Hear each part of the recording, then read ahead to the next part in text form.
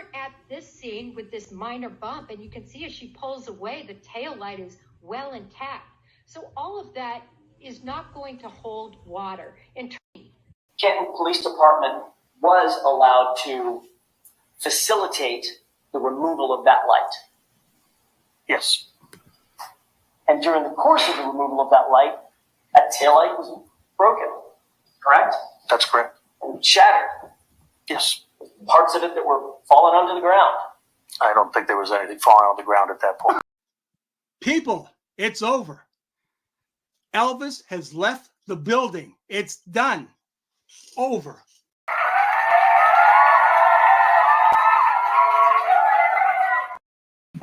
Hello, beautiful people. How are we today? How are we? Hope you're well. Ooh, who's that? I got Tom keeping me company today. Hang on. I think my floor and order stuff is here. How are we anyway? Look. Chudley Pip is here. I'm glad you managed to get into Discord, Chudley Pip. That's all I can say. Hope you're well, my darling. Mike Bradford. Whew, this Canton Police Department oven is finally getting heated up. Let's go, Mike. Resignation and retirement papers should start piling up. Let's go, my friend. Hopefully that is the case. It should be the case. Kerry Washington. Morning, Kerry. How are we, my darling? Good morning. Ready for another day. Free, can't read. That's why I put the poll up. How are we all feeling? Tim, how are you doing, my friend, from Denmark? Getting lunch now, ready to get peed off even more today. Lisa, good morning, Lisa. How are we doing, my darling? Hope you're well. Christine, how are we with the Italiano, New Jersey? Or how are we, Christine? Hope you're well. Big D Dog. Dylan, what's the crack, buddy? Hey, how you doing, fella? Hope you're well. The crack is good. The crack is good, my friend. Boston JD. Hey, Dylan. Wagwan fam. Wagwan fam. Wagwan fam. Not heard of that before. Wagwan fam. Wagwan. I don't know what that means. I'm saying it again. Wagwan fam. I don't know what that means, but free can't read. LFG, let's frigging go. Hey, Boston, hope you're well, my friend. Good morning from Canton. Good morning to you, Pam. Pam McCarthy. How are you, Pam? Hope you're well out there in Boston, Pam. Hope, yeah, everything's going well. Kendall, hello, Kendall, my darling. How are you all? How are you all? How are you all in Texas? I hope you're well, Kendall. It's quite early for you, isn't it? No retirement and registrations, criminal charges, and firings without pension. That'll be the dream, but unfortunately, that will probably never happen, unfortunately. Sassy bartender, hey, good morning to you. Good morning. I hope you're well. Wagwan fam means go. What's going on? Okay. Yeah, I didn't know that. You like Jonathan, he says stuff like that. I had no idea what he says either. But that's good. That's good. Do you know how to do a fundraiser? I mean, for Karen, no. I mean, listen, there've been a few fundraisers. I'm sure there'll be more, Christine, as well. There are places to send Karen money as well. She's got a defense fund, which I'm sure we'll post throughout this as well. She's raised about over 300,000. They were selling popcorn and stuff. I'm sure they'll be selling more popcorn, so don't worry. There'll be more opportunities to do fundraisers. Normally, I get pictures of Dennis Sweeney, but I've not had any today. So, right, hang on. Let's see what this poll is about. So, how is everyone feeling today? 42% excited. Sorry, 44% excited. 36 feel good, 12% bit nervous, 8% really anxious. Okay, that's how I thought it would be actually. A few people are quite nervous going into today. I see on Twitter. Morning, Tony. How you doing, fella? Has everyone seen Gross? I have. I can't play it. I can't play it because it said some words in it I can't display on here, but absolute a-hole, Grant. The what he's saying to him, and he says the word RAP, and it's disgusting. So allegedly, last night, Grant tweeted out that all the 10 slots for the media have gone. He's going to stay there overnight. He's got 10. Turtle Boy came in today, and he's in slot number 7, and Grant kicked right off. By all means, go and watch it, because Aidan does really well to keep himself composed, I think. So credit to him. But Grant just showed me his true colours. The way he spoke to Aidan was disgusting. But it's also like a child, So as I say, I can't play it because of some of the words that Grant uses. And you know me, I swear. So, the phrases he uses, I'd be taken down on YouTube. But yeah, Tony, I did see it. Grant needs, I'm not going to say what he needs, but I think we all know what he needs. Good morning, Stephen. How are you doing, fella? Good morning, everyone. I lost my election oh no. You lost your election for select board member of my town by less than 500 votes. I only lost 475 to 8. Man, it's about taking part. Well done, you putting yourself forward. Not many people put themselves forward for stuff like that. So credit to you, my friend. Well done, you. Put yourself forward. Hackster, how are we doing, my darling? Hope you're well. Hope everybody is good with you. Down the tubes, hope you're well. Spider Girl, I did see a message last night on the thing. I didn't comment because you need to watch yesterday's. Some of your comments is relevant into yesterday's testimony. Now we're about done with the ridiculous investigators that we don't know even the basics of investigating. Yes. Morning, Ronnie. How are we doing, my darling? Hope you're well as well. Sassy bartender. I have a serious question. The supposed glass they found, where did it come from? C.W. McCarthy's Waterfall Albert House. I've been to both bars and the glass don't look like that. So I was under the impression, going by Twittersville, that was from the Waterfall, but I got nothing to go with that, So I pass on that. Do you know what I mean? I'm sure some other people can say I'm not local. I don't know anything but the glass and stuff. So, but that's a good question. If it's not similar to what they normally use, but hopefully other people can give you better insight than I can. Hey Tim, I actually didn't run. Jesus, Stephen, I've given you all this credit. The night before the election, someone decided to tell people to write my name in against the guy that was running unopposed. He got 8 votes though. Happy days. There we are. You caught up. Yeah, I didn't know that once when I read it. I didn't know that he caught up. But do you know what I mean, though? Some of your comments were relevant for yesterday's testimony. So, but yeah, glad you're all caught up, though. Hi, Chris. Chris, all the way from Australia. Good day, mate. Good day, Chris. How's it going? Put another shrimp on the barbie. How are you doing, my darling? Hope you're well. They said a cocktail glass. That was not a cocktail glass. It doesn't look like it, no. But other people, but you got to remember, Tim, you're from Denmark. I'm from the UK. What people use as cocktail glass, like I had a biscuit yesterday, chocolate biscuit. Hackster calls it a cookie. I would never call it a cookie. So people have got different. For me, a cocktail glass is a large stent with a glass on top. So you just like, oh. But for other people, cocktail can be that kind of glass. So I'm just weary of that as well. Do you know what I mean? That we all say stuff that's different. It looked like the bottom of a whiskey glass to me. Yeah, I agree. But by the way, they serve. See? Chris gets it. Thanks, Chris. Hey, James, how are you doing, my friend? Hope you're well. Long time no see. Hope everything's going well with you, James. Hey. Good day. Prawn on the barbie, lol.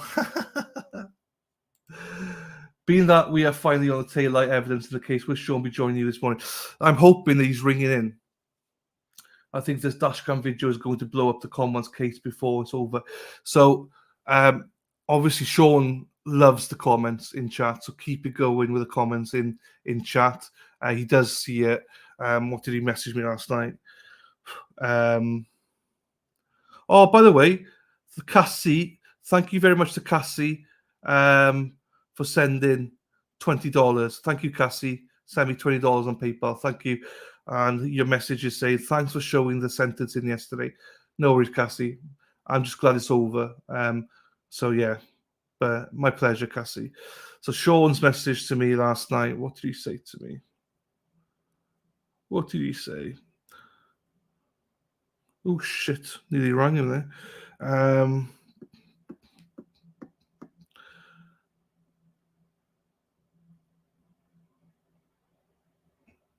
I've been catching you on the replay for sure, and hopefully it comes on. I told him about all the love. He goes, yeah, I've been catching you on the replay. I love it for sure. I'll try and join you tomorrow morning.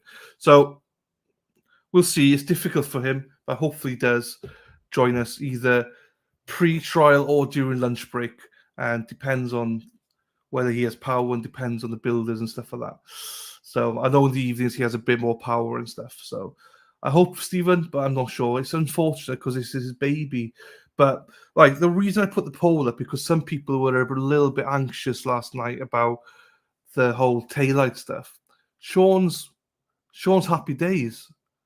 Sean's like, guys, chill the F out. You know, you'll see it in the testimony today. He said, it's all good. It's all good. A lot of people came out with this snowdrift, this and that. So let's wait till we hear the evidence. I mean, you would think hearing the other side, the anti-Canary people, they're like, slam dunk, she put her in jail right now. What the fuck? I mean, shut the F up. Everything the Commonwealth have put up as evidence, like it's like baseball. I don't follow baseball, but my margin's the same. You know, the Commonwealth are throwing the pitch in, and the defense are whoop, whoop, next. Home run, home run, home run, home run. Now I said baseball, I got a picture of Sean falling over with all the popcorn. Anyway, right. Let's get back. Morning, you all driving, so just listening for a bit. Hey, Hens, my darling, hope you're well, Hens, with Kentucky Fried Chicken and a pizza at McDonald's. No, sorry, right. That's it. It's all different verbiage, isn't it? I don't feel like calling this guy Cookie Monster, Digestive Monster. It's not a cocktail glass. It was thin, tall glass by the look of it. Where's the rest of it? It's not a cocktail glass. It was a thin, tall glass by the looks of it, I think. No, I don't. I call that a thin, tall glass is a cocktail glass to me and to Tim and probably to a few others here, Tudley and all that. But I think it was more of a whiskey kind of glass. That's what I interpreted it as. But again, I don't know the lingo in Boston. Boston Tan. Hey, Hens. Thank you, Cassie. Yes. Where in police manual is a leaf blower? Sean needs to be here for this shit. This is getting worse and worse for each witness. Yes. Show done on some love, not required, but always appreciated. Absolutely never required, but always appreciated. Thank you very much, Erin. Buy me coffee or PayPal. Collecting evidence in plastic cups and shopping bags, then stored in the garage. Well, it's funny because the shopping bag thing, he even doubled down. Was like, well, maybe on the other side, it's labeled. It's like, dude, you don't even know how to seal a bag. You said that you never used tape before, evidence tape before, in 2 years of being a sergeant or whatever he is. I mean, I think the jury can see through that. Stalked the lunch. Jesus Christ, Haxter. James said, that looked like a typical whiskey glass to me. Definitely not a cocktail glass. There we are. So cocktail glass might be the same then for us. See, I agree. Definitely not a cocktail glass. There you go. I don't know what that is a picture of. Hey, Callie Sandy RN. Oh, hello, Callie. Thanks for becoming a new member. Really appreciate that. Welcome. And you got access to all the memes now. So there you go. Thank you, Callie.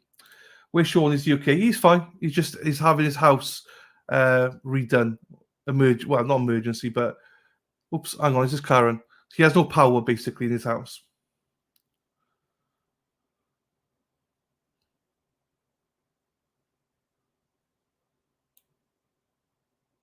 Oh, okay, hang on. You guys so much. 1,674 people all asking me to tell you that they love you from the bottom of their hearts. There's so many people, all these hearts. They're wonderful. God is watching over you. God loves you. We love you. Oh my God, God bless you. So many people. So, all right, I'm going to mute this. Hold on a second, guys. Okay. Day drinking, I'm in.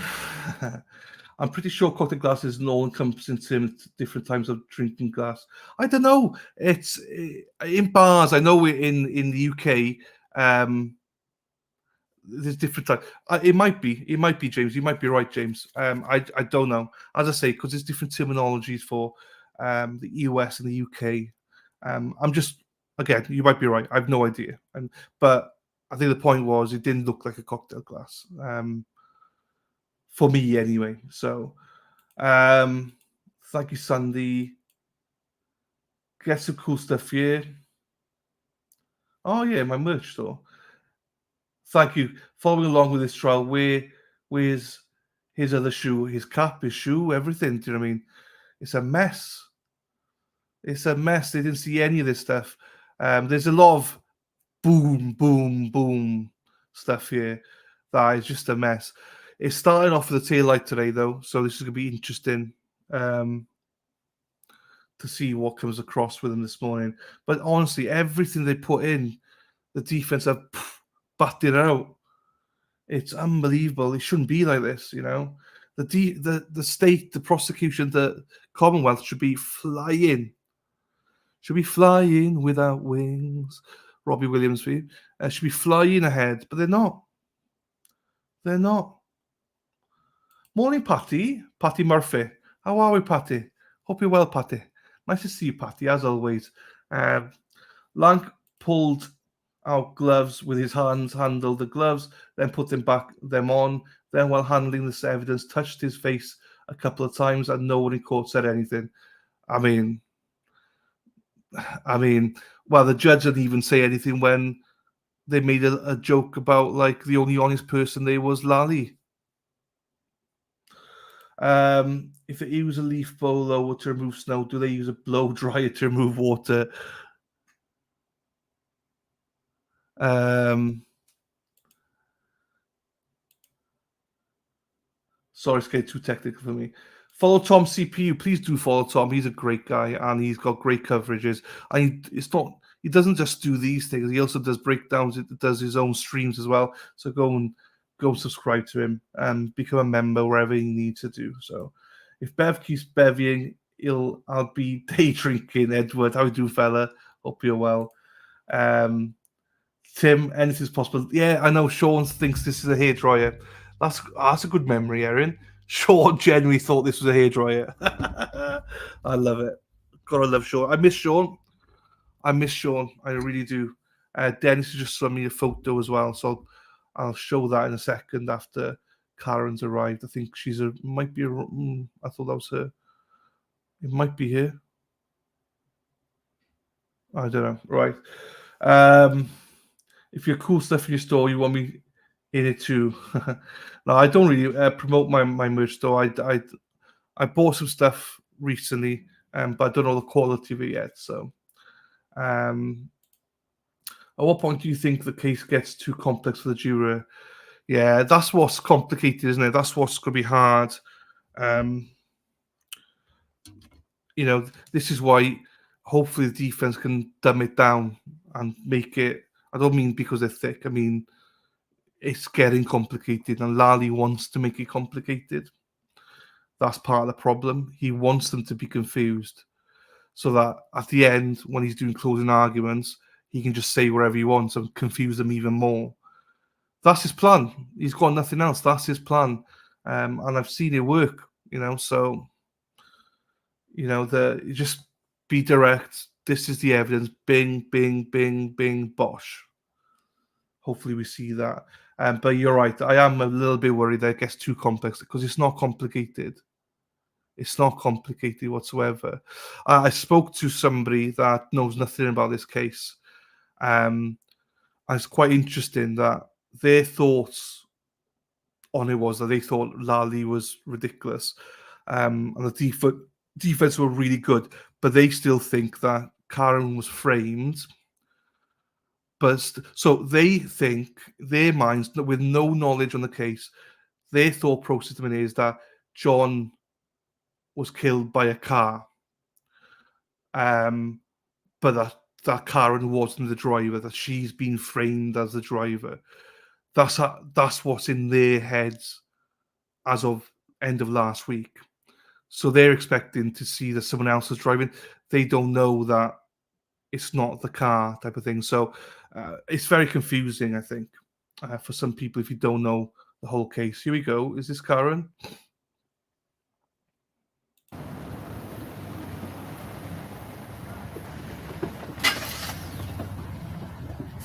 Hey, NJ.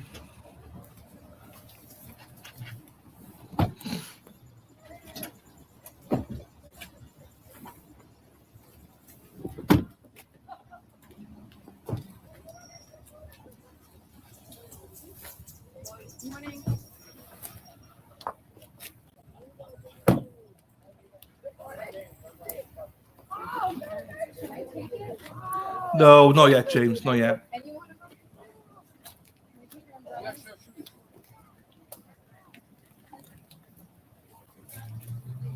I'm not going to use it. Yeah, I'll take it. How's you guys feeling today? Justice. Feeling good? You see my parents? I did. They're already in because it's gonna rain. They're all set. All set. Ready to go? Okay, here we go. Thanks, guys. There we go. More fun TV.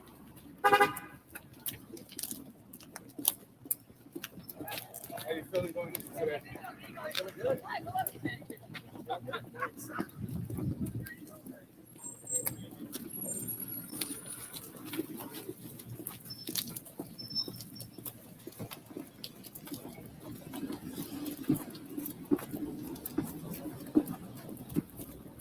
Evil's being exposed. You guys are doing a great job. Thank you. Excellent job. Nice. Thank you. You're welcome.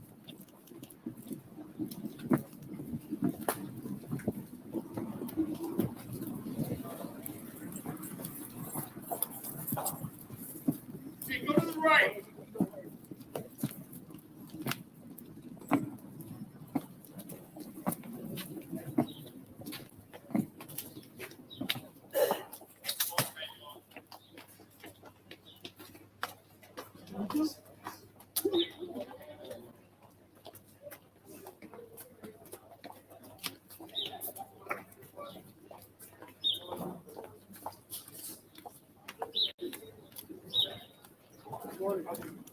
Have a good day, big guy. Good morning. Talk Thanks, to you. buddy. Thank you. Enjoy.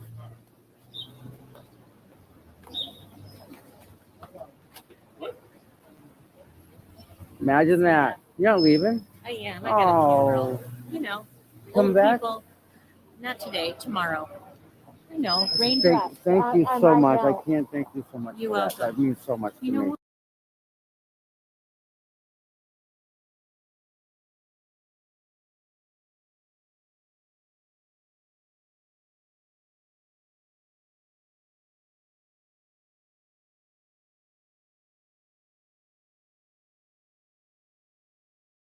Fuck.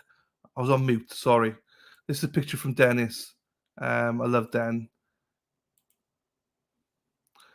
You see the guy in the middle who says, I don't recall. So you've got I don't recall top on. Gotta love that. Thank you, Dennis Sweeney, for sending me that. That's a really nice picture. I don't recall.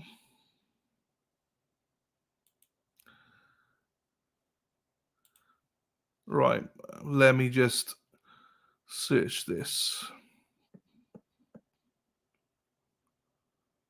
No, nothing there yet. Okay.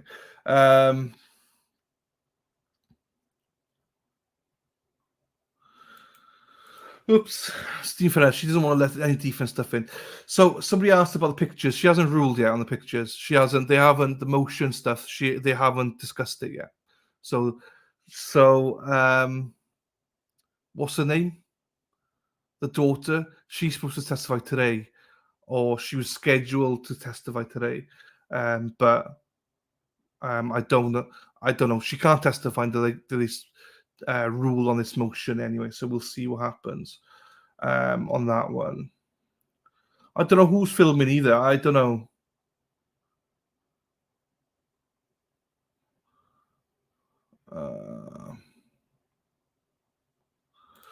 Nice court building, but why is the courtroom so tiny? Yeah, I don't know. It's all fashioned though. I left Twitter for Lent and still haven't been back. It's all horrible right now. Good morning to you, Brenda. How are you doing, my darling? Hope you're well. Del, how are we, Del? Del from Manchester. I'm from Manchester. How you doing, fella? Hope you're well. Caitlin Albert, yeah. So they have to, before she testifies, they've got to go through the motion, and they haven't gone through the motion yet. So we're just going to have to wait and see with that one. I imagine they'll go through it today. Whether it's first thing today or... I think Bev is happy to work through lunch as well, by all accounts. So, Caitlin, the acquaintance, yes. Hello, Grammy. Grammy86. How are you doing, my darling? Hope you're well. Tim, sorry, I'm keeping an eye out in case Sean.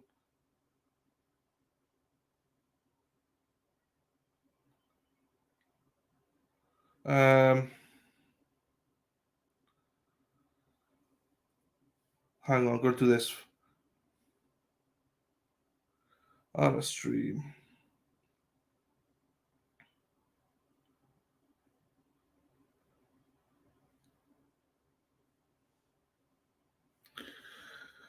Okay, it does not matter. I'm sure the FBI is watching her closely and have stuff lined up already, but I totally agree with you. Yes. Erin Hack. Good morning, Casey. How are you doing, my darling? Hope you're well. Nanika. Poor Sean must be losing his mind. I tell you what, Sean is absolutely losing his mind. Between everything, poor guy. Let's have a look to see if there's anything here. Yeah, look, he's posted a couple of times on Twitter now, but main thing is he's not worried whatsoever. Everyone that keeps posting is going, oh my God, you see, it's proven she's guilty. Sean's like, shut the up. It proves nothing. It's a nothing burger. So we'll see what the testimony is today now. Erin Hack, hope you get that hearing now. We will. How can we send you links or videos you could share, review? Well, best bet is always my email, which I don't remember what it is. The alternate corner, I think hang on, I can tell you now. It's the best way.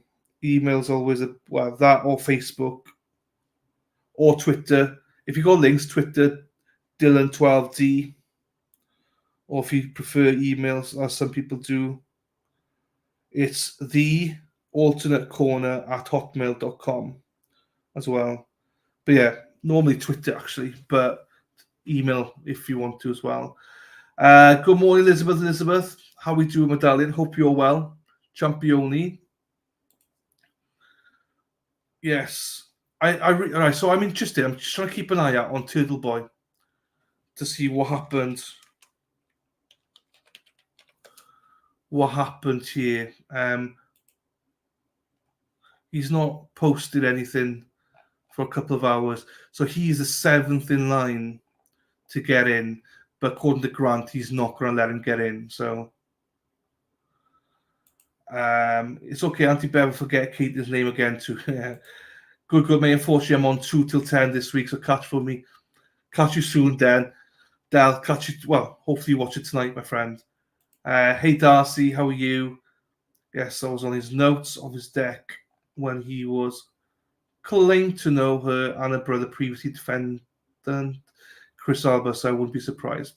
But if you noticed last night, Jackson got or was it Yannetti, whoever it was, Jackson, I think it was, got to go back to Lank and say those guys were found guilty and not guilty, weren't they? They were accused. Yes. So Lali went over the line a little bit. So he was able to bring in the fact that the kids that attacked him weren't found guilty. So I'm sure they're just waiting for this trial to be over. Then we will see a flood of arrests.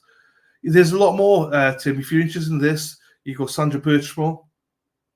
That's another case they should look into. There's a lot of cases they're going to look into. Anna Walsh, probably, her husband, Brian Walsh, they're going to probably look into that. There's a lot of stuff they're going to link, because the Brian Walsh trial is going to be heavily based on data. And this trial, they're trying to say the data doesn't count. The Apple Monitor and stuff like that, it's a nothing burger. So this is going to be interesting. It's going to have ramifications for future trials.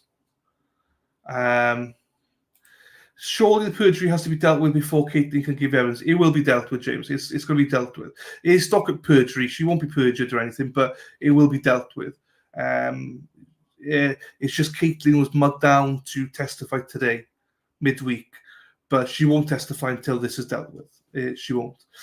How do I send you the link?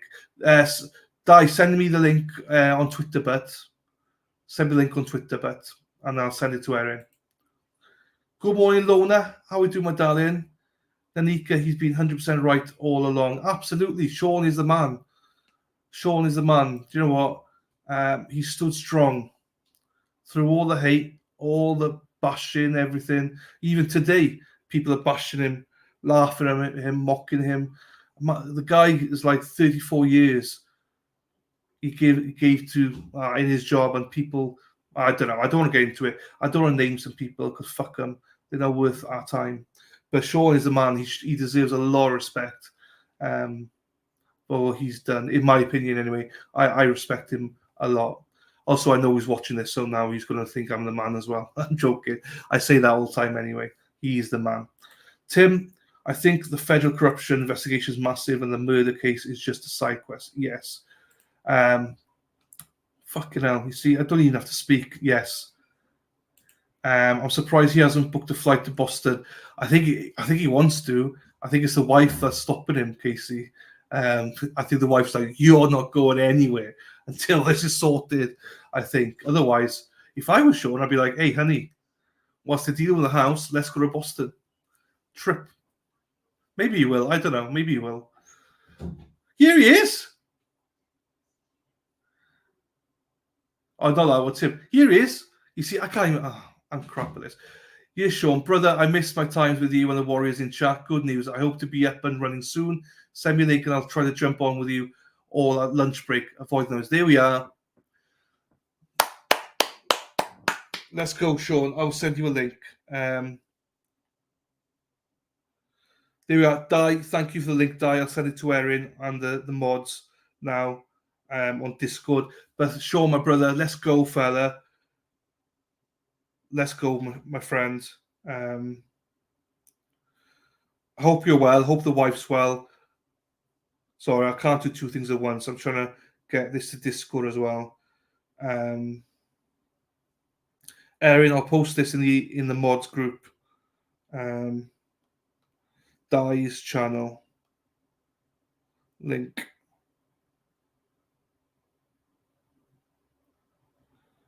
Yes, I'm sure I'll send you a link now, right? I'll send you a link for StreamYard. If it doesn't work, you can't get on, just phone me. Just phone me. And what I'll do is I can play you next to the mic if it comes to it. But let's get you on, my brother. Let's get you on. It confuses me, my simple mind. Good morning, Kevin. It's Lizzie Bobo. Good morning to you. Hope you're well. I imagine Sean watching all the tail-light testimony, dancing around his house, shaking his tail-light feather. Love it.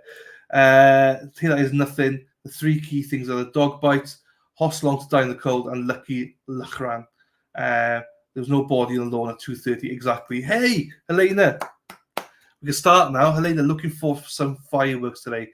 Thank you, Helena. Let's go. Lol, Erin.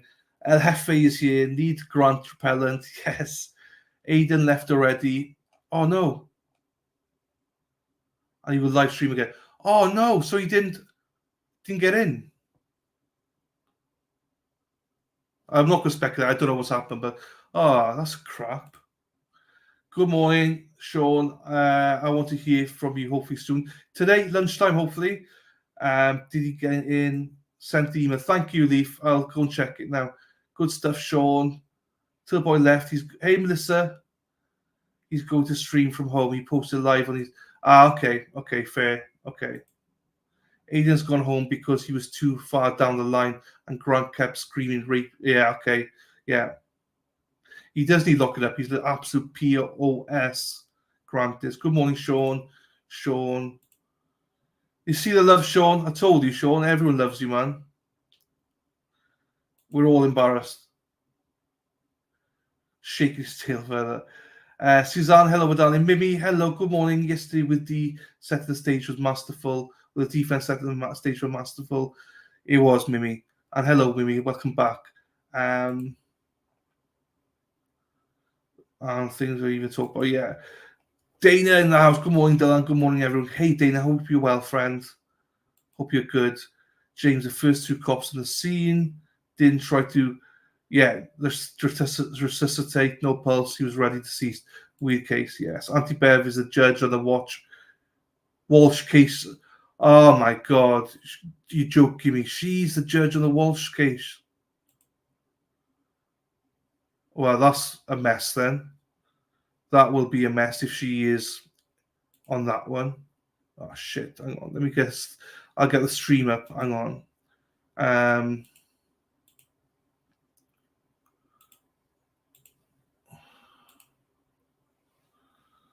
So I'll put that there. That's going to be a disaster then. I want to try and cover that if I can. Do you know what the date of the trial is, Brenda? I can't find it. Heather, hey Big Mouth.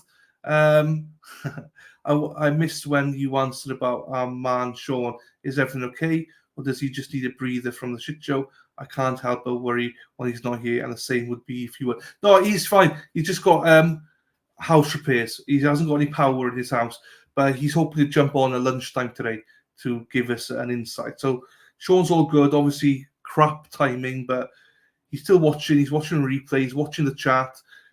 So yeah, and he hopefully, if everything works out, he's joining us at lunchtime today. Bon Gimo Suzanne, como está? Here, Dilly. Morning, Den. Hey, I just showed you a picture. That was great. That was a great picture, Den. Thank you, my friend. I don't blame his wife. She wants him safe at home. Yes. Aiden wasn't going to chance waiting and not getting in. Grant was acting like a douche. Yeah, I saw it. I couldn't play it. If I played that video of Grant, this is how bad the video was. If I played it, I would have been stricken. I could have lost my channel. Oh, shit. What am I putting that on screen for? I shouldn't put that on screen. But yeah, I hope he gets in tomorrow. If anyone deserves to be there, Grant doesn't deserve to be there. Aiden deserves to be in there, not him. Grant, piss off. Smelly. Whatever. Ruby. How are you doing, Ruby? Feel free to tell me. No, it's fine. I've just told you it's fine. Oh my God, I was trying to find the video of what was said today to Tilboy, and a video pulled up from yesterday, and the angle he was holding the camera, he looked like Bland for a second. Did the double take. Chris says the man, Tim, they mentioned either hit and run. They said on direct had been charged later. Are the charges dismissed due to irregularities in the investigation? Defense wanted that in. Judge said no. Good morning from Good morning, Cynthia. How are you doing, my darling? Hope you're well. Good morning, Sean. Good morning, Carla. Oh, you're in there. You're down there, Carla. Let's go. Hope it's going well down there in the buffer zone. Open Discord shortly. My phone is running an update. It's fine. Don't worry. It's fine. We can promote Dai. I've given it to all the mods. Dai's channel's in Discord. It's fine. I'll find a way to, it's fine. He's on the mend. Yes. Follow the Druid. There we are, the Rugby Druid. Hi, Laurie. How are you doing, Laurie? Hope you're well, Laurie. Get your ass back here, Sean. He will be here soon. Hello, beautifully inappropriate. How are you doing, my darling? Hope you're well. If you follow the drill when you see me play the guitar, there you go. Post my last tweet. That's all we need. You see? Hang on. Everybody. Hang on, Sean.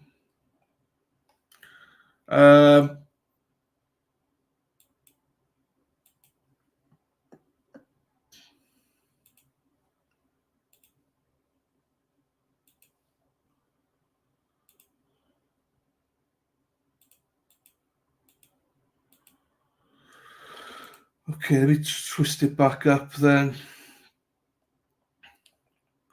Just remember, it's not about the back of the tail light. It's all about the right side. So that's the back, obviously. You see, he keeps pointing to it. This bit. This, so you can't even see any of that stuff on the video. 5-inch corner still clearly still intact. The corner bit here. There you go. There's no way the lights on the side will be illuminated. The LEDs are gone. No wires. And he's pointing there as well. So, yeah, we can't even see the side. We only see the back. So, yeah, as Sean says, it's all gravy, baby. Hang on. What's that?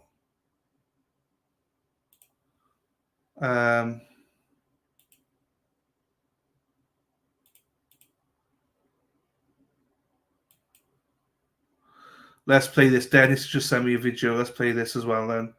Share screen before court starts in a couple of minutes.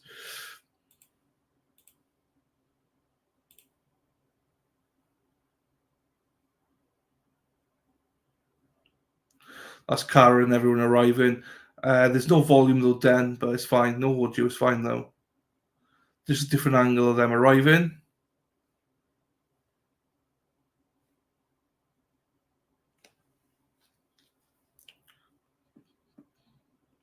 Cheers, Den. As always, really appreciate you when you do send pictures and videos and stuff like that. Hey, beautiful. Oh, thanks, Erin. See, Erin can be nice to me sometimes. She can be nice. Let me get the stream up then. Hey, Heather. Right, hang on. I'm way behind you now. Stephanie, what's the Walsh case? I must have missed that one. That is Brian Walsh accused of alleviating his wife, Anna Walsh. You should Google it. It's really interesting. And it's a lot of it's based on data, which is exactly the opposite of what they want to use for Karen's case. So, yeah, go Google it, Brian Walsh, and I implore you. Good morning to you, Shop Mom. How are you doing, my darling? Do you know when I have the link now? So we'll post throughout the day. Yes. I know. I'm so sorry. I'm so sorry. Let me go through everything. Right. Hey, Miss. How are you doing, my darling? Hope you're well. I missed the Walsh case too. It's fine. Once Karen reads done, I'll go into it. It depends when the trial is. I'm not sure. I will cover it, though, if I can. Lona's in the house. Trisha, good morning, Dylan. How many booms today? Oh, I'm not sure, Trisha, but hello to you. Hopefully quite a few. Boom, boom, boom, boom, boom. Boom, boom, boom. Everybody say wayo, wayo. Said boom, boom, boom. Everybody say wayo, wayo. Ba-da-ba-ba-ba. You know, there's a few of them today, hopefully, Trisha. Good morning. I missed the first part about Sean. My daughter expected any day. He's fine. I'm totally fine. He's got no power, Shopman. It's fine. He's got to come on, hopefully, lunchtime. He's got to come on at lunchtime. To everyone standing out at the courthouse today, be careful out there. Bad weather is expected today with lightning. There we are, Dana. Update from Dana. Thanks, my friend. Hope you're well as well, Dana. Hey, Sean. Miss you. See you soon. Right. Don't take cover in the trees. Right. Let's go through this now.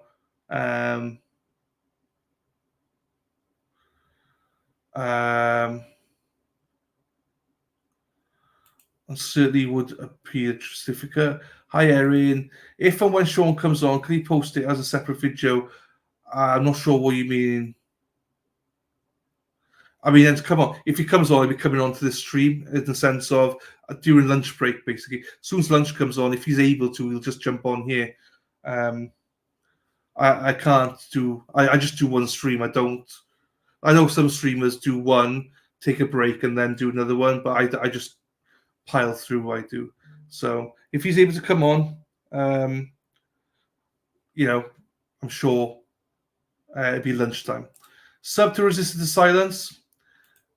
Good morning, Dana. Good morning, Cynthia. Awesome. Thank you so much. Dylan, are you taking song requests today? If so, how about Lawyers, Guns? You see, I don't know names of songs, but I'll have to Google it, Helena. I'll have to Google it.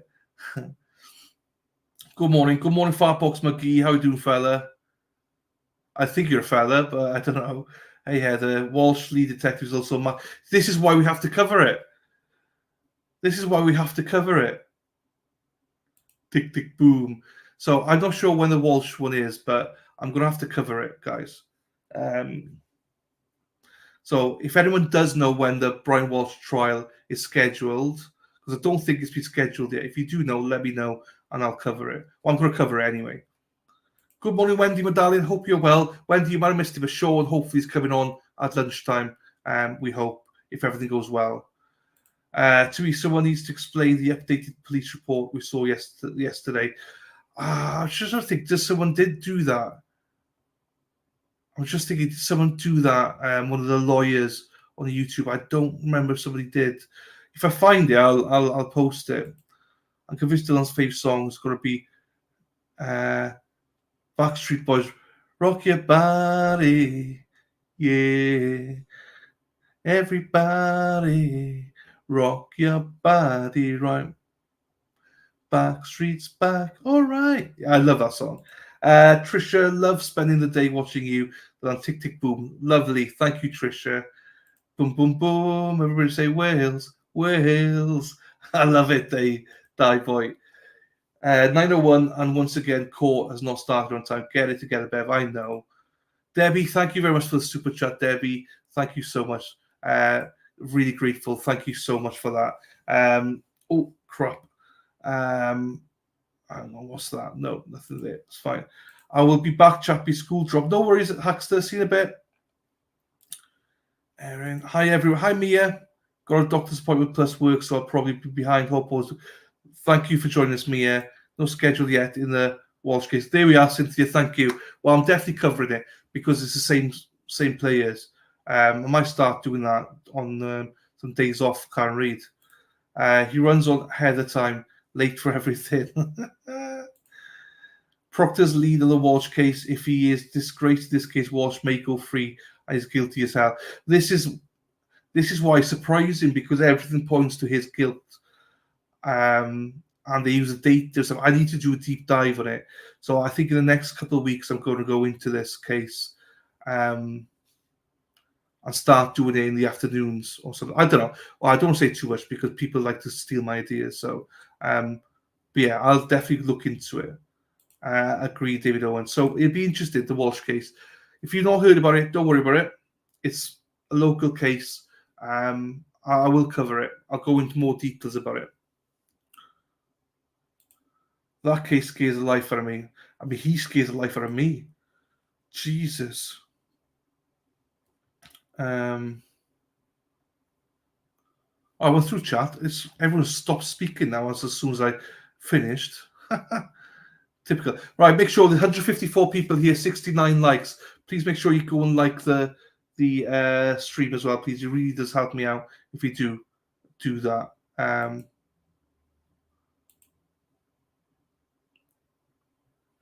Josie! Oh, hang on. Josie, is she with you?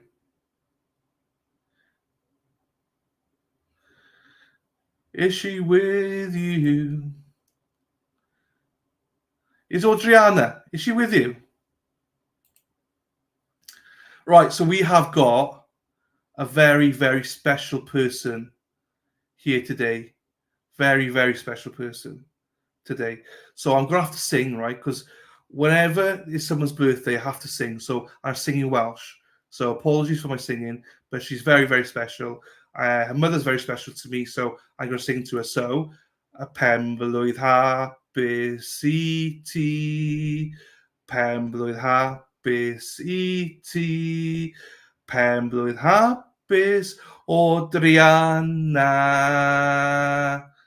pen blwydd hapus I ti. Let's go!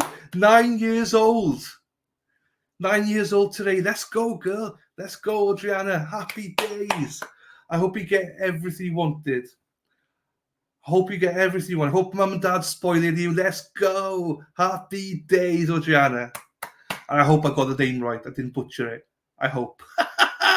But have a lovely birthday, sweetheart. 9 years old. The innocence of youth. There you go. And to think my boyfriend side-eyes me because I watch so much true crime. Little me. Watched it at Gemma Cabe. Start Google, search Proctor Believe the search, though. I messaged you. No worries, I'll have a look now. Yes. Morning, Dylan. Morning, Sea Dog. How are you doing? Hope you're well. Pure innocence in the flesh.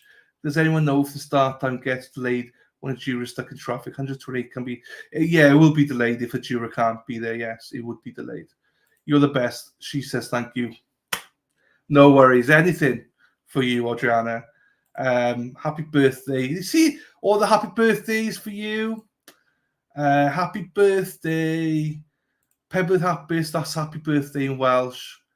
Happy birthday. See, Adriana? All the happy birthdays to you. Hope you have a wonderful day today. Oh, to be 9 years old again, eh? Lots of cake party. Let's go. I won't be surprised. Right. Hang on.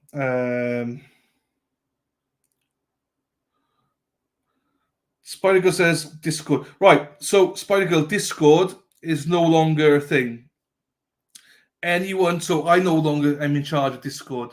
This goes to anybody that was a member of Discord. Discord runs through Buy Me a Coffee now. So I don't touch Discord. If you are a member of Buy Me a Coffee, they will send you a link to Discord. They control it all now. I don't even control it. They put people in Discord, pull them out, wherever. It's all done through Buy Me a Coffee. It's one of the advantages of Buy Me a Coffee. I hate Discord, so I didn't want nothing to do with it. But essentially, yeah, if you're not a member of Buy Me a Coffee, then yeah, you would have been kicked. Everybody gets kicked unless you're a member. If you want to become part of the Discord channel, then yeah, anybody has to go through Buy Me a Coffee.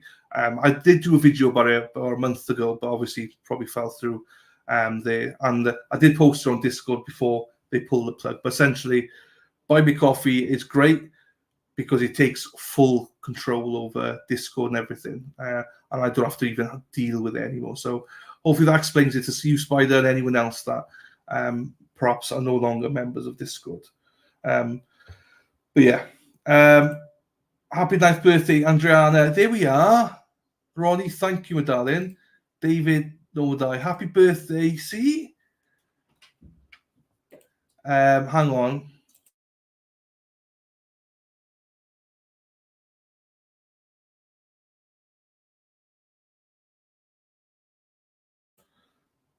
Make sure you hit that like button. Thank you. I just side eye back and whisper, just act. Lola, happy birthday, Adriana. Yes, see dog as well. Happy birthday, little love. You see, everyone loves you, Adriana. Happy days. Get access to Discord by becoming a member, where we have tons of members, only content we do. And we discussed the case in there. We got Detective Hackster in there as well, updating us every day. Happy birthday, Trisha. Oh, sorry. Trisha says, happy birthday. Hope all your birthday wishes come true, Adriana. See this? Happy birthday from Scott. Suzanne said, here we go. So, right. Don't know what's going on with court. Oh, crap. Hang on. I wasn't live. Hang on. We're live. I paused it for a second. Hang on.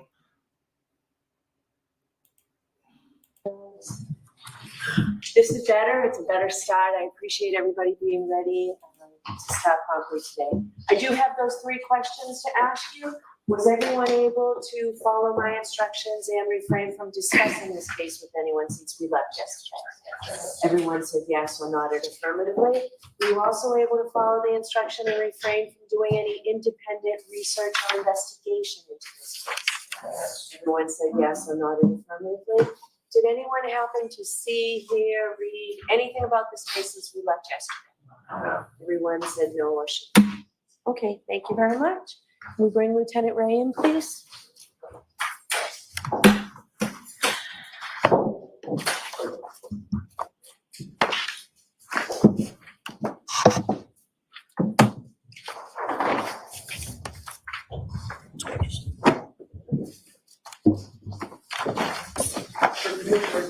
Michelle said that she is the court and during the case down here, and she the truth, the whole truth, and nothing but the truth, so help you God. Morning.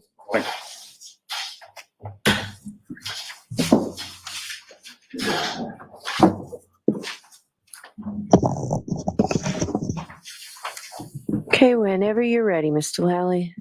Thank you, Your Honor. Morning, sir. Morning, sir. Picking up where we left off yesterday afternoon, Lieutenant, Ms. Gilman, if I could have Exhibit 41 back up on the screen. And Lieutenant, so we're about 2 hours, 10 minutes, and 58 seconds into this particular cruiser video. With respect to this video, if you could just run during where we are and what we're looking at here. This is 1 Meadows Ave, Canton, Mass, John O'Keefe's residence. And Ms. Gilman, if you could display this.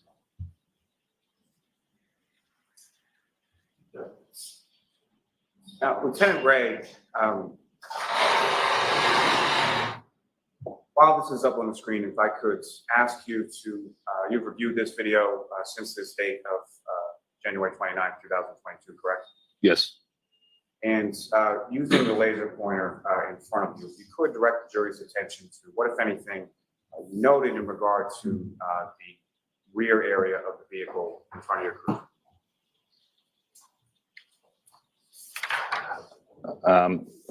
This vehicle right here is Miss Reed's vehicle. I believe that vehicle there is Mr. O'Keefe's vehicle. And I didn't, although I didn't know it at the time, but I have since reviewed. Move to strike. So let him finish his, you didn't know it at the time, but you have since what? I have since reviewed this video and I can tell that there is a. Okay, the objection sustained. Continue. Now, during the course of. No, he's got to ask the question differently. During the course of your well-being check, where is it around the residence that you? We initially went up to one of the front doors. I believe it was the one on the right. And we rang the doorbell, knocked on the door, and we were seeing if we could raise anybody and get any response. And during the time that you were you able to raise anybody and get any response? No, sir. And at some point subsequent to this, what, if anything, did you learn as to the whereabouts of the children at the time that you were at the residence at 8:23, approximately 8? After we left and we weren't able to raise anybody, shortly thereafter, we subsequently did find out that the children were staying with friends or family at this time. And Lieutenant, if you know, approximately how long were you at the residence doing this well-being check? 5 minutes, maybe 10 minutes. Ms. Gilman, if I could ask you to just bring the video forward to about 2 hours, 16 minutes, and 30 seconds.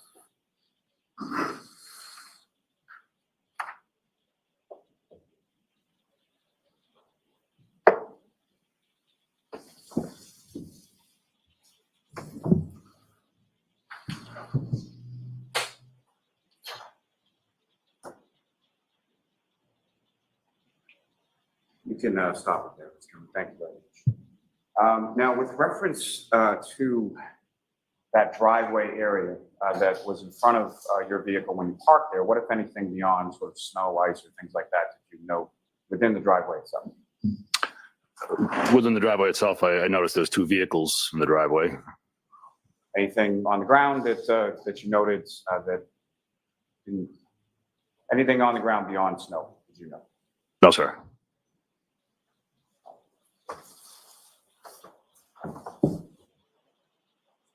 Your Honor, may I have just one moment? Sure.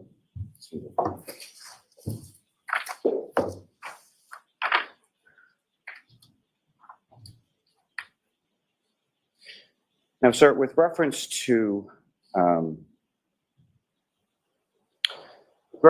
residents of One Meadows Ave, are you familiar with there being a security system or a ring video system at that residence? Yes, there is a ring camera system at that residence. And subsequently to this date, have you seen that ring video? Yes. Ms. Gilman, if I could have Exhibit 6.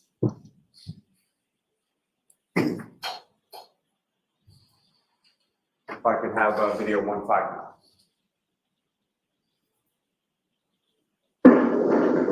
Ms. Gilman, if I could ask you. Now, Lieutenant Ray, what's up on the screen? Do you recognize that? Yes. And what do you recognize that to be? Recognize that to be the driveway of One Meadows Ave, and myself and Sergeant Lehan exiting our cruiser while in the driveway. And Ms. Gilman, if you could just play it through from there.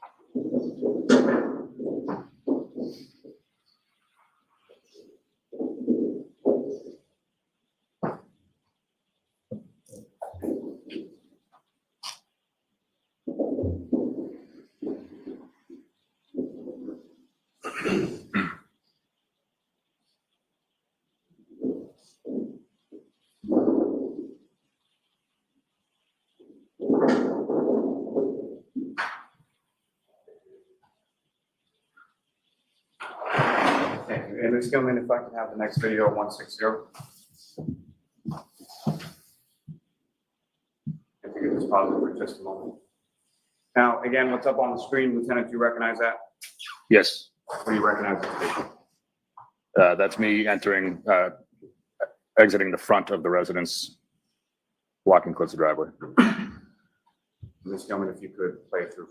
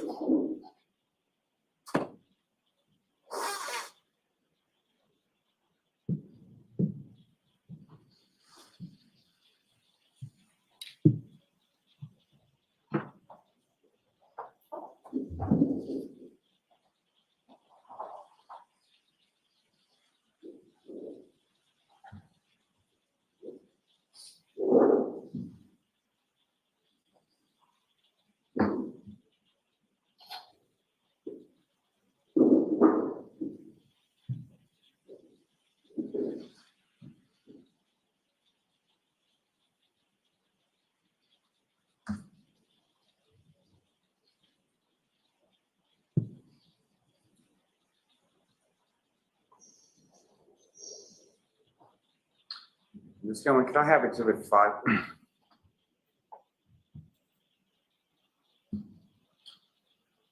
And from that, could I have video number 18? If you could just pause it there. Lieutenant, you recognize what's depicted up on the screen now? Yes. What do you recognize that to be? One of the front doors to Mr. O'Keefe's house, and I'm entering the frame on the left. And Ms. Gilman, if you could run it.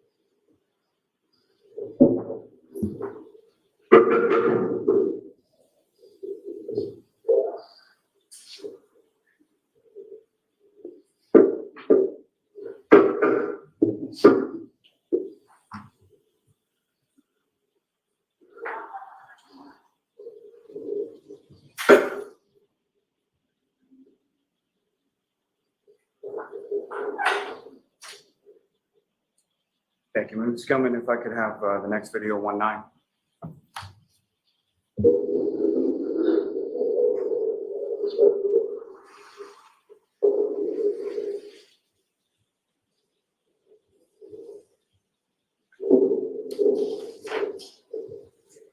Pause it there, Ms. Gilman. Again, in addition to going to the front door and sort of in the driveway area, where, if anywhere, are you going in this video now? It looks like I'm heading towards from this vantage point to the right, which if you're looking at the house from the front would be the left, to see if there's anything in plain view through the windows, if I could see anybody, any persons, any activity. Ms. Gilman, if you could press play.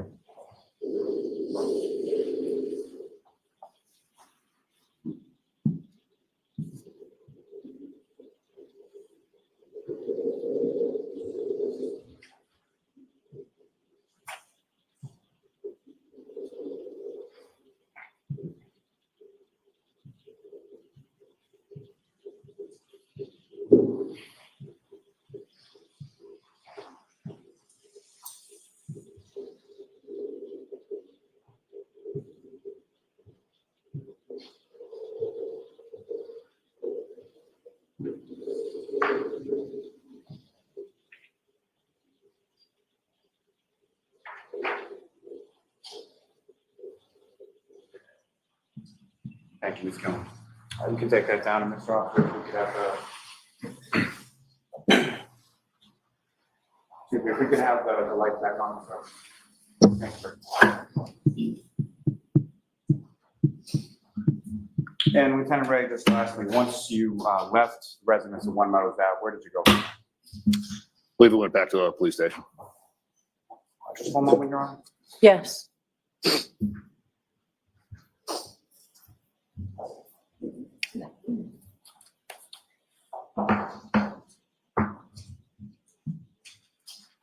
I have no further questions for this witness, Your Honor. Okay. Mr. Yannetti? The defense has no questions. Okay.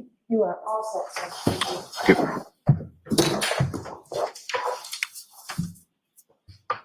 Complete waste of time. Complete waste of time. Well done, defense. That's the correct thing they did. Your next witness, Mr. Riley? Yes, Your Honor. The Commonwealth to call Mr. Michael Camerano to the stand.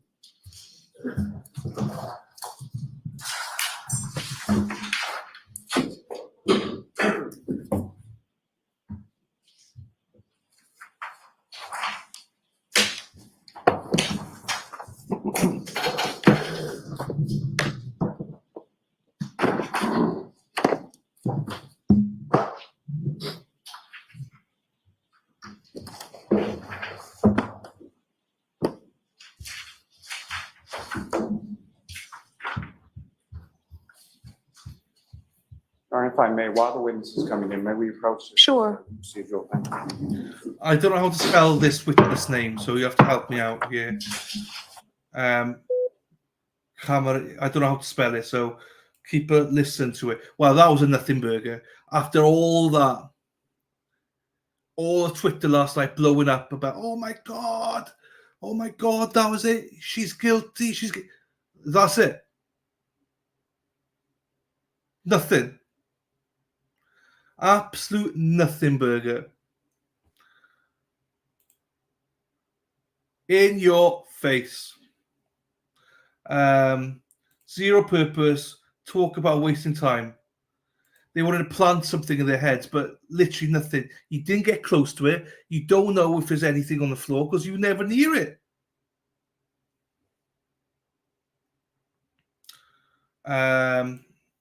Yannetti to be like, bring on the acquaintances. The entire reason that video was shown was to show a bad picture of Karen's taillight that looks like it could be shattered. Yeah, but it didn't even do that. He didn't even point it out. There's nothing. That's the they'll cover that again. I got you, they'll do. Yeah, you're 100% right. But wow. Paul O'Keefe is not happy. That was a joke. He couldn't even prove his point. Yeah, Wendy, I agree. Carla, hi Dylan, where's Sean? He's fine. He's got a power cut in his house, so they're doing building work. He's going to hopefully join me on the lunch break today. So at lunch, come back, hopefully, not come back, stay here. He's going to be with us over the lunch break, I hope. Why is the father in the back for? Why is the father in the back?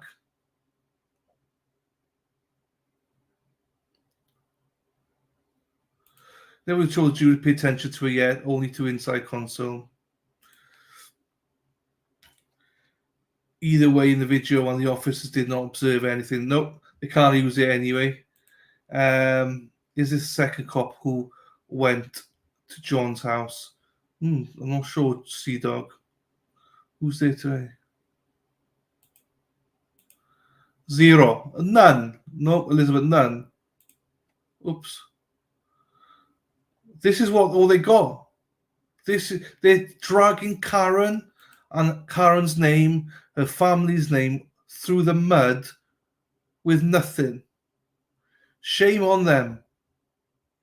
Shame on the Commonwealth and shame on everyone involved in this case that has been against Karen. Shame on them. Yes, agree, Shop Ma'am. MJ. And it's clear the cop observed nothing at the time, only after the... Yes, something out on the video. What's the something? The snow, you mean? This is diabolical. Because he knew he couldn't ask the guy if he noticed the broken taillight, but he needed to show the video, so he chose innocuous reasons for doing so. Yeah, he'll probably try and use it, but then the defense can say, well, no one's testified to that, Your Honor. If he does try to use that video, be like, well, there's a crack. Or this, whatever he tries to use, the defense can say, excuse me, Your Honor, bullshit.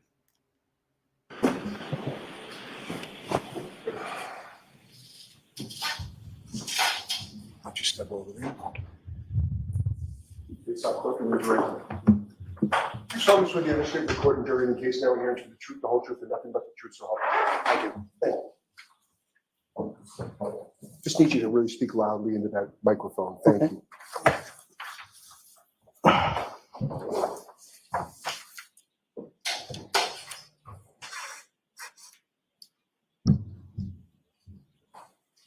Whenever you're ready, Mr. Lally. Good morning, sir. Good morning. Could you please state your name and spell your last name for the jury? Michael Camerano, Camerano. And where do you live, sir? 292 Mechanic Street in Canton. So I'm going to ask you to keep your voice up, please, okay? Sir, if you want that microphone to jump around to whatever's comfortable, okay? Mm-hmm. And how long have you lived in Canton? 18 years.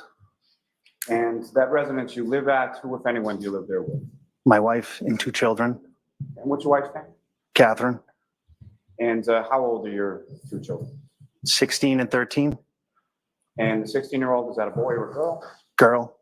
And your other child, is that a boy or a girl? Boy.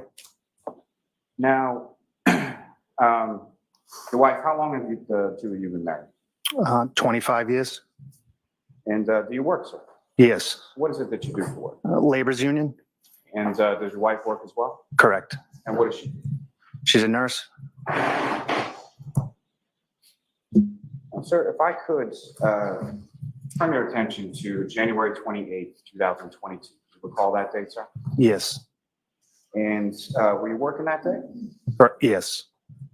And do you recall what day of the week that was? Friday. And following work, what did you do after work? I went home, did some stuff with the kids.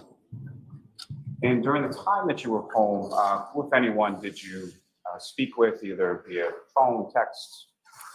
I was talking to John O'Keefe. And with regard to John O'Keefe, how did you know John O'Keefe? I met John 7 years ago. And how was it that the 2 of you met? We met through mutual friends, and then our kids became very friendly. And the mutual friends through whom you met, who were they? The Robertses. And what are their first names? Kurt and Kerry. And starting with Kurt Roberts, how do you know Kurt Roberts? I grew up with Kurt. Where did the two of you grow up? Milton. So you've known Kurt Roberts most of your life, is that correct? Correct. And you mentioned that so you have two children. How many children did Mr. O'Keefe have? 2. And those two children, as far as their ages and genders, what were they in relation to your two children? Same. So 17-year-old girl. 13-year-old son, yes. And were each of your two children friends with Mr. O'Keefe's niece and nephew? Correct. Now, as far as friends were concerned, starting with your children and Mr. O'Keefe's niece and nephew, how close friends were they? My daughter was extremely close. And extremely close with John Kaylee. Niece Kaylee? Yeah. Yeah. And with reference to your son and John O'Keefe's nephew, Patrick, what was sort of the nature of their relationship? They were close also. And as far as activities, what, if any, sort of activities did your kids do with Patrick and Kaylee? Patrick and Michael played baseball together. Kaylee and Madeline played basketball. Soccer also. And John O'Keefe, how would you describe your relationship with John O'Keefe? We were close. We did a lot of stuff together. Pick up the kids, drop the kids off. We coordinated a lot of stuff together. We're friends. And your residence versus, you're familiar with where Mr. O'Keefe lived, correct? Yes. Where did he live? Meadows Ave. And about how far away is Meadows Ave from where you live? 5 minutes.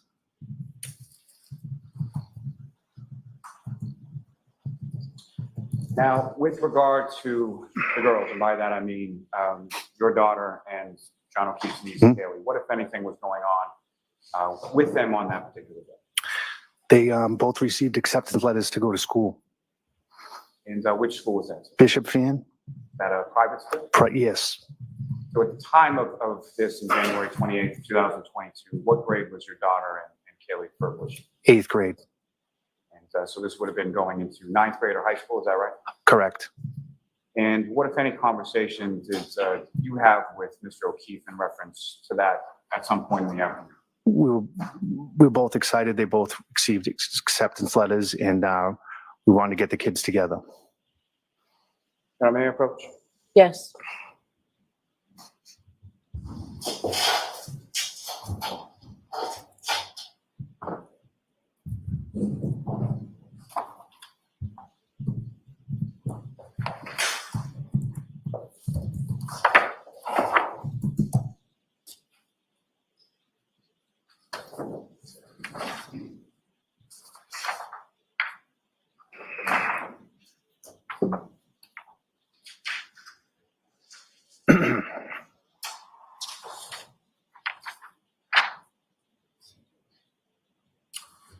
I'm directing your attention.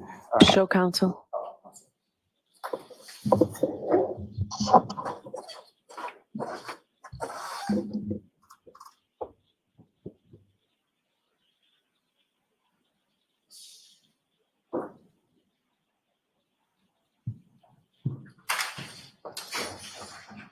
I'm showing you the document. Okay. Just as far as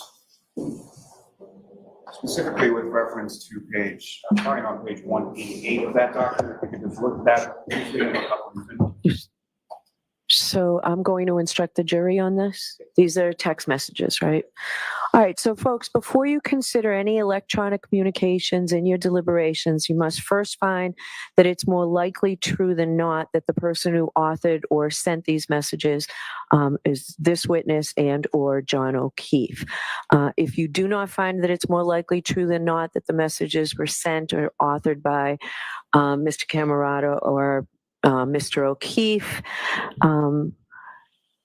then you may not consider the electronic communication in deciding this case. Okay? Go ahead, Mr. Lally. May I approach this briefly again? Yes. Well, I'm sorry, before I do that, Mr. Camerano, do you recognize what's depicted on that page that I just showed you? Yes. What do you recognize it to be? Text messages. And those text messages that you had back and forth with Mr. O'Keefe on that date of January 28th? Correct. Your Honor, the Commonwealth will seek to introduce and admit the book, essentially a blank exhibit. Is there any objection? No, Your Honor. Thank you.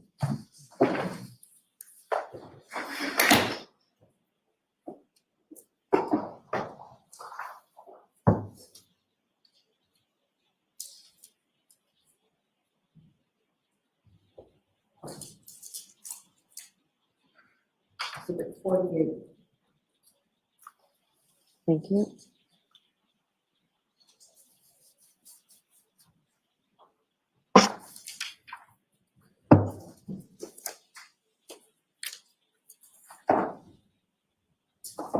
Mr. Camerano, bring your attention back to page 187 of that document. Do you see anything in there listing sort of participants in a text communication or conversation?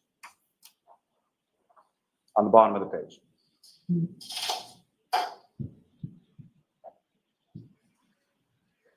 Yes. And as far as who are sort of listed as the participants in that conversation that comes to follow on the next page? Sorry, so just from page 187. From My wife. Your wife and who, if anyone else?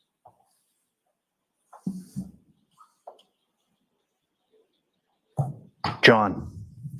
And your wife, John, and is your number there as well? Already have to keep. Correct. So essentially, that's a conversation between yourself, your wife, Katharine, and John O'Keefe, correct? Correct. Now,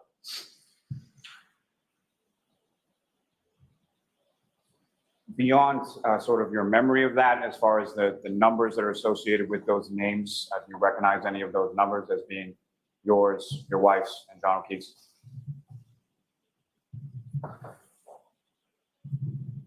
No, there's just 3 numbers there. Now, sir, if I could ask you to flip the page to the next one, 188. Your Honor, with the court's permission, may Ms. Gilman publish this to the jury as well? Yes.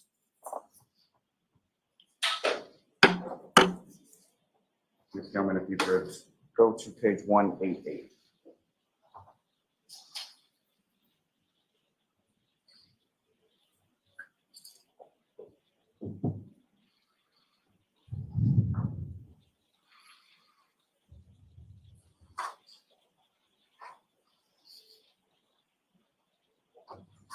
I'm sorry, Ms. Gilman, if you could just, thank you. Read my mind. So, sir, what's up on the screen right now? Is that what you have before you as page 188 of exhibits? I think it's 48. Yes. What's up on the screen? Is that what you have before you? Correct. Okay. And as far as from these conversations, there are blue bubbles and green bubbles. Is that correct? Correct. And if you can tell from the content or from anything else on the page for you, who was communicating in the blue bubble and who was communicating in the green?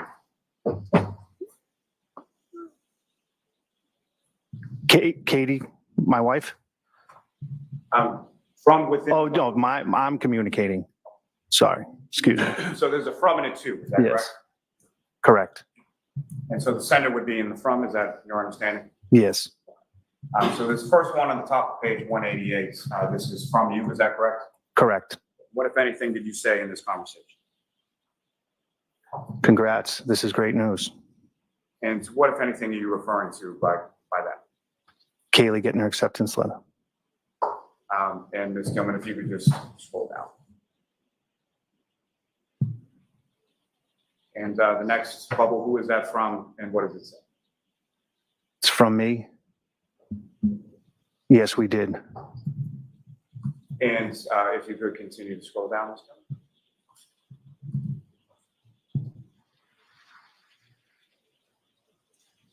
And again, from this bubble, who is this from and what does it say? It's from John. Same news, I hope. Is that still in reference to the news regarding theme? Correct. And Ms. Gilman, if you could scroll down.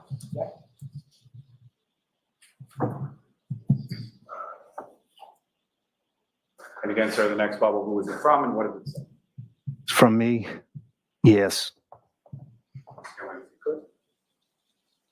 The next green bubble, what if anything does that say? And who is it from? From John. Sweet. Congrats, Madeline. And that's your daughter's name? Correct. And if you could continue to scroll down, Ms. Gilman.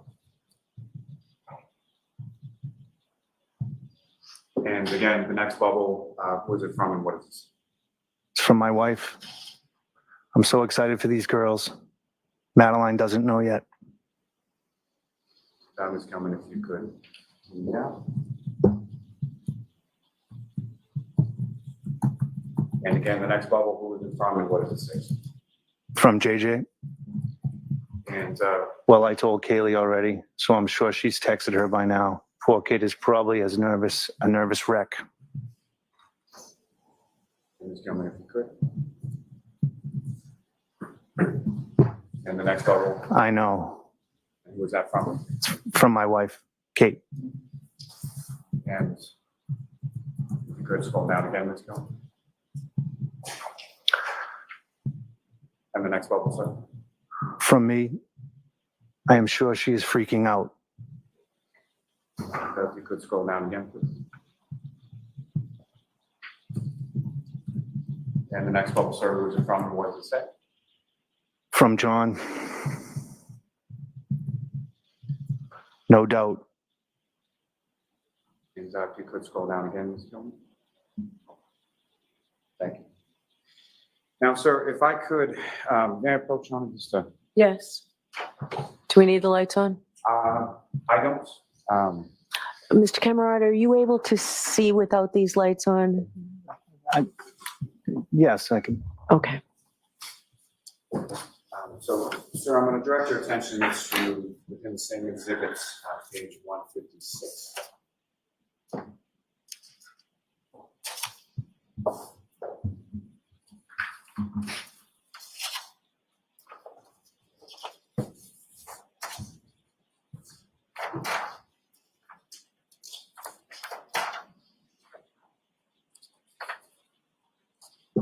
And so just before we get to that, on this particular day, January 28th, 2022, where was your wife that day? She was at home. And at some point, did she go to work on the 28th? Correct. And what is sort of her typical work schedule with reference to, at that time, what was her sort of typical work schedule with reference to weekends? She worked weekend nights, her shift. And as far as your typical schedule on Friday evenings, what, if anything, was it that you would typically do? Friday, I would be with the kids. I would, get them ready for stuff for the weekend, take care of all the activity that we have. And then in reference to that, as far as the weekends were concerned, or Friday evenings in particular, what, if any, sort of usual thing would you do with reference to Mr. O'Keefe? I would usually go over the O'Keefe's house every Friday. And with your children, is that correct? Correct. With at least one of them, if not both of them. So either your son's hanging out with Patrick or your daughter's hanging out with Kaylee, typically on a Friday, correct? Correct. Now, with reference to what you have before you as page 156 of this exhibit, again, towards the bottom, is there an indication as to a conversation starting on the next page as far as who, if anyone, the participants are?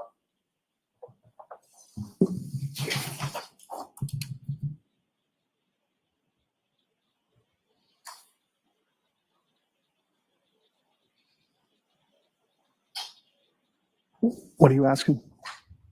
May I approach on? Yes.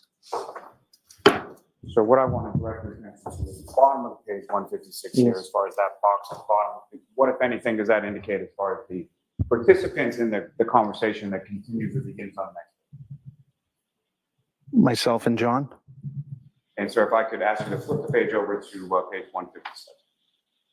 And Your Honor, with the court's permission, can I publish this part of the conversation for the jury? Yes. There's no objection, Mr. Jackson, right? No objection. Your Honor, for the record, we're going from page 156 to page 150 now. And so, Mr. Camerano, again, what's up on the screen, is that what you have before you as page 157? Correct. And you can look at either, whether it's the book in front of you, Okay. or it's easier to see the screen, either is fine.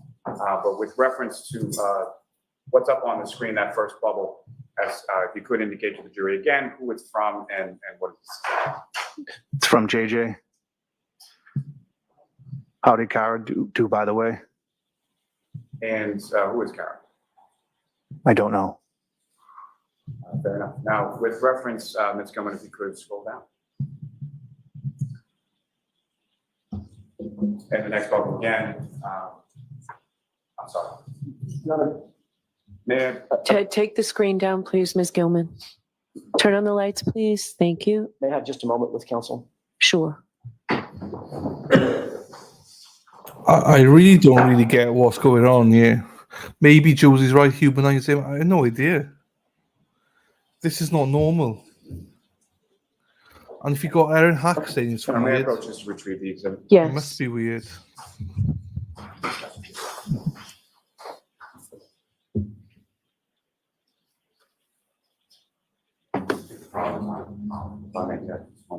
And just for the record, Your Honor, I would ask at this point to strike whatever, I don't think there was a whole lot done on that page, but whatever that was did not. Yes, seem to be it was an I don't know answer. So Thank you.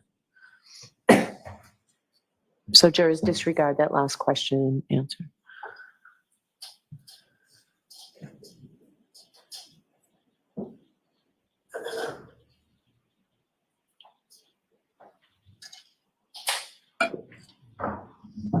My apologies.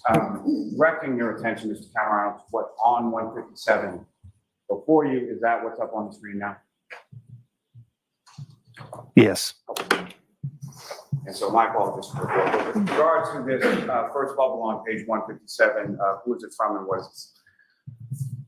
From JJ. You guys around tonight? Ms. Gilman, if you could scroll down.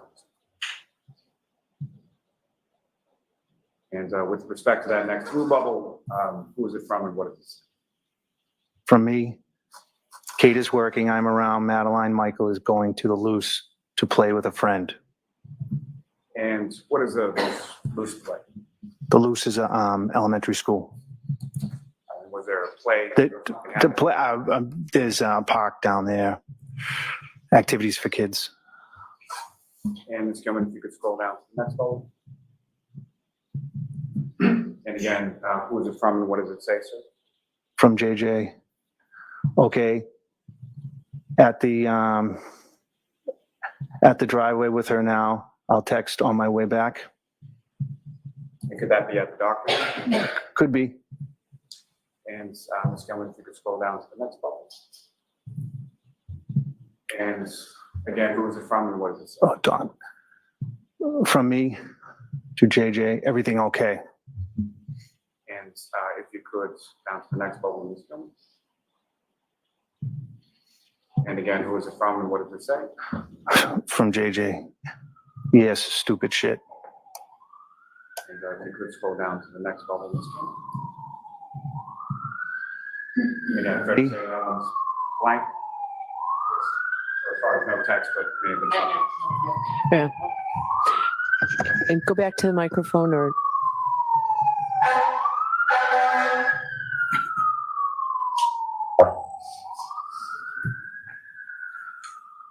So Ms. Camerano, the next bubble has no text to it, is that correct? Correct. And now you can move out of the way. I just wanted that question. The next bubble below that green one, again, who is it from and what does it say, sir? From Johnny. Just told Dr. Jin that they both got into fiend. And if you could scroll down to the next bubble. And again, green bubble, who is it from and what does it say, sir? From Johnny. Want to drop Madeline off and hit the hillside for a bit. And what is a hillside, sir? It's a pub. And where is it located? In Canton. And Ms. Gilman, if you could scroll down again. The blue bubble on the screen, who is that from and what does it say? From me to Johnny.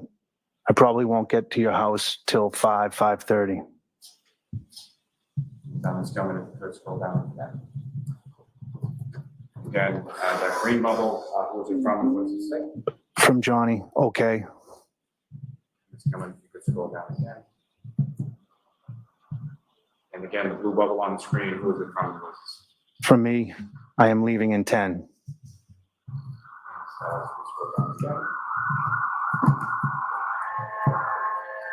Johnny, okay. Hold on 1 second, sir. Just so the news.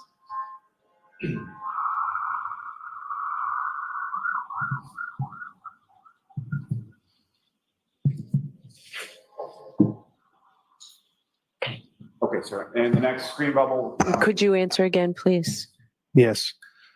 From JJ, okay. Thank you. And Ms. Gilman, if you could scroll down one last time, and that's, thank you. Ms. Gilman, you can take that. Your Honor, may I approach just to retrieve? Yes. You're welcome.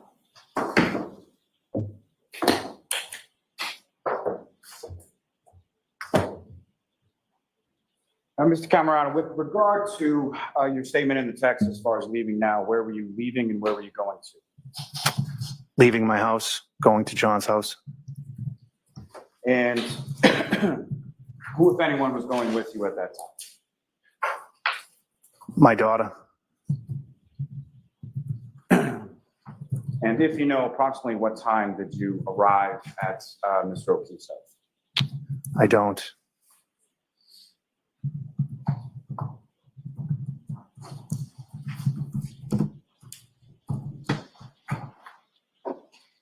Now, through your friendship with Mr. O'Keefe, did you become familiar with a person named Karen? Yes. And how did you become familiar with her, and who, if anyone, was she to Mr. O'Keefe as far as you? John introduced me to her. She was John's girlfriend. And just to be clear, do you see Ms. Reed in the courtroom today? Yes. Could you just identify as to where she's seated or an article of clothing that she's wearing? She's sitting right there. No, just ask the record to reflect identification and identify the witness. Yes. Now, with regard to Ms. Reed, prior to that date of January 28th, 2022, how long had you known Ms. Reed? A year? Do you recall approximately when you met her? No. And as far as you were aware, where Mr. O'Keefe lived, did Ms. Reed live there as well?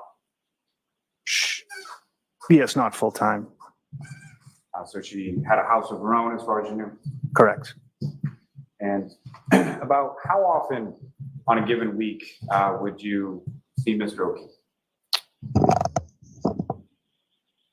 Couple times. And about how often would you see Ms. Reed? I would see her also.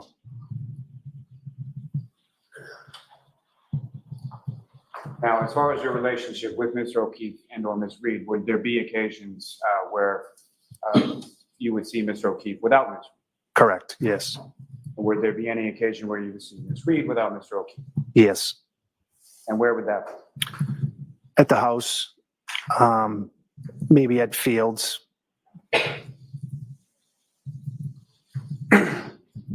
Now, with reference to their relationship, what, if any, conversation did you have with Mr. O'Keefe in regard to his relationship with Ms. Reed? Objection. Sustain, we need a time frame. In the time period around, say, the weeks leading up to January 28, 2022, what, if any, conversation do you recall having with Mr. O'Keefe in regard to his relationship with Ms. Reed? Just regular guy conversations. Anything specific that you can recall? No. Now, when you arrived at the house, or typically when you would come over to Mr. O'Keefe's house, where is it that you would park? In the driveway to the right. And is that what you did on this particular date? Yes.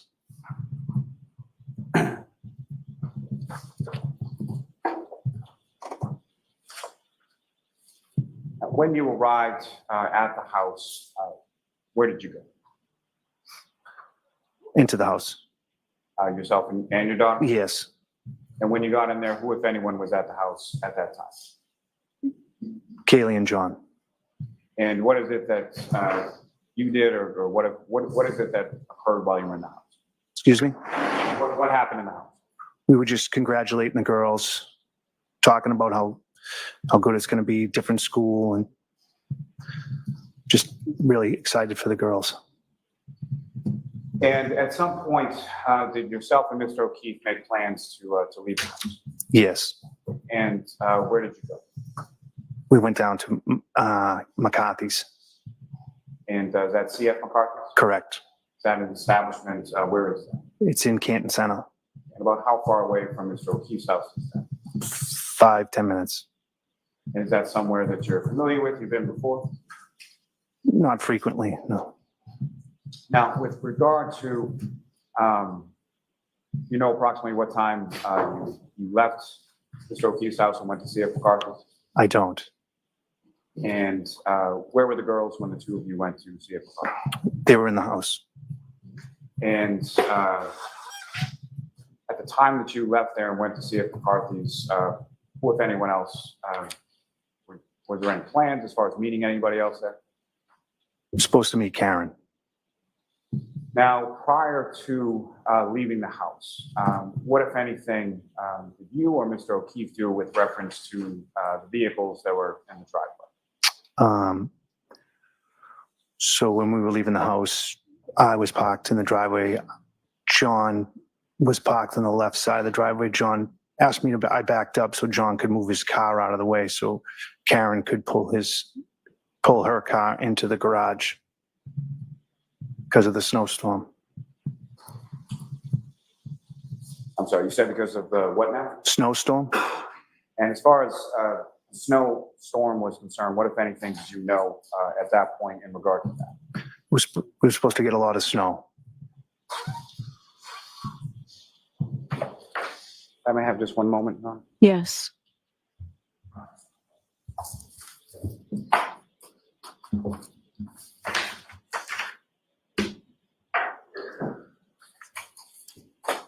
I'm just trying to remember which is which.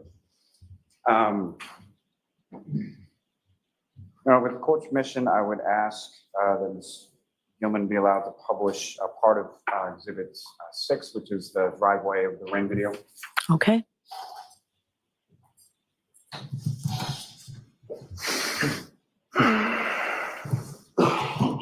And Ms. Gilman, if I could ask for video number 145.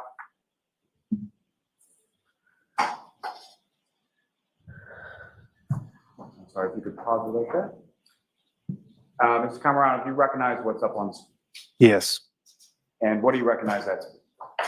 Myself and my daughter. And as far as,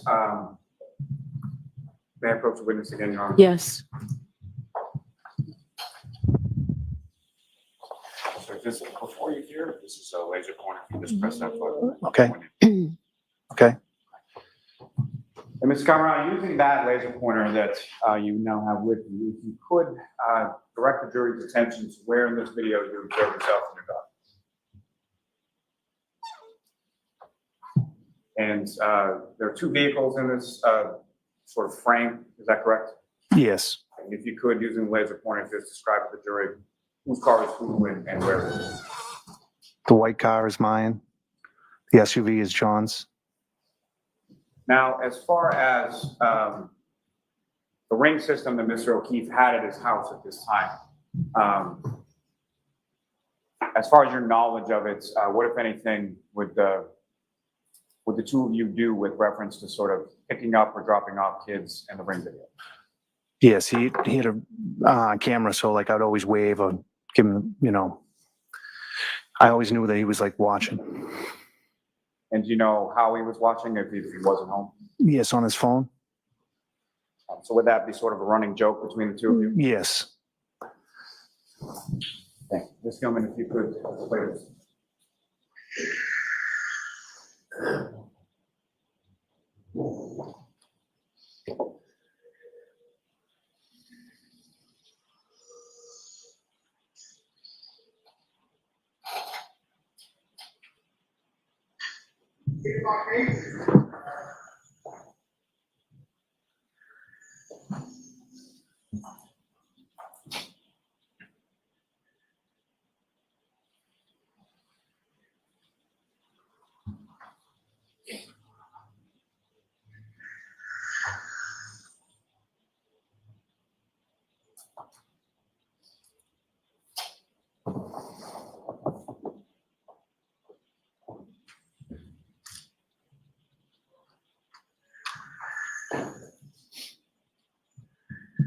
Mr. Gilman, if you could just pause it there briefly. Now, Mr. Camerano, are you familiar with Mr. O'Keefe's house? You've been there plenty of times, correct? Yes. And with reference to sort of where you and your daughter sort of exited from the street, what, if any, sort of entrances to the home were located in that area? 2 garage doors. And are you familiar with that garage area? Yes. Is that typically how you would enter the house? Yes. And with regard to sort of the condition of the garage, was Mr. O'Keefe particular about that? Yes. He was. And how so? He always kept things very tight. He was like OCD. And so as far as how many garage doors, as far as, and what I mean by garage doors is sort of electronic up, up and So there's down. 2 garage doors that go up and down, and there's a door. Just a single entry door. On the left, as far as the left door. There was an old classic car he had, convertible. And then as far as the right door, Was empty. and once beyond those sort of bay doors that go up and down, what if any other entranceway into the garage was? There's a side door. And if you recall, when you were entering at that time on 28th with your daughter, how did you enter it? We went to the garage door, electric door. And was that something, what if anything was affixed to those garage doors as far as security was concerned? Beyond that? A keypad. We'd have to punch in a key. And at the time or at any time, were you familiar with what that passcode was? Yes. Now, when you walk into the garage, how is it that you get from the garage to the house? You walk into the garage and you walk up 3 steps and you go into a door. And then once you sort of walk up the 3 steps and go into the door, what part of the house are you in when you enter? You're pretty much in the kitchen.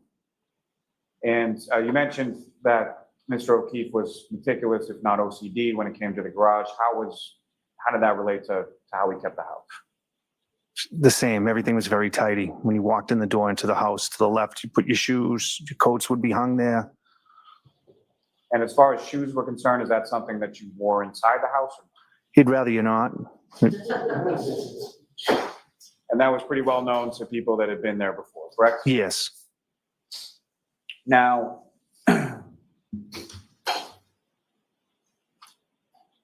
Ms. Gilman, from the same exhibit, if I could,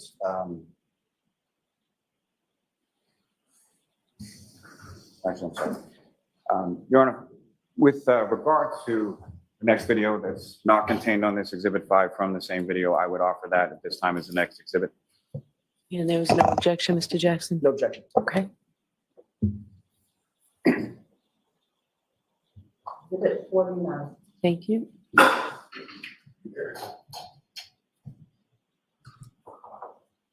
And Your Honor, for the record, this would relate to Exhibit 6 and it's video number 148.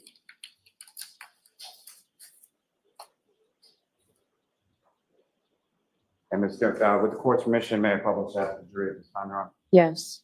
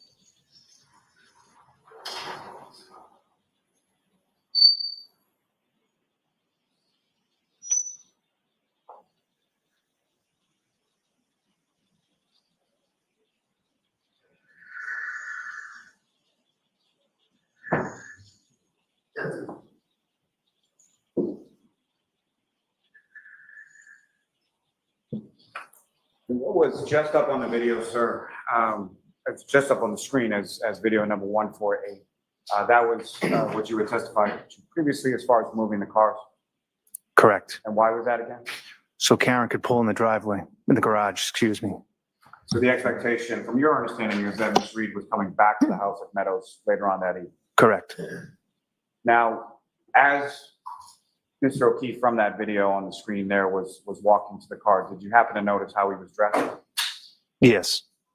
And as far as what you observed in that video, what you recall from that evening, is that how he was dressed that evening? Yes. And when I say how he was dressed, for sort of the entirety of the time that you were with him? Yes. So it's January 28th. You recall, you indicated there was a snowstorm coming. It was cold out, is that correct? Correct. And with reference to that was Mr. O'Keefe someone that would typically wear a coat? No. And ever? That you can recall? Never that I could recall. And Your Honor, with the court's permission, with reference to that same Exhibit 6, if I could publish video number 149. Okay.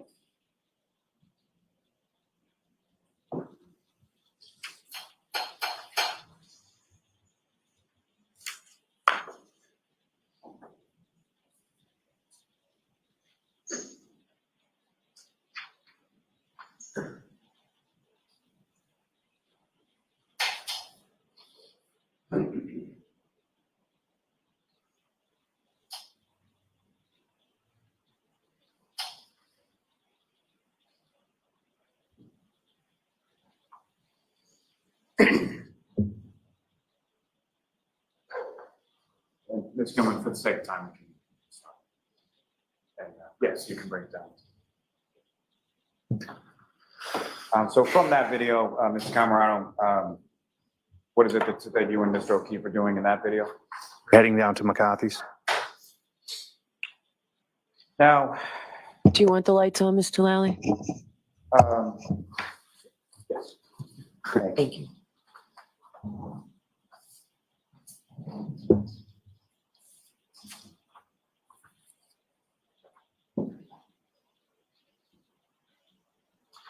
Now, at some point after you arrive at C.F. McCarthy's, who, if anyone else, sort of joins your group? Kurt. And that'd be Kirk Roberts, is that Correct. And how was it that he came to C.F. McCarthy's that night? I texted him. And in general terms, what do you call sort of what that text communication was like between yourself and Mr. Roberts? Yes, he said he was busy. He was doing something that I texted him that he was a pussy. And following that text, did Mr. Roberts eventually arrive at C.F. McCarthy's? He showed up, yes. And about how long after you and Mr. O'Keefe arrived did Kirk show up? I would like to say maybe an hour. And if you know, when was it that at some point you indicated Ms. Reed appeared at C.F. McCarthy's as well? Correct. And do you know about how long after yourself and John arrived that Ms. Reed? I don't. Now, with reference to that establishment of C.F. McCarthy's, are you aware, or have you become aware that there was surveillance video from inside the bar that night? Yes. You've seen some of that footage, is that correct? Yes. Your Honor, may I approach? Yes. Commonwealth seeks to introduce and admit the surveillance video from C.F. McCarthy's as the next exhibit. And there's no objection, Mr. Jackson? There's none.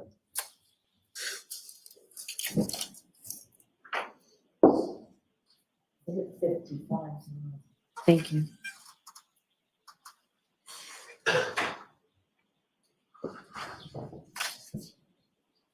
Thank you very much. Tori. Your Honor, with the court's permission, I would seek to publish portions of that video for the jury at this time. Okay. And Ms. Gilman, if you could, from that video, the first video. If I could ask you to play from about 7 minutes and 40 seconds, and we'll go through about 9 minutes.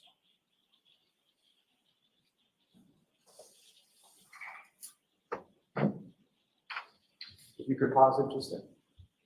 Now, do you recognize what's up on the screen, Mr. Camerano? Yes. And what do you recognize that to be? CF McCarthy's. And yourself and Mr. O'Keefe are not in frame at this time, is that correct? No. If you could, using the laser pointer before you, if you could direct the jury's attention to where it was about in reference to the bar that you and Mr. O'Keefe eventually came to congregate that. These seats here. And from this video, from your time there that night or prior occasions, can you see sort of where the front door is to the establishment? Yes. Could you direct the jury's attention to where that is? And so what I'm going to ask in just a moment is for Ms. Gilman to press play, and then what I'd ask you to do is if you could just direct the jury's attention to when, if at all, you observe yourself and Mr. O'Keefe walking. Okay. Ms. Gilman, if you could.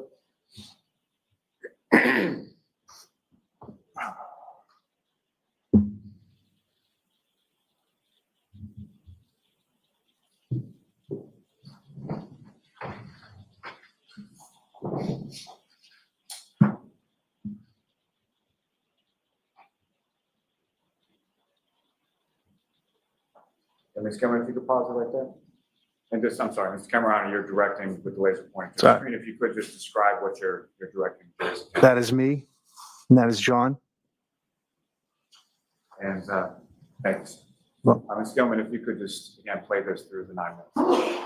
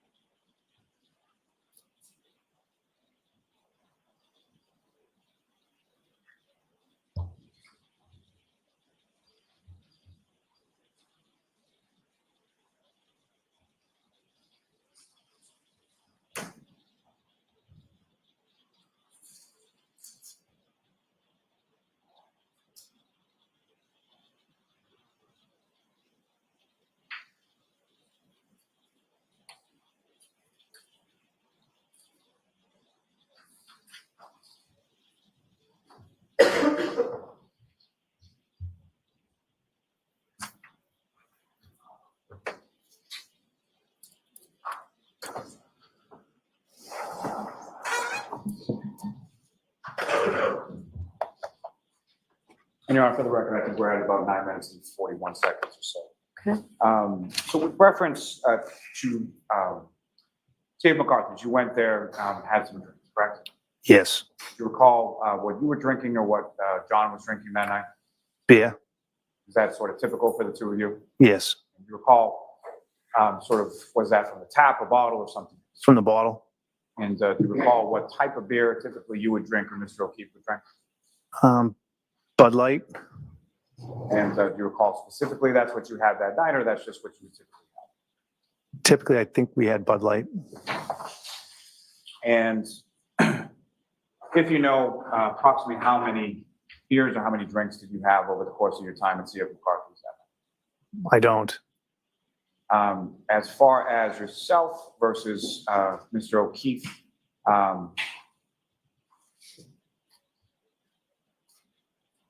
do you recall sort of in relation to each other how much you each had to drink? Not maybe 6 beers. And what I'm asking, sir, is it's not like, did one of you have 10 and one of you had 2, or was it sort of commensurate with each other? Commensurate, one for one. I would, So essentially you're buying rounds as you go along. correct. Now,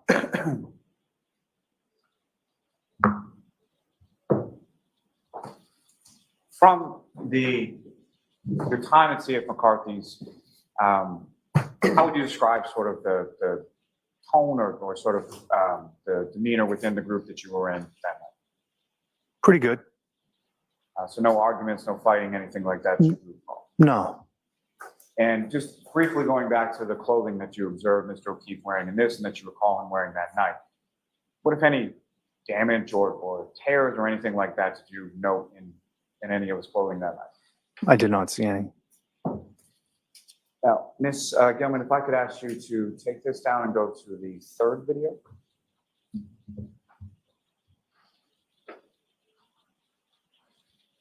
And Ms. Gilman, if I could direct your attention to the 6-minute and 10-second mark through the 7-minute mark.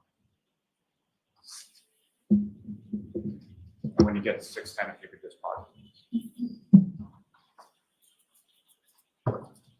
Now, Ms. Camerano, directing your attention to the screen, if you could, from the parties that were, within your group sort of that night at the bar, if you could just direct the jury's attention to who is who, or who, if anyone, you recognize.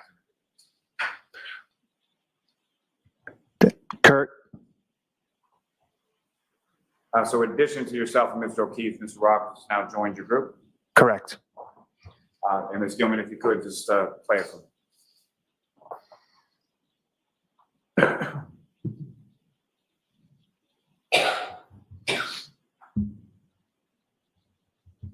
If you could pause there, please.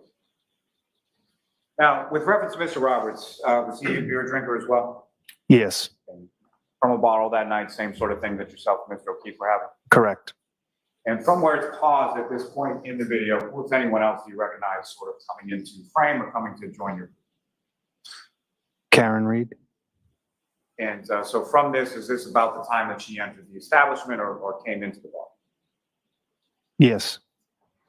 Now, with reference to Ms. Reed, what, if anything, do you recall her drinking during your time that you were both at CF McCarthy's that night?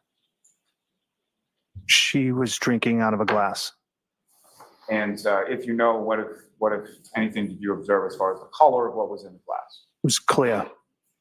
And beyond sort of the clear liquid in the glass, what, if anything else, did you observe in the glass as far as a straw, fruit, anything like that? A straw, maybe. And what, if anything, did you know what was in the glass? I didn't. And as far as you could tell, what was in the glass? Vodka? Is that something that Ms. Reed would typically drink if you had been out with her on prior occasions? Yes. Now, I'm sorry to keep jumping back and forth between, but Ms. Gilman, if you could just hit play again and let it run, excuse me, to the 7-minute mark.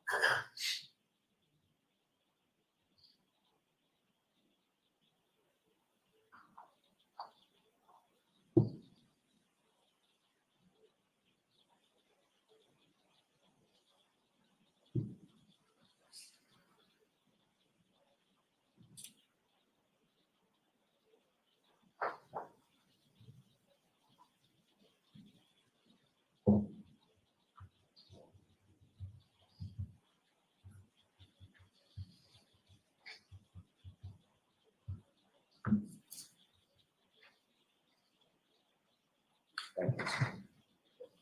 Now,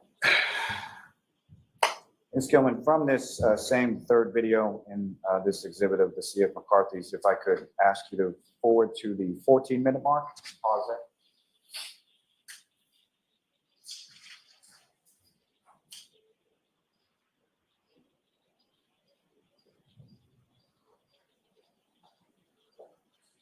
And if you could, I would ask that you play this from the 14-minute mark until about 14 minutes and 15 seconds, just about 15 seconds.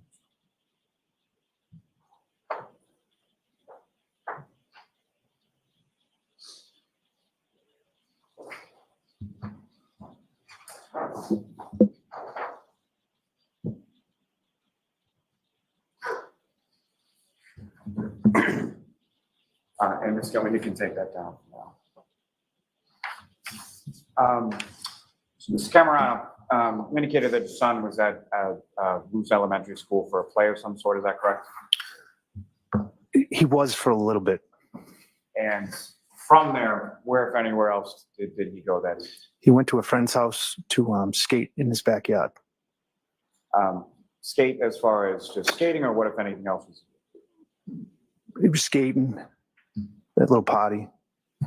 Well, let me ask you this. Was he a hockey player? Yes, he's a hockey player. Okay, so when you say skating, Skating, yes. Makeshift hockey rink in somebody's backyard.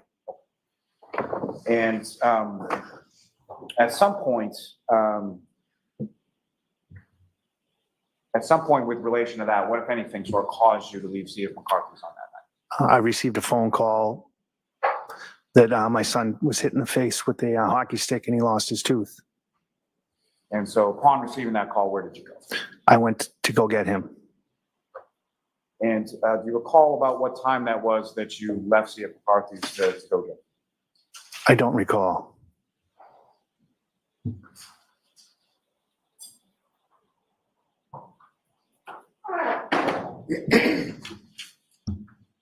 Now, from the group that you were with, as far as yourself, Mr. O'Keefe, Ms. Reed, and Mr. Roberts, who, if anyone, left first?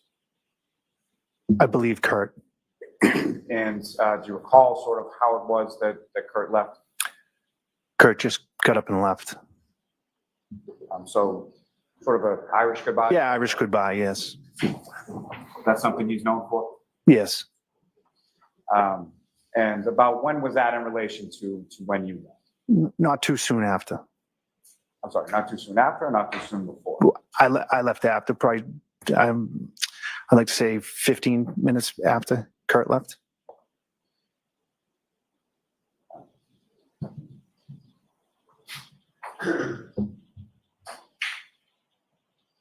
Now, with the court's permission, Your Honor, I'd just like to publish just 2 more segments from this. Okay. So Ms. Gilman, if I could direct your attention to the 4th video. 4th one down. And if I could ask you to forward it to about 19 minutes and 40 seconds.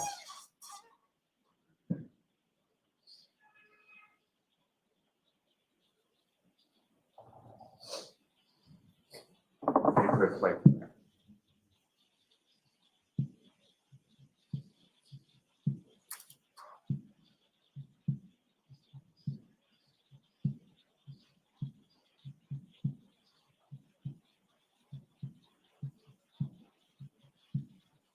And Ms. Gilman, if I could ask you to just pause it there for 1 second. Now, Ms. Camerano, from your looking at this surveillance video here, or from your memory of that night, you see Mr. O'Keefe speaking to another gentleman. Is that correct? Yes. You know who that person is? Yes. And who is that person? Sully. And do you know his first name or anything beyond this Sully? Sully, I don't know his first name. And how is it that you know him? Kids play baseball with his son. So in addition to your son playing baseball with Mr. O'Keefe's nephew, Mr. Roberts, does he have a son that's around the same age? Correct. And this individual, Sully, he has a child that plays baseball with the 3 of your kids? Correct. Is that someone that you had contacted to meet there, or he just happened to be there? He just happened to be there. Ms. Gilman, if you could just hit play again and just run to about the 20-minute mark or so. Now, Ms. Gilman, if you could move that forward again to 24 minutes and 10 seconds.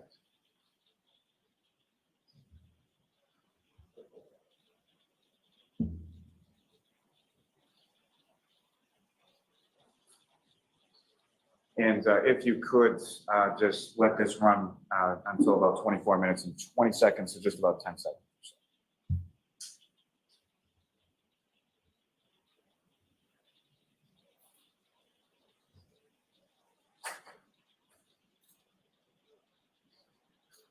And so, Mr. Camerano, did you see yourself in that portion of the video? Yes. And you know what you were doing at that time? Leaving. And so prior to leaving, had you sort of settled up a tab or something? Yes, I picked up the tab. And then you left and went to get your son, correct? Correct.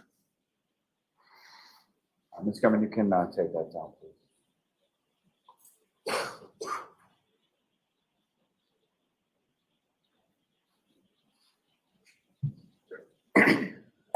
Now, Mr. Camerano, you left there and went to pick up your son, is that correct? Yes. And following picking up your son, where did you go? Back to John's house. And why did you go back to John's house at that time? My daughter was there picking her up. You went to pick up your daughter? Correct. And you recall approximately what time that was? 11.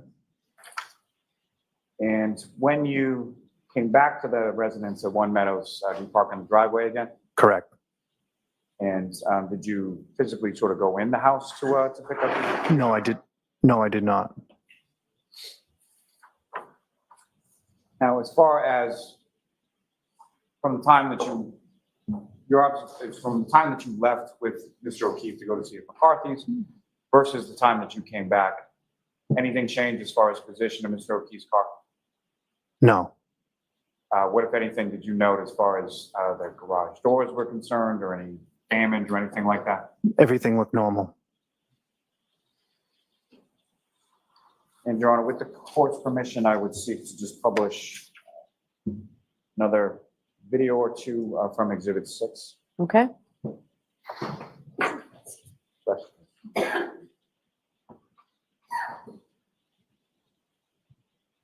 And at this time, Ms. Gilman, if I could have from the driveway again, video 152.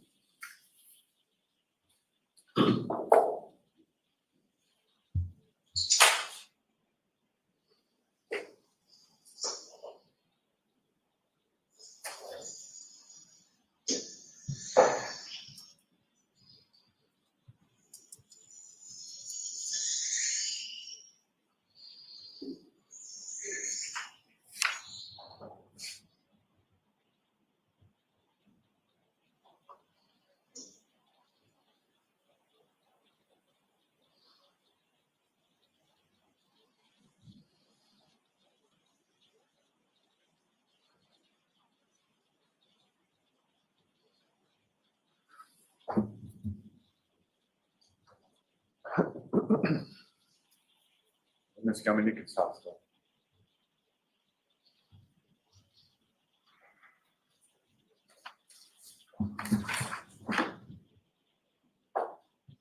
Now, from that video 152 that was just up on the screen, sir, can you describe for the jury, excuse me, just as sort of what was going on in that video?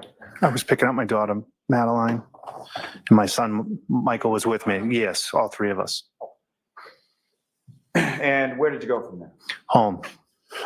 And when you got home, well, let me ask you this first. During the time that you were at C.F. McCarthy's, you obviously, at some point, you didn't do an Irish goodbye? No. So at some point, you indicated to Mr. O'Keefe and or Miss Reed that you were leaving to go pick up your son? Yes. And what, if any, indication did they give to you as far as where they were going, or what were their intentions for the rest of the evening? They were heading either across the street or to the hillside. And when you say across the street, what, if anything, was across the street? There's another bar room. That's the waterfall? Waterfall, yes. You familiar with that establishment as well? Yes. Where is that in relation to CF McCarthy? Across the street to the left, if you were coming out of CF McCarthy's. Walking distance, is that correct? Correct. And you leave, you get your son, you pick up the daughter at Mr. O'Keefe's house, and then you go home, correct? Correct. And when you get home, about how much longer were you up before you went to bed? Wasn't up much longer. And when you typically go to bed, what, if anything, did you do with your phone? Put them on the charger.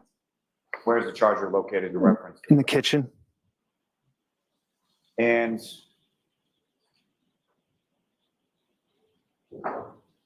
when, following to the next day, about what time is it that you wake up on the 29th? 5:36 a.m. And what was it that woke you up, if you know? Phones ringing. And how many phones do you have? 2. And essentially one personal, one work, is that correct? Correct.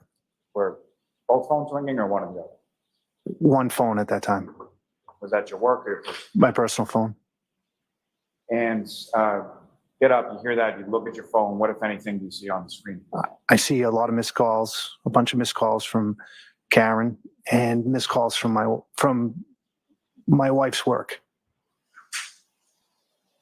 And when you say missed calls, we're talking about one call, several calls? Several calls. Any voicemails that you recall associated with those calls? I don't recall. And so based on sort of making that observation of the missed calls, what do you do with that? I pick up the phone and call my wife. And what, if anything, did you learn from your wife about this? My wife said to me that John. Okay, sustained. John, may we approach? Okay. Oh my God. This is painful. This testimony's been painful. I forgot his wife's a nurse as well. That's what it was. She's a nurse.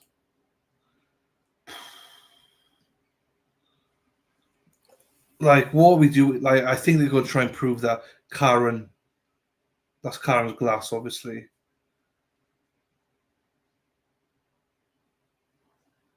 But John parked, I thought they were alluding that Karen put John's car there and then reversed into it, but John parked it. So I'm really not sure where he's going with all this, Lally. I think he's, without knowing it, I just think he's helping the defense.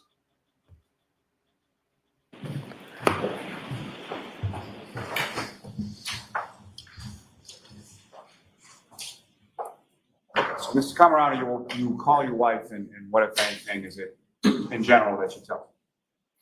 She tells me that John didn't come home last night. And she's still at work at this point, is that correct? Correct. Did she indicate to you how she came to find that? She just she said she's received phone calls from whom? Karen. From Karen. And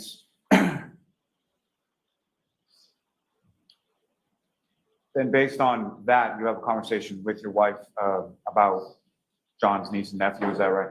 Yes, my wife says to me, go get Kaylee. Kaylee is home. So at that time, your wife tells you that Kaylee is home in Meadows Ave by herself. Yes. And so based on that information, what is it that you do next? I realize that Kaylee's home alone, so I throw some clothes on, go out to the car, clean the car off real quick, and get in the car and go. When you say clean the car off real quick, what, if anything, did you have to clean off? I cleaned the snow off the front windshield. And again, you sort of drive over to John's house to get Kaylee? Correct. And when you get there, you pull in the driveway as well? Yes. And when you get to John's house and you pull in the driveway, what, if anything, did you observe about sort of the condition of the garage doors at that point? When I pulled in, I could tell the door, the garage door was open, left open. Which one? The one to the right or the one? To the one to the right. And you go inside that door? I do. What, if anything, did you do once you went inside? Once I went inside, I saw Kaylee. I asked Kaylee get whatever she needed and to come and get in the car. While she was doing that, I started clearing some snow. I thought maybe snow hit the sensors so that the door couldn't go down. And so you start clearing the snow with a shovel? With the shovel that was in the garage, yes. And after you had cleared some of the snow with the shovel, what did you do with regard to the doors at that point? So I tried to put them down. They wouldn't go down. Then I asked Kaylee, I think, to re-enter the code to see if she could get the doors to go down, but the doors would not go down. The door. And at some point, how did you get the... So there's a red rope. I manually pulled that, shut the door, locked the doors. There's 2 side locks on the garage door, and I went out through the side garage door.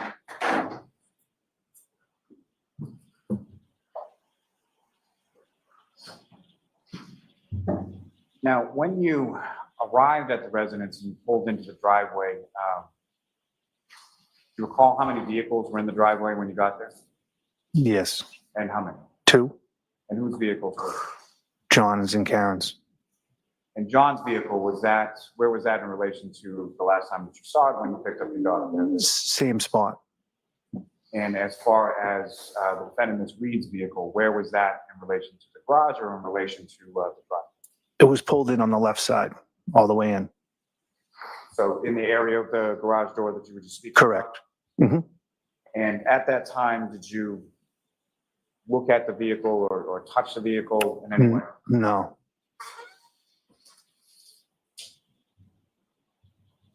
Fair to say that your focus was sort of on the garage door and the fact that it was open, correct? Correct. And why was that? Maybe self-evident, but why was your focus on? Because I figured John would go crazy when he came home and all the snow was in his garage.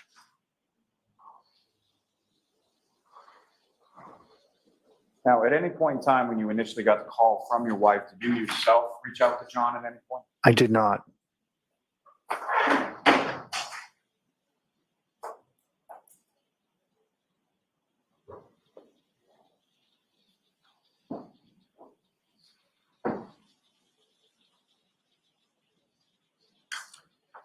You know, if I may, I would just seek to publish just a few more videos from Exhibit 6, the driveway ring. Okay.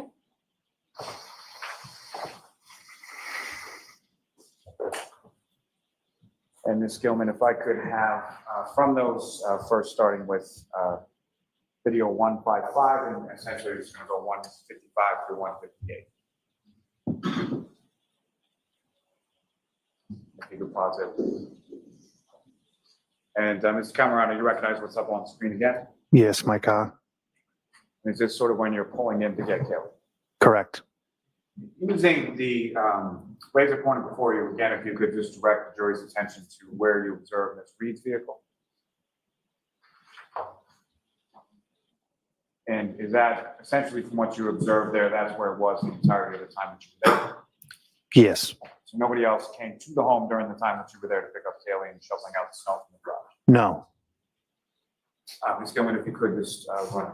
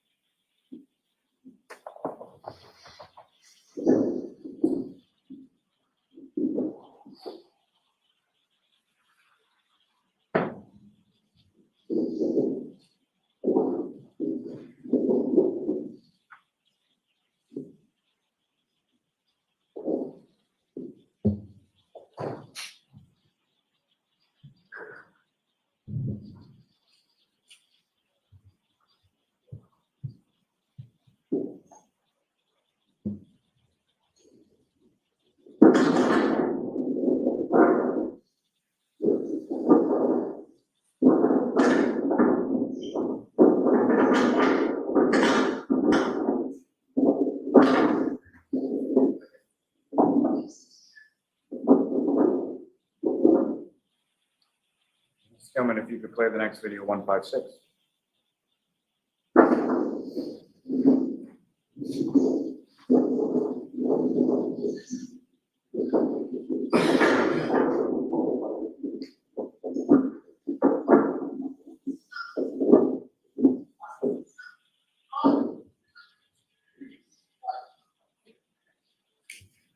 Car's locked.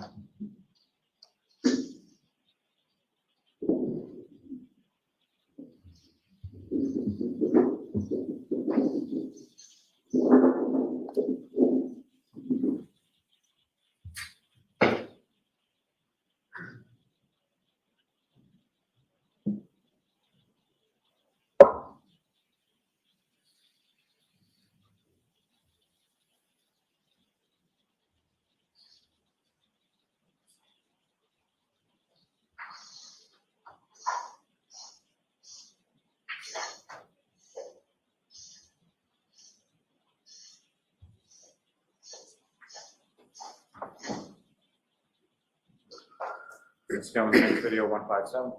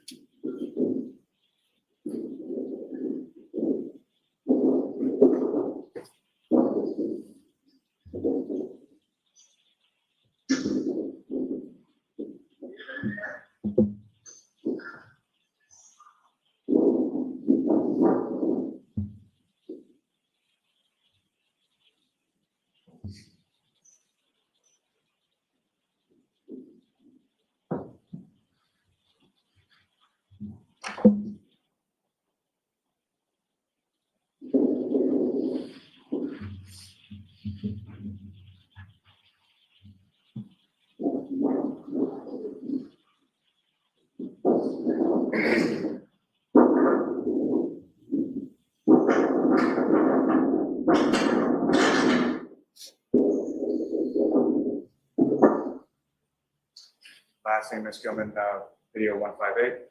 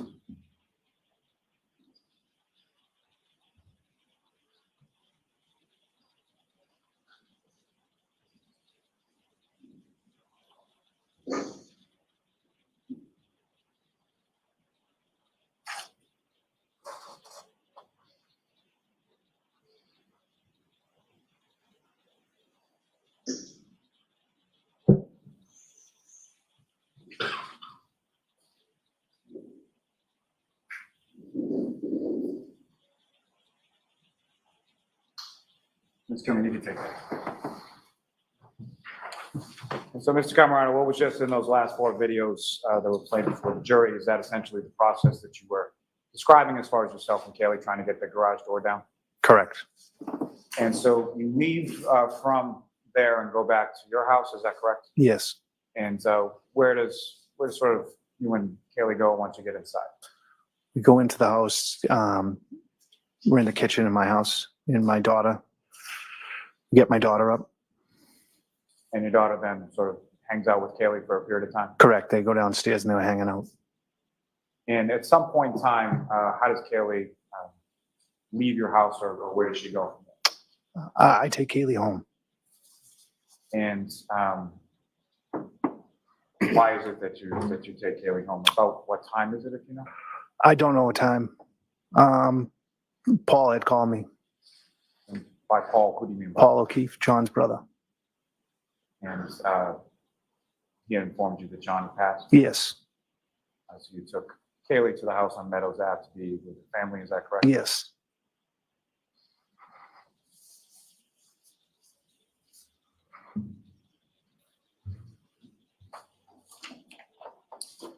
Thank you very much, sir. Thank you.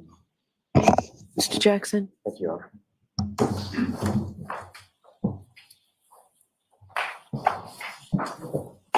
Mr. Camerano, just a few questions. You and your wife did spend a lot of time with John O'Keefe and Karen as a couple, correct?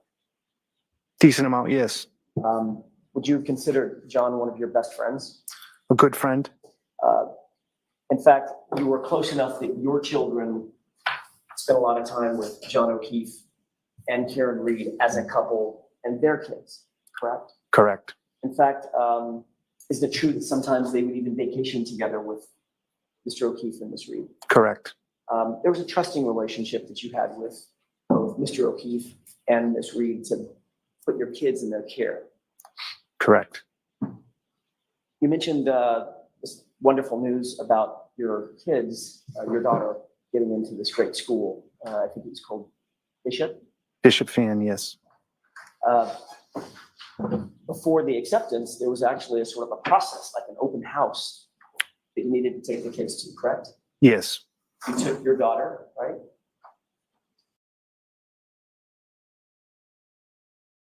Hang on, this is law and crime. I don't know what the fuck's going on.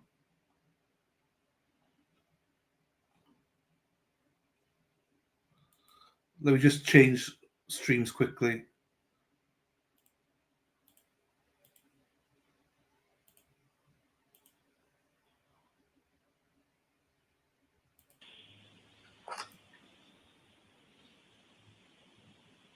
It was probably, did you say once a week that you would hang out with and socialize with Miss Reed and Mr. O'Keefe? Yes. So you got to know them not just individually, but as a couple together, correct? Yes. You saw them on most Friday nights, right? Correct. You never saw them argue or fight. Argue. Matter of fact, one time you were out.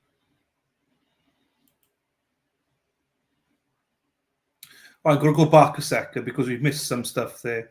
So I'm going to go back 3.5 minutes for when the defense started. I take Kaylee home. And Just a few questions. You and your wife did spend a lot of time with John O'Keefe and Karen Reed as a couple, correct? Decent amount, yes. Would you consider John one of your best friends? A good friend. In fact, you were close enough that your children spent a lot of time with John O'Keefe and Karen Reed as a couple and their kids, correct? Correct. In fact, is it true that sometimes they would even vacation together with Mr. O'Keefe and Miss Reed? Correct.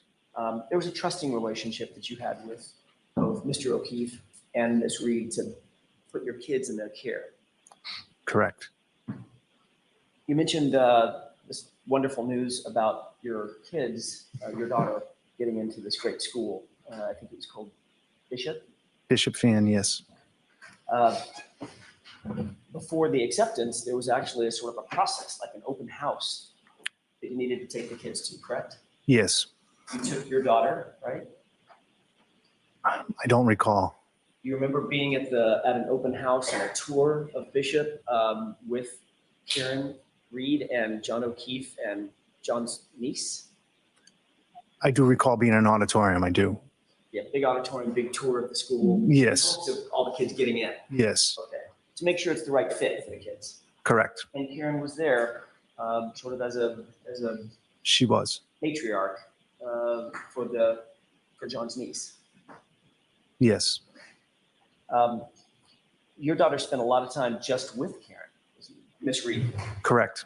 Running errands, going to Miss Reed's house, having Miss Reed care for her. Correct. And you had no issues with that No. because you liked Karen. You Correct. liked Miss Reed. Correct.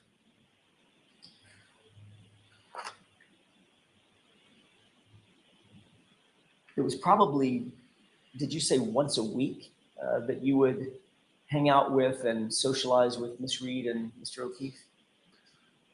Yes. So you got to know them not just individually, but as a couple together, correct? Yes. You saw them on most Friday nights, right? Correct. You never saw them argue or fight. Argue.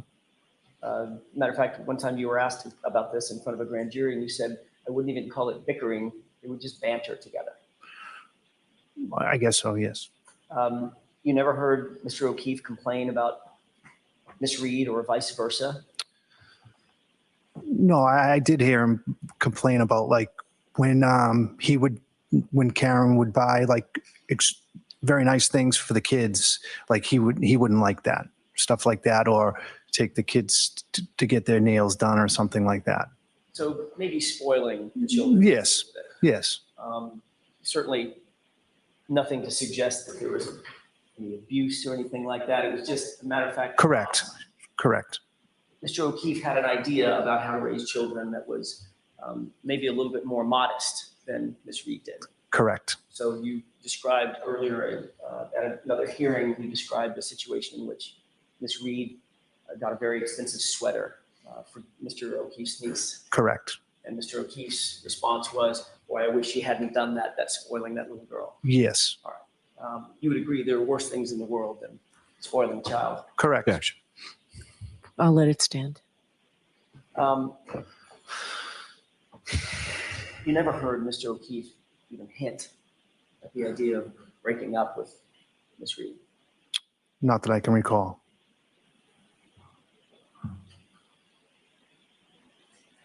I want to turn your attention to January 28th, if I could.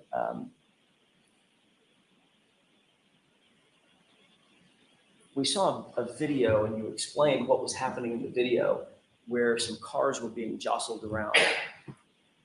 That was Mr. O'Keefe actually moving his car to facilitate Miss Reed bringing her car over to his house to put it in the garage, correct? Yes. Kind of a chivalrous thing to do for your loved one. Yes. didn't want her to be out in the snow if it was going to be a heavy snow. Is that right? Correct. And the idea was that even that weekend, he intended that Miss Reed would likely be with him and the family for the entirety of the weekend during that blizzard. Correct. So she'd have a nice warm place and a dry place to put her car. Yes.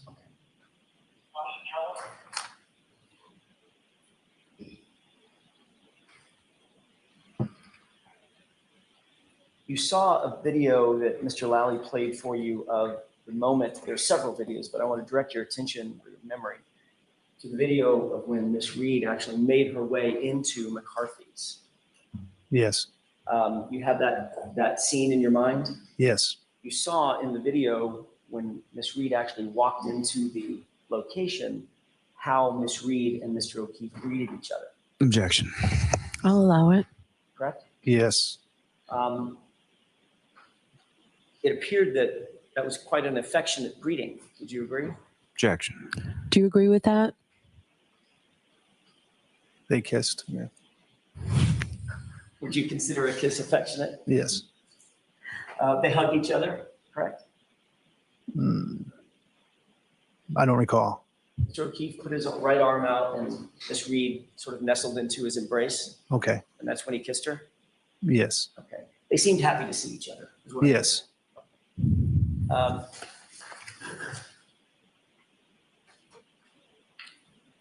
You didn't observe while you were at CF McCarthy's with them, you didn't observe any arguing or bickering between the two of them? No. As a matter of fact, they were sort of the normal, affectionate, laughing, happy couple that you were used to seeing, correct? Yes. There didn't seem to be any tension between them at CF McCarthy's. Is that right? Not that I recall. All right. I want to just ask a couple of more questions. During the span of time that you knew them to be together, would you describe their relationship as being normal and caring? Objection. I'll sustain that. I want to just draw your attention to the month before Mr. O'Keefe's passing. Would you describe their relationship to be normal as far as you knew it to be? Yes.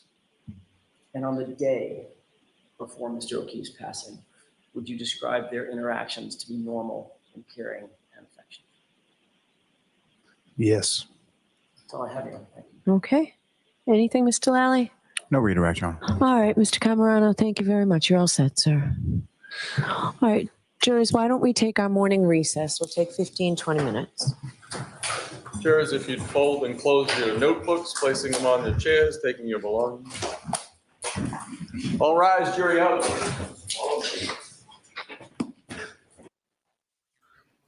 Just, I don't think they're coming back. Oh my God. Okay. So, thank you to Lally. You know, I think a round of applause to Lally. He's bringing witnesses up to help the defense. Do you know what I mean? That witness, what the hell? That really helped the defense, in my opinion. That was like, it's as if he's just like, I got no chance here, defense. I'm just going to do you a favor. I'm just going to hand you witness after witness after witness after witness. I don't get it. It's this, guys. I can't, as someone that does covers trials every single day, right? This is not normal. This is not normal. This doesn't happen in trials. What's going on? As Shaw would say, Barry White, what's going on? I literally don't get it. This is not normal. He's handing the case on a plate to the defense. The Patriots, Drake May. Love that, don't you guys? I don't really understand. I think Aaron Hack said, or somebody said, this is supposed to be a compassionate witness, but Dana, another failure, Lally. I just don't get it. It's genuinely, I've never seen a trial like this before. I've seen plenty of trials where the Commonwealth go up there and just lie. I've never seen a trial where the Commonwealth go up and go, hey, defense, here you go. It's just bizarre to me. I mean, I think if you watch any recaps on these kind of stuff, everyone's confused by it all. But it's frustrating because it shows you why are we even here? Why are we even having a trial? You know, why are we putting Massachusetts off under this microscope like this? Like,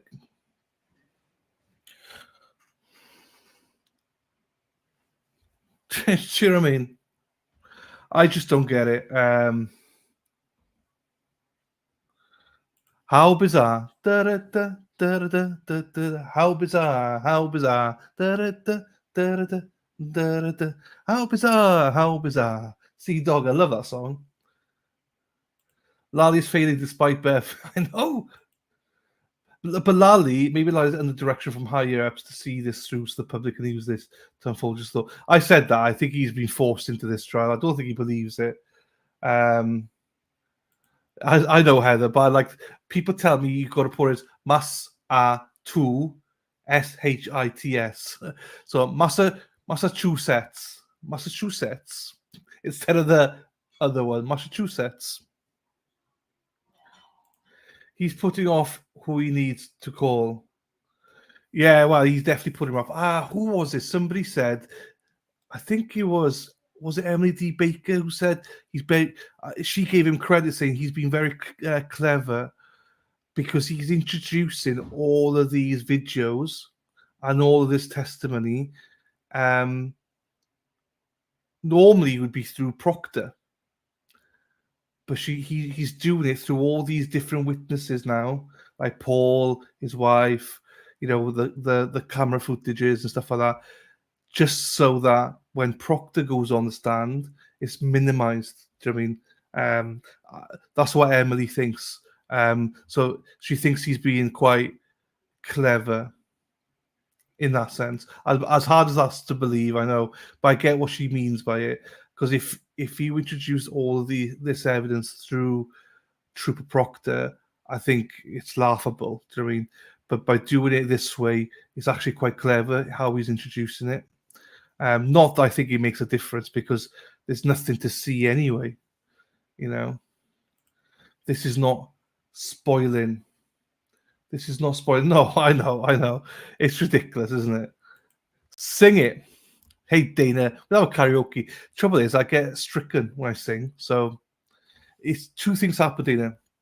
One, I normally get a row off YouTube, and two, normally I lose half my viewers when I start singing. So that tells you. You do. You did. I never remember the whole words, but I know the tune. It's embarrassing Commonwealth. Yes. Just like to give you. I know. It's all good. I enjoy the bunts. Don't worry, I enjoy the bunts. It's all good. Being forced is not really an excuse for Lally. A DA is supposed to quit before prosecuting somebody you don't believe you're guilty. Mads, we all know this happens. This is nothing new, though. This happens in every state. Do you know what I mean? You know, it's easier for us to say. I mean, it's his job. Do you know what I mean? But maybe he does believe in it. I have no idea. And maybe they forced him to stand in it because in their minds, there's enough evidence there. I have no idea. No idea. Mimi and Lally must have known he was a positive witness from his grand jury. That's why he noted that when he said about arguing. Like, yeah, but it's more like bickering, you said in the grand jury. Yes, it's bickering. I don't think they want to call Proctor, Higgins, or JM. Is it possible to even prosecute without them? They have to call them. They don't have much of a They have to. Do you know what I mean? Because the defense are going to call them. So I can you imagine not calling the lead detective. If you don't call the lead detective, what are we doing here? What are we doing here? Dana. Avoiding Proctor, too many skeletons. They're going to avoid. They're going to try and get, like Emily says, and it's really. I hadn't thought about this actually until Emily said it. I love her recaps. She does 15-minute recaps the next days and stuff, and she said like it's a clever way of getting in all the testimony without utilizing the lead detective. So it's minimizing Proctor's role in it, and he's very clever. She said about putting him as investigator rather than the lead investigator. Now, again, I think Emily will say this when she gets to understand the case a bit more. I don't think it matters. I don't think it matters. But for optics, it's better to do with the way he's doing it. But once he's on the stand, Darcy. Good night, Irene. I think, anyway. I come to think of it, it's not even how I pronounce it. It ends would be sits. Massachusetts. There we are. Massachusetts. Ah, shit, sorry. Massachusetts. Car. Park the car. Prosecution hitting the wall. I think if it meant, I think though, if we say that they're hitting the wall, that means they're making a slight impact. I think they're about 100 miles or 100 kilometers away from the wall. They're not even touching the wall, I don't think, you know. Jesus. Yeah, I mean, the Commonwealth will do it. If the Commonwealth don't call Proctor, it's one of these. People, it's over. Elvis has left the building. It's done. Over. If they don't call Proctor, what Sean just said is the truth. Okay,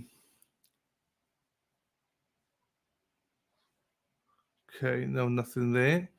Right. They're supposed to be, you'll be surprised. They're supposed to be, unfortunately, there's not. My name is Dylan. Tubes. Erin Hack from Minneapolis. I'm on the tubes. I got it. Yeah, baby, you got it. Da, da, da, da. You're on fire, my desire. Park the car and put a quarter in the meter. Park the car and put a quarter in the meter. Park the car and put a quarter in the meter. I don't know. I think that's how you say it. I know I just got a comment, I think, saying shut up about your car metaphors. Lol, before C8 gets on the stand, please play Sean saying, come at me, Chrissy. Before the Commonwealth gets on the stand, C8 gets on the stand. Chris Albert. Oh, I don't even have that, I don't think. The one you make. I don't know what I make, Debbie. Off topic, but I missed yesterday and was curious. What happened with the Karina sentencing? They all got life sentencing without parole. Basically, they're, you know. I'm telling you, if you want to see corrupt, I mean, I don't want to even talk about Karina trial day now. It puts me off wanting to do trials, to be honest with you. It puts me off wanting to cover. I'm very, very disheartened by the judicial system at the minute. So, yeah, four counts of life without parole for each one of them. So, yeah. I couldn't even watch. It's sad for the families, don't get me wrong, but I just don't think there's the right guys are behind. But look, yeah, look. Paige, Delaney Make, what do you think of Sean's post about BA and JM meeting converting? Oh, has he posted, has he? Well, hopefully, Tony, he's coming on. He's coming on, hopefully, at lunchtime. Sean's coming on at lunchtime, I hope. So then We can. Let me just go see what he's posted. We can. You and me. We're meant to be walking free in harmony. One fine day we'll fly away. Don't you know that Rome wasn't built in a day? Hey, hey, hey. Oh, Sean. Right, Sean has posted. Let me post this then. Sean is going for it. Right, hang on. Dee dee dee dee dee dee dee dee. Here we go, Sean El Jefe. El Jefe. Let me get this up here. Sean says this is what everyone does when they know the feds have your phones tapped and are watching you. Looks like Brian Albert's tradecraft skills retired also, but Brian hooking up with Gemma Cape at the cemetery. Uh-oh. Like, allegedly. I had no idea. Allegedly. Hang on, Ted Daniels. Let me just search for Ted Daniels then.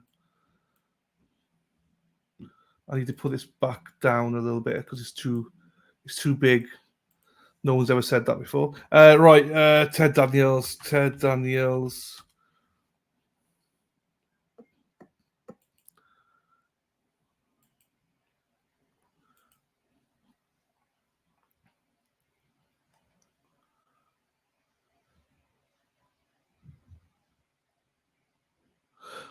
He's not there. Ted Daniels is not there. Daniel Coates is there instead.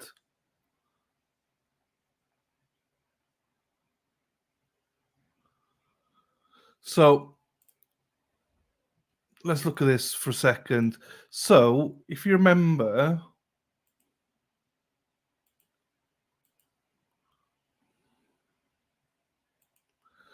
so John's car's not moved. John's car's not moved. So that's where he parked it, and that's where he was ended up. So I know somebody thought that they were trying to say the car moved it out and stuff like that, but no, John parked it there himself. He never moved. So I was interested. He didn't see any glass or anything there. They said.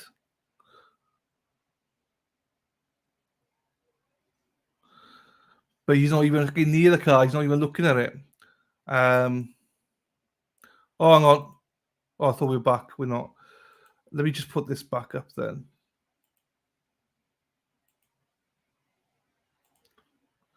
So, Edward, there you go. What's on TB's Twitter about Grant? I can't play it, Erin. I can't play it. Grant loses his mind and accuses Aidan of being a RAP. Do you know what I mean? One of those. So I can't play it, otherwise I'll get a strike. You know, it's just, you know, I can't play those kind of words on YouTube. Yeah, that's the one. This one. Read between the lines. Yes.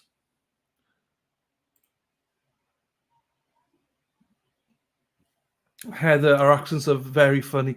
But, like, yeah, I hope you can all understand my accent now. I remember when I first streamed to you Boston people, all I heard was, I don't know what that guy's saying. I don't have a clue what he's saying. So hopefully you can understand me a little bit. Erin, I'll post it to you. I'll send it to you. I'll send it to you. I can't play it on this, but I'll send it to you, Erin. Don't worry. I'll post it to you. So don't worry. I'll get it to you. You. Yes, I will. I'll do it now once we're back. All right. I'll go and find it. If I haven't done it in the next hour, message me and I'll do it again. Can I see everyone sidebar? Butter? Sidebar? The pirates stole Boston's R's. I can study the whole time. I love accents. There we are. A lot of people were not happy with my accents. Woo! You know, a few people like, learn English. I was like, It's my second language, dude. What can I do? Yeah, there we are. Yes, it's just that I obviously the video itself I can't play it, So yes, that's the one, Tim. One of those as well. Tony. Oh, Sue. Sorry, I didn't see that. Sue, NBC Boston gives the best updates. Oh, okay. Oh, sorry, Wendy. I didn't know that. Let me put that in then for later. Thanks for that. I don't think I follow her. Let me entertain you. What's her name? Sue. NBC Boston. Oh, here she is. Beat. Oh, crap. I will follow her now, Wendy.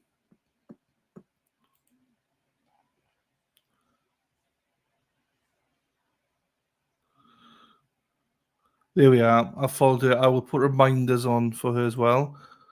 I'll turn notifications on for her as well. Shop Mum says, Tony, some are saying that it was Nicole and Jen visiting their mum's grave.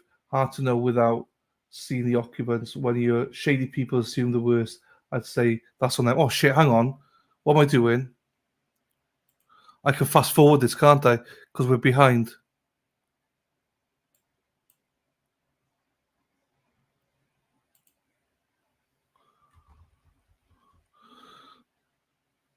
We were behind by 2 minutes, so...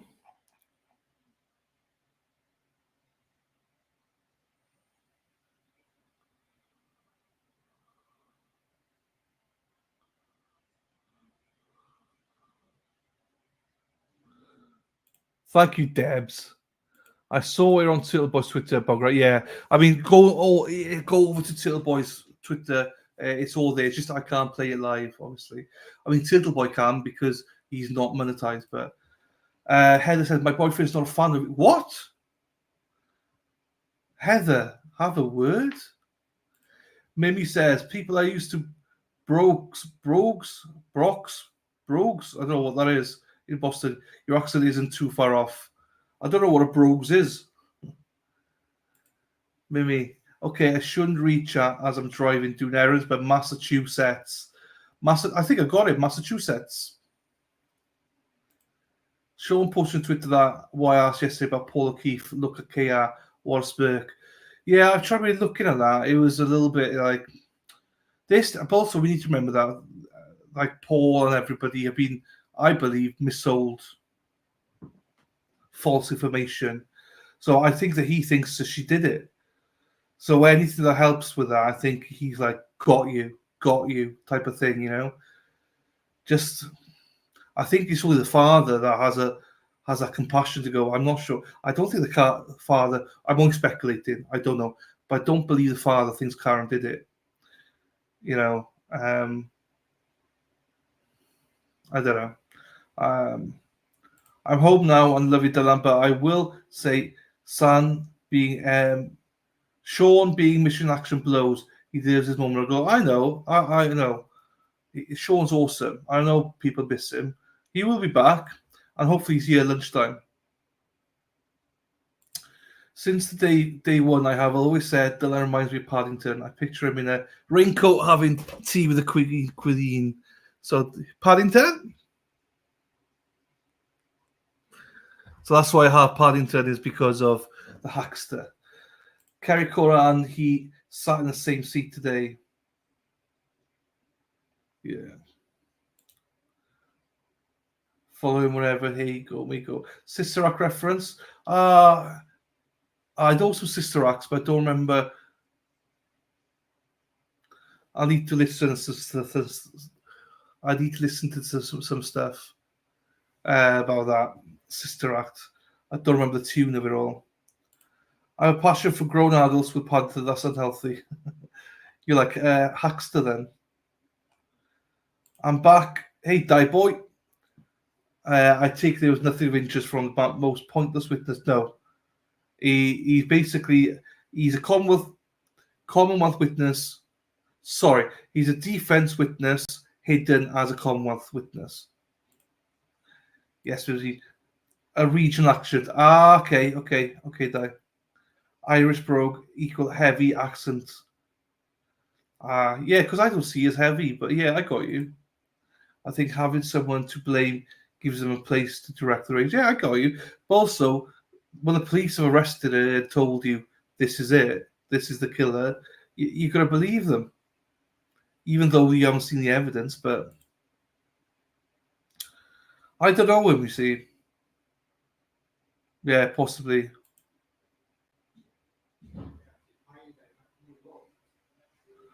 Didn't call him immediately after John's death, remember.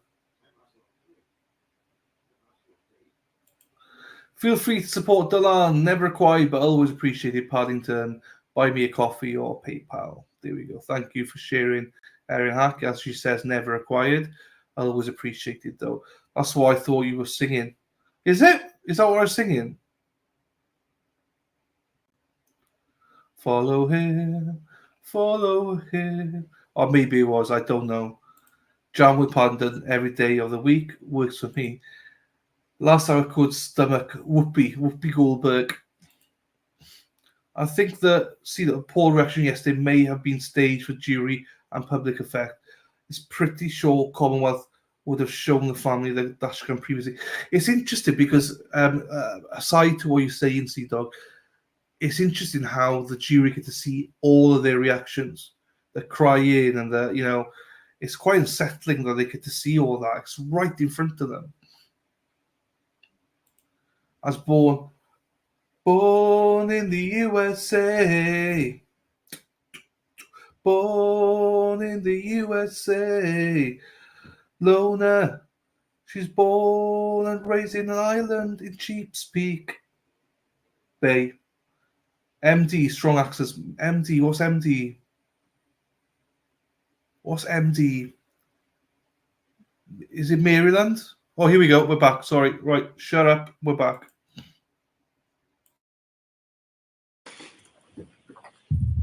Step up and be mindful.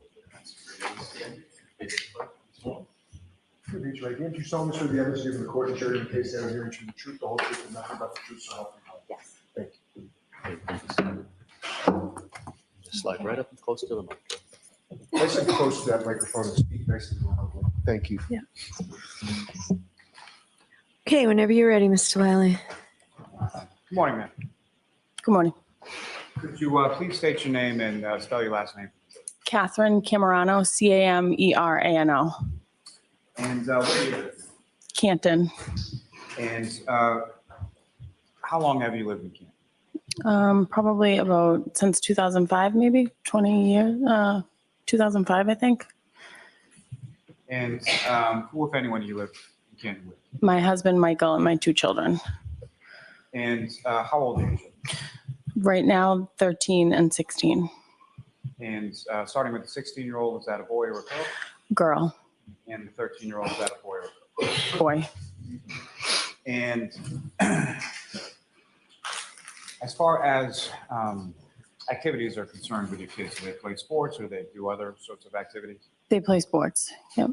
And which sports does your 16-year-old daughter play? Currently, right now, softball. And has she played any other sports in the past? She played soccer. She played hockey for a little bit, but mostly soccer and softball. And your 13-year-old son, what if any sports? Hockey and baseball. Now, do you work, ma'am? I do. What do you do? I'm a nurse. And how long have you been working as a nurse? 21 years. And your husband, does he work? He does. And what does he do? He's a laborer. And how long has he been doing that? Probably 25, maybe even 30 years, actually.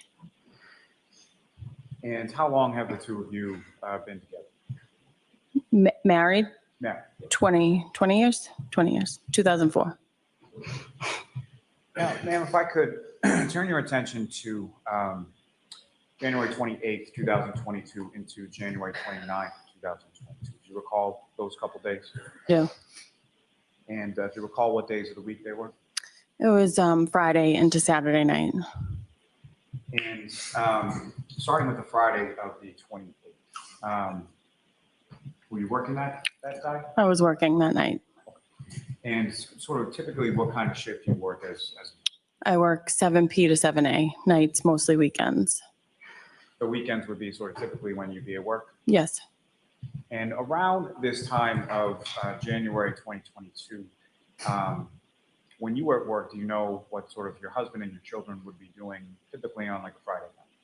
Friday night, they went to Johnny's house a lot, and the kids hung out, and they all just hung out together on a Friday night.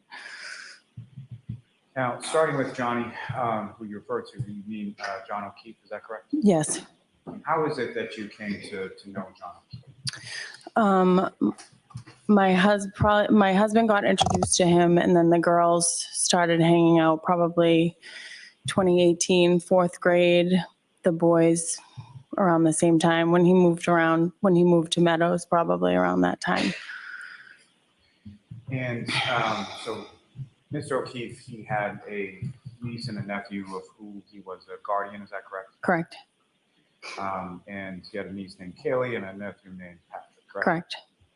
And they lived with him, is that correct? Correct. Now, with regard to his niece Kaylee and your daughter, how did they know each other? They first met on the soccer team, probably soccer. Yes, they met soccer fourth grade, or was it it could have been basketball. She played basketball when she was that little, Madeline. Basketball team, fourth or fifth grade. And then quickly by the fifth, sixth grade, they were like best friends attached at the hip. And as far as Mr. O'Keefe's nephew Patrick, in relation to your son, were they the same age as well? They were. They played baseball together. And outside of baseball, were they friendly as well? Yes. And so a typical Friday night would be you were at work and your husband and the kids would go over to Mr. O'Keefe's house. Correct. You knew where Mr. O'Keefe's house was? Yes. And where was that? On Meadows Ave. About how far away from your house was Mr. O'Keefe's house on one Meadows Ave? Maybe 2 miles, maybe. I don't know. So fairly short distance? Yes. Now, with regard to this specific Friday night, January 28th, you were at work and do you know what sort of the plan was with reference to the rest of your family? Michael, my son was going to play with a friend of his, a school play in the town, and Michael was going to Johnny's with Madeline, my daughter, and they were gonna hang out there for the night, and Michael and Johnny were gonna potentially go out. Now, with reference to your daughter and Mr. O'Keefe's niece, Kaylee, what, if anything, around specifically to that day, what, if anything, was sort of going on with them in their school? They had just got into Bishop Ian High School that day. And at this time in January 2022, what grade were they in? They were in 8th. They were going into 9th that September. And so they had been accepted to this private school, Bishop Ian, and got their acceptance letters that day? Yep. And what, if any, conversation do you recall having with Mr. O'Keefe in reference to that on that day? They were just really excited about it. Everyone was really excited that they just got in.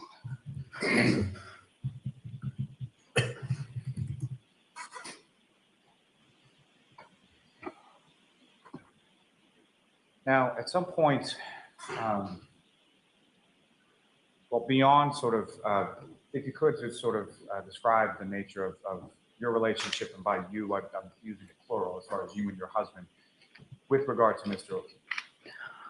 He was our friend. He was really good to me and my kids. And as far as the kids were concerned, what, if any, sort of interplay did you have with regard to his kids and he have with regard to you? I worked weekends and he would take my kids to sporting. I would do a lot of the stuff during the week if I was around the practices. And him and my husband would always do the games. The kids used to call them my two dads. It was like they had a lot of fun together. It was like a well-oiled machine. Now, through your friendship with Mr. O'Keefe, at some point did you come to know someone by the name of Karen Reed? Yes, And who was Karen Reed in relation to Mr. O'Keefe? she was his girlfriend. And just to be clear, when we're talking about Karen Reed, do you see Ms. Reed in the courtroom? I do. Could you just identify as to where she's seated or an article? Yeah, she's right there. No, just ask the record to reflect identification of the defendant. Yes. Now, with regard to the defendant, Ms. Reed, prior to this date of January 28th, 2022, about how long had you known her? Whenever they started dating, probably 2 years. During COVID. When was COVID? Yeah, probably 2 years. So Right. sometime during the COVID pandemic, you met her? Yeah, yep. And as far as you were aware, did she live with Mr. O'Keefe and the children, or did she have somewhere else? No, she had a house in Mansfield, but she stayed at Meadows a lot.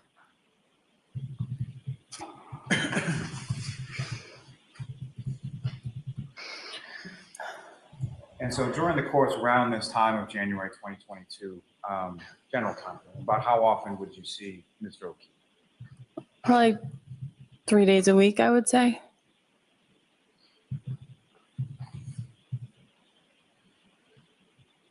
And sort of typically when you would see him, would that be sort of at a game or at your house? Anything, drop off, pick up, his house, games, anything. Now, as far as Mr. O'Keefe and Ms. Reed were concerned with regard to you and your husband, what, if any, socialization did you have sort of outside of the kids? Yeah, we went out to eat. We went to a comedy show. I would socialize with them. About how often would you do that? The kids were around mostly, but maybe a few times. I feel like the kids were usually always around. Now, at some point, did you become aware that your husband and Mr. O'Keefe had gone out that evening? Yes. And how did you become aware of that? I don't know. Either Michael told me or my daughter told me. One of them told me. I forget who. And do you know where your husband went that night? I don't remember if he told me exactly where he went. And at some point, you're still at work. You're working an overnight. Is that correct? Yes. And the rest of your family, being your husband and your kids, they came home at some point? They did. And how do you know sort of when or how they came home? I have an alarm on my house, so I know when somebody opens the door. I can check at work, and it alerts me if the door's open, if the alarm is on, off, who puts it on, who puts it off, what doors are open, when the alarm is rearmed.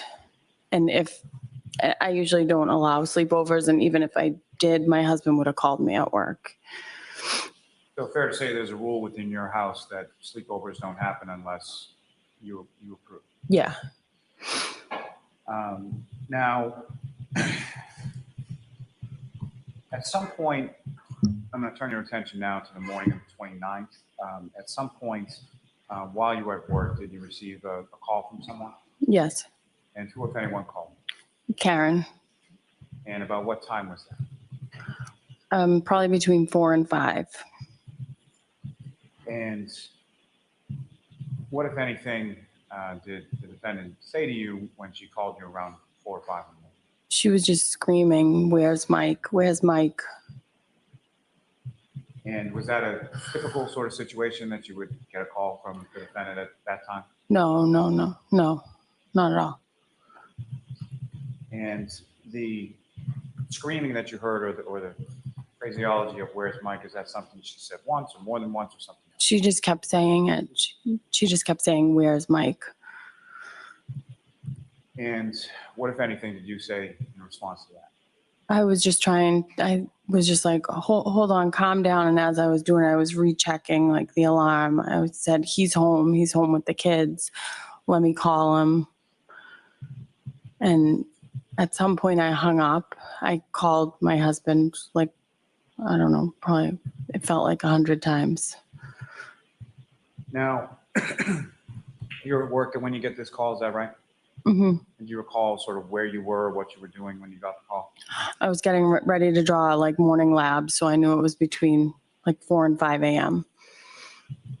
somewhere As early far as morning. this sort of screaming, as far as where's Mike, what if anything did the defendant indicate as to why she was asking? John didn't come home.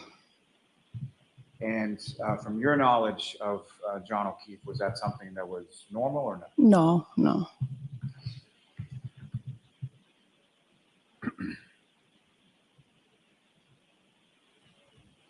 Now, during this sort of initial call with the defendant, what, if anything, did you hear sort of in the background of that call? That first call? I don't think I heard anything in that. Your memory exhausted as to that? Yeah, I don't remember it. May I approach you with this? Yes.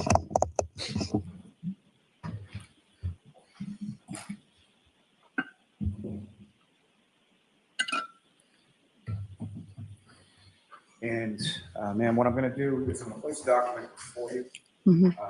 I'm going to direct your attention to this second paragraph on the page. If you could just read that to yourself. Okay.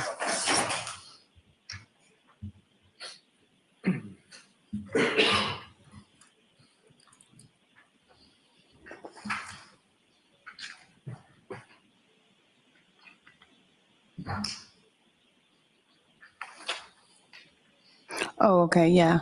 I didn't know if that was the. Anything further, may I approach Yep. this retreat now? Yes. Oh, yeah, sorry. And so, Ms. Camerano, after reading what I just placed before you, is your memory refreshed as to what, if anything, you heard in the background of that Yeah, initial call? I could hear Kaylee in the background. And you hang up on that call, and then what did you do? Call Michael. And At any point when you're calling Michael, I think you said you felt like it was about 100 times, did your husband Michael answer the phone? he never answered. No. And so after you called your husband many times, he didn't answer. What did you do then? I called either Karen's phone or Kaylee's phone back. I texted John, I think, twice. And then I could, whoever's phone I called, I could hear Jen in the background, that someone had called Jen too. So you were speaking on the phone with either the defendant or Kaylee, correct? Yep. And you could hear someone named Jen in the background? Yep, I could hear her in the background. And when you say you could hear someone... Like it sounded, sorry. No. So just as far as Jen, who is that? Jen McCabe. She was one of Madeline's basketball coaches, so I know her voice. Heard her sort of voice on the sideline? Yeah, yep. And did you know her personally at all? I knew her as Madeline's coach. And at some point you were talking to Kaylee on the phone, correct? Yes. And what is it that you were saying to Kaylee at that time? I was just saying to her, is everybody okay? And she said they're going to go out looking for him. I think she said they were going to go out looking, or she went out, she's going to go out. No one knows where he is. And then I think I like hung up with her. And then at some point I maybe texted Kaylee or called, and I said, is Karen out alone? And she said, no, she's with Jen and Kerry. So I said, okay, as long as they're not alone. Now, the second phone call, you're talking to Kaylee and you can hear the defendant talking to Ms. McCabe, is that correct? Yes. And do you hear one side of the conversation or both sides of the conversation? I don't really recall exactly. I felt like it was just like a lot of like screaming, like he's not home. I don't really recall 100%. But as far as the screaming that you heard that he's not home, do you recall whose voice that was that you heard saying that? It was Karen. And beyond that, as far as the conversation that you overheard, what, if anything, specific about that conversation, in addition to that, do you recall? I don't. And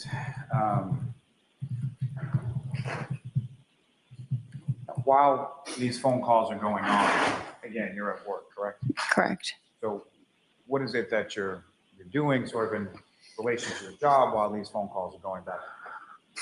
I'm trying to like in between draw labs for my patients, and then I'm like going in the back room, texting or calling, and then I'd go back out to the desk, out to the patients.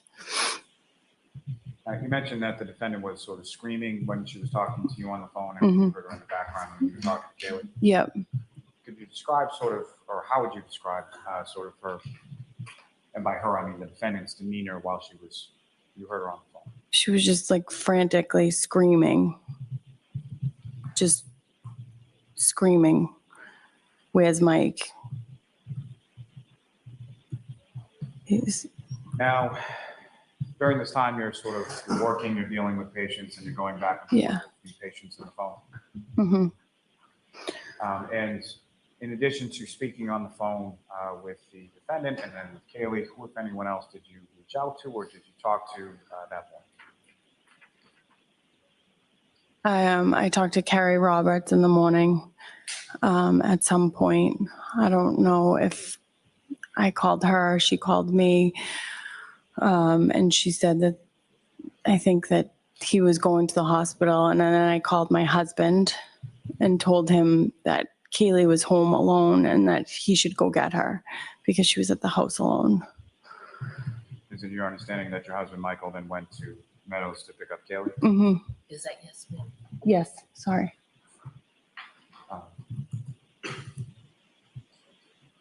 Now, you mentioned that at some point you spoke to Carrie Roberts, is that correct? Yes.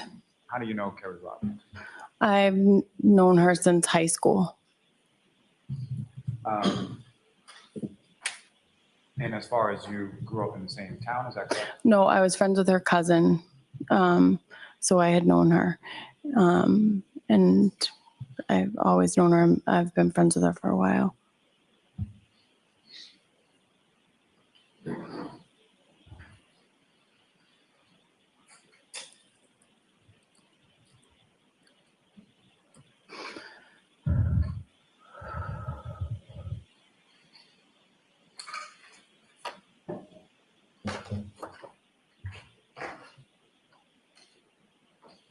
Just one moment, John. Sure.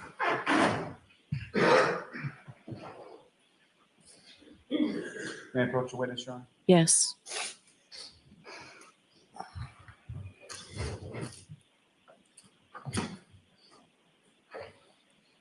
Ma'am, I'm going to show you what's been previously marked as Exhibit 48.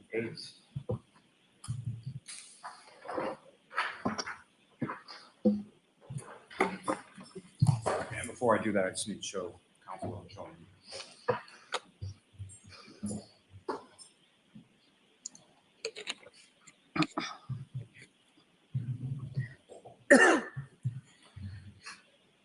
May I approach him? Yes. Showing you what's been marked as Exhibit 48, specifically on page 22. With respect to that box, white box sort of towards the top of the page, you see a listing as sort of participants of that conversation? Yes. That's a text conversation. Yes. And who is sort of listed as the participant within that conversation? Katie Camerano and JJ. And is JJ another sort of name or nickname for John O'Keefe? Yep. And the content, there's two blue bubbles on the bottom of that page, is that correct? Correct. And do you recognize the content of those bubbles? Yes. And what do you recognize those to be? My text messages to him. Those are text messages you just testified about as far as sending to John that morning. Correct. And both of them are from you with no response from Mr. O'Keefe. Correct. And about what time are the 2 text messages sent to Mr. O'Keefe according to that document? 5:10. May I approach this retrieve, Your Honor? Yes. Mhm.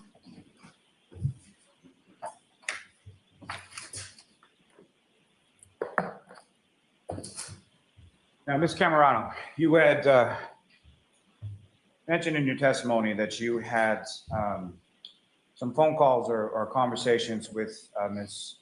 Reed on the morning of January 29th, correct? Correct. May I approach again, Your Honor? Yes.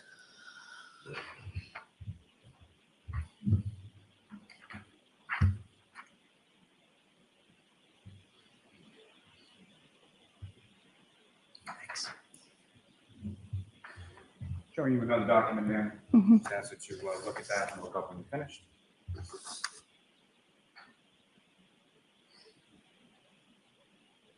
Yeah. And that document, do those seem to reflect the calls that you have between yourself and the defendant, Ms. Reed, on that morning of the 29th? Yeah. Objection, Your Honor. May we approach briefly? Sure. Could I please see that?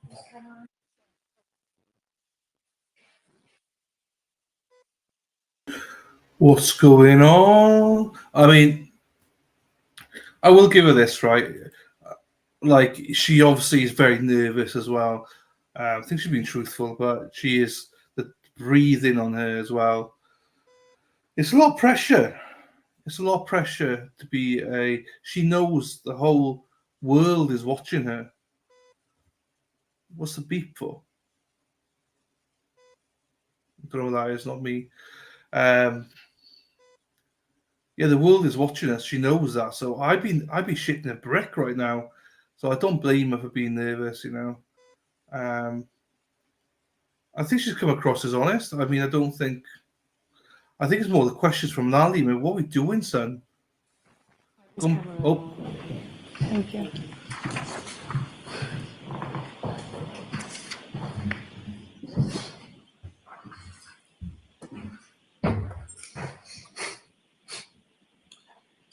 And so, Ms. Camerano, from that document, does that seem to be the phone calls and the timing of the phone calls between yourself and Ms. Reed that morning? Okay. Yes. May I approach again, Your Honor? Yes. I'll open to introduce in a minute the next exhibit. Any objection, Mr. Jackson? Not at this time, Your Honor. All right, thank you.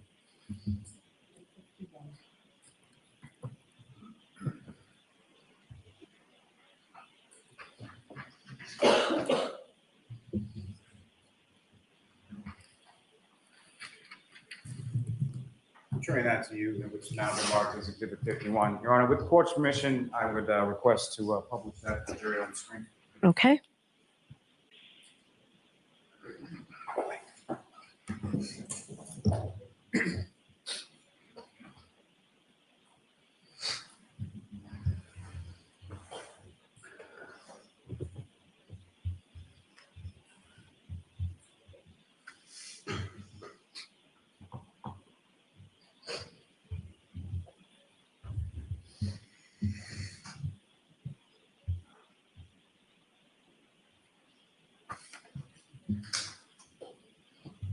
Thank you, Ms. Camerano. Thank you, Madam Court Reporter. And I'm sorry, Ms. Gilman, if you could please just see if you could mark that just a little. Mr. Lally, keep your voice up and step aside so all jurors could see this, please. Yes. Just before we get to what's up on the screen, is that what you have before you as Exhibit 51? Yes. No, Ms. Camerano, starting from sort of as far as the order of these, do you see sort of to and from and sort of date times on there? Yes. And does it appear as if the earlier times are sorted towards the bottom and then it goes on in time and chronology towards the top? Yes.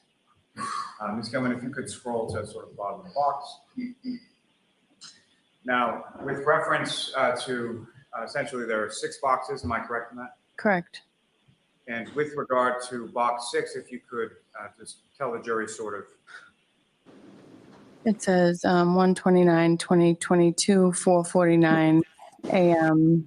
to Katie Camerano, answered 2 minutes and 51 seconds. And the box above that, number 5. From, it looks like I called her at 4:56 on 1/29 for 2 minutes and 57 seconds, answered. And the box above that, number 4, please. I called her 5 a.m., 2 minutes and 4 seconds, answered. And then I called her again at 5:32 for 8 seconds. That was answered. And then I called her again at 5:34, was missed. At 5:34 was missed. And then I called her again at 6:44 and 49 seconds, and that was not answered.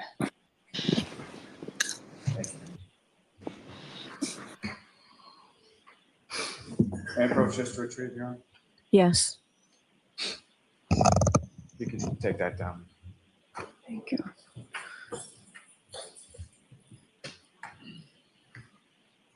Now, with respect,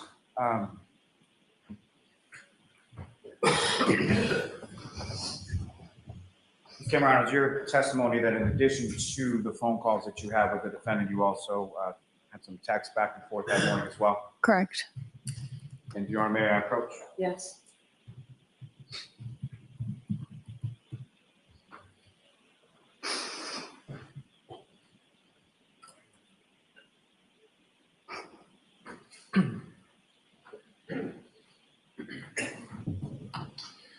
Ms. Camerano, showing you a document, asking if you could just take a look at that and look up when you're finished.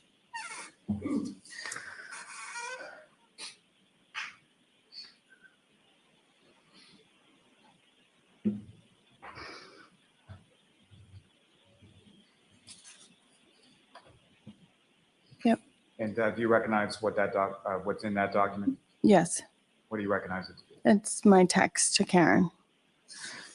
And with respect to the sort of first page of that, is there also similar to the ones I showed you with regard to Mr. O'Keefe? Is there a listing as far as the participants in that conversation? Yes. And who does it state? It's Karen Reed and Katie Camerano. May I approach again? Yes. I'm off to seek to introduce in a minute the next exhibit. No objection, Mr. Jackson? No objection, Your Honor. All right, thank you.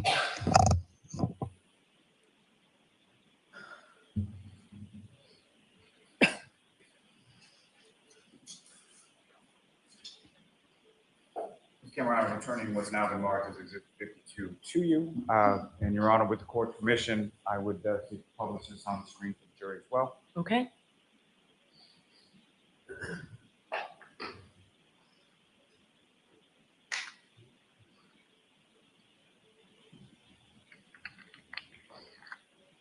Now, Ms. Camerano, if I could direct your attention to sort of the content of this. There's blue bubbles and green bubbles, is that correct? Correct. And is there an indication on there as far as who the message is from and who the message is to?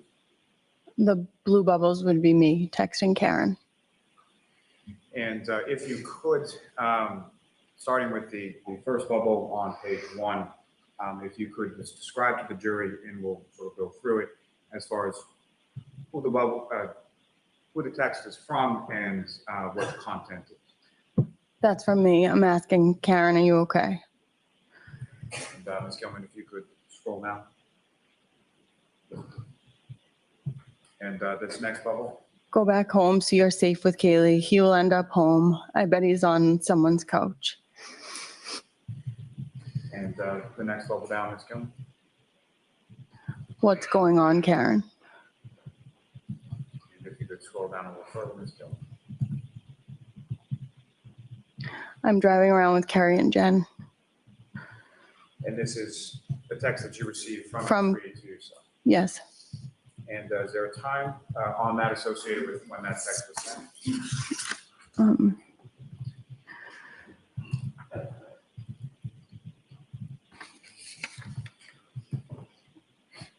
I can't read that from there. 5:53, does it say? 5:53 a.m., is that correct?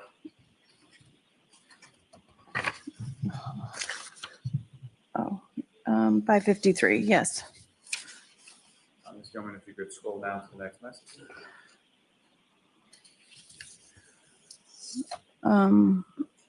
Okay, is one of them driving? And just to be clear, this is you texting. Ms. I'm Reed. texting Karen, yes. Is one of them driving? And then, And why were you texting that, or why were you concerned about that? because she was so hysterical, I didn't want her driving. And Ms. Gilman, if you could scroll down to the next message. And what, if any, response did you receive from Ms. Reed? Yes. And Ms. Gilman, if you could, scroll down to the next. And I said, okay, keep me posted. Gilman, if you could, scroll down. At his brother's or mom's ? Or the station he works at. Both of those messages, about what time were those? 6 a.m. And what, if any, if Ms. Gilman, if you could scroll down, and then what, if any, response did you receive from the defendant, Ms. Reed, following those texts? I don't think so. His bro is in West Bridgewater, Bridgewater. Ms. Gilman, if you could scroll down again. The next message, ma'am. Right, I'm sorry, I'm just brainstorming. The next green bubble, ma'am. It's okay. And the blue bubble below that. Any luck? And that was a text you sent at approximately what time now? 6:34. And Ms. Gilman, if you could scroll down to the next. And what was Ms. Reed's response? He's dead. And again, at what time did you receive that text message from Ms. 6:34. Ms. Gilman, if you could scroll down. Yeah, What, Karen, are you serious? that's a blue bubble, your response to the last statement. Yes. Ms. Gilman, if you could scroll down again. And then Karen, do you have any idea where he is, or did you find him? Lastly, Ms. Gilman, if you could scroll down one more time. He was in the snow. And that last message that you received, what time was that? That was at 6:36. Ms. Gilman, you can take that down. And Mr. Officer, if you could collect that. Thank you.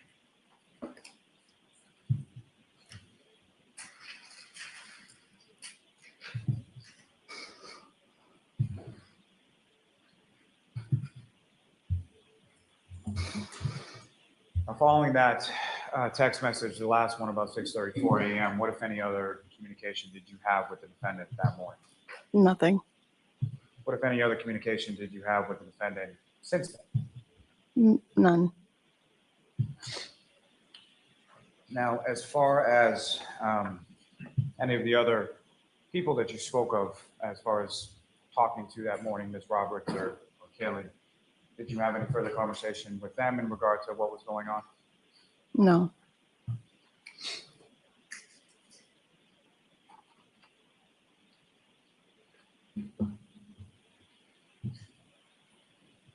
If I may have just one moment, Your Honor.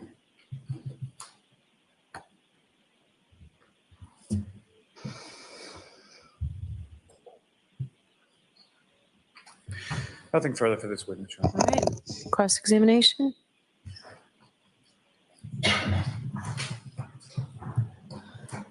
Mrs. Camerano. Hi, how are you? I'm good. I'm good.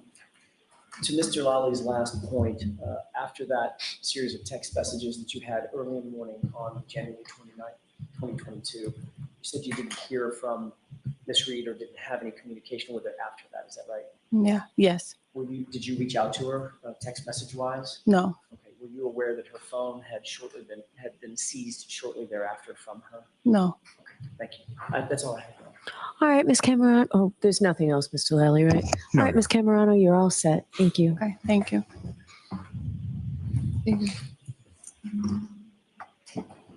Your next witness, Mr. Lally? Yes, Your Honor. The Commonwealth will call Mr. Kirk Roberts to the stand.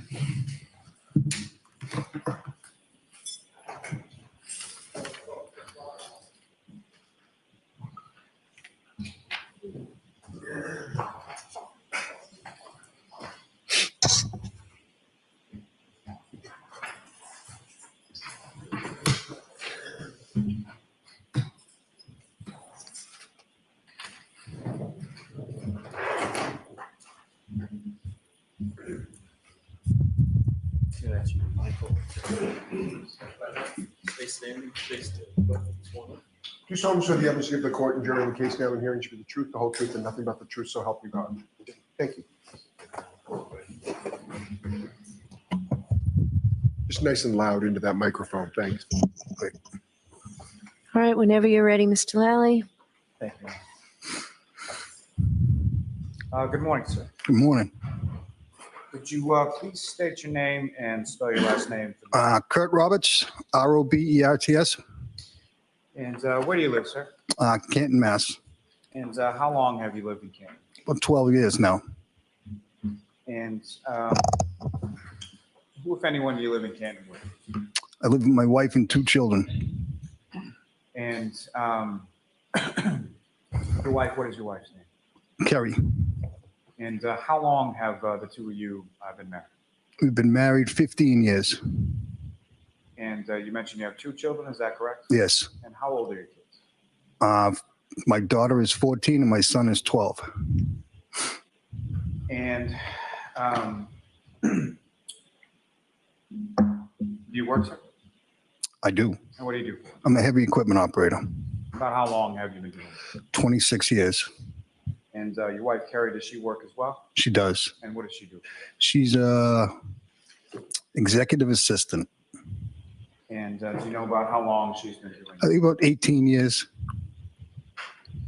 And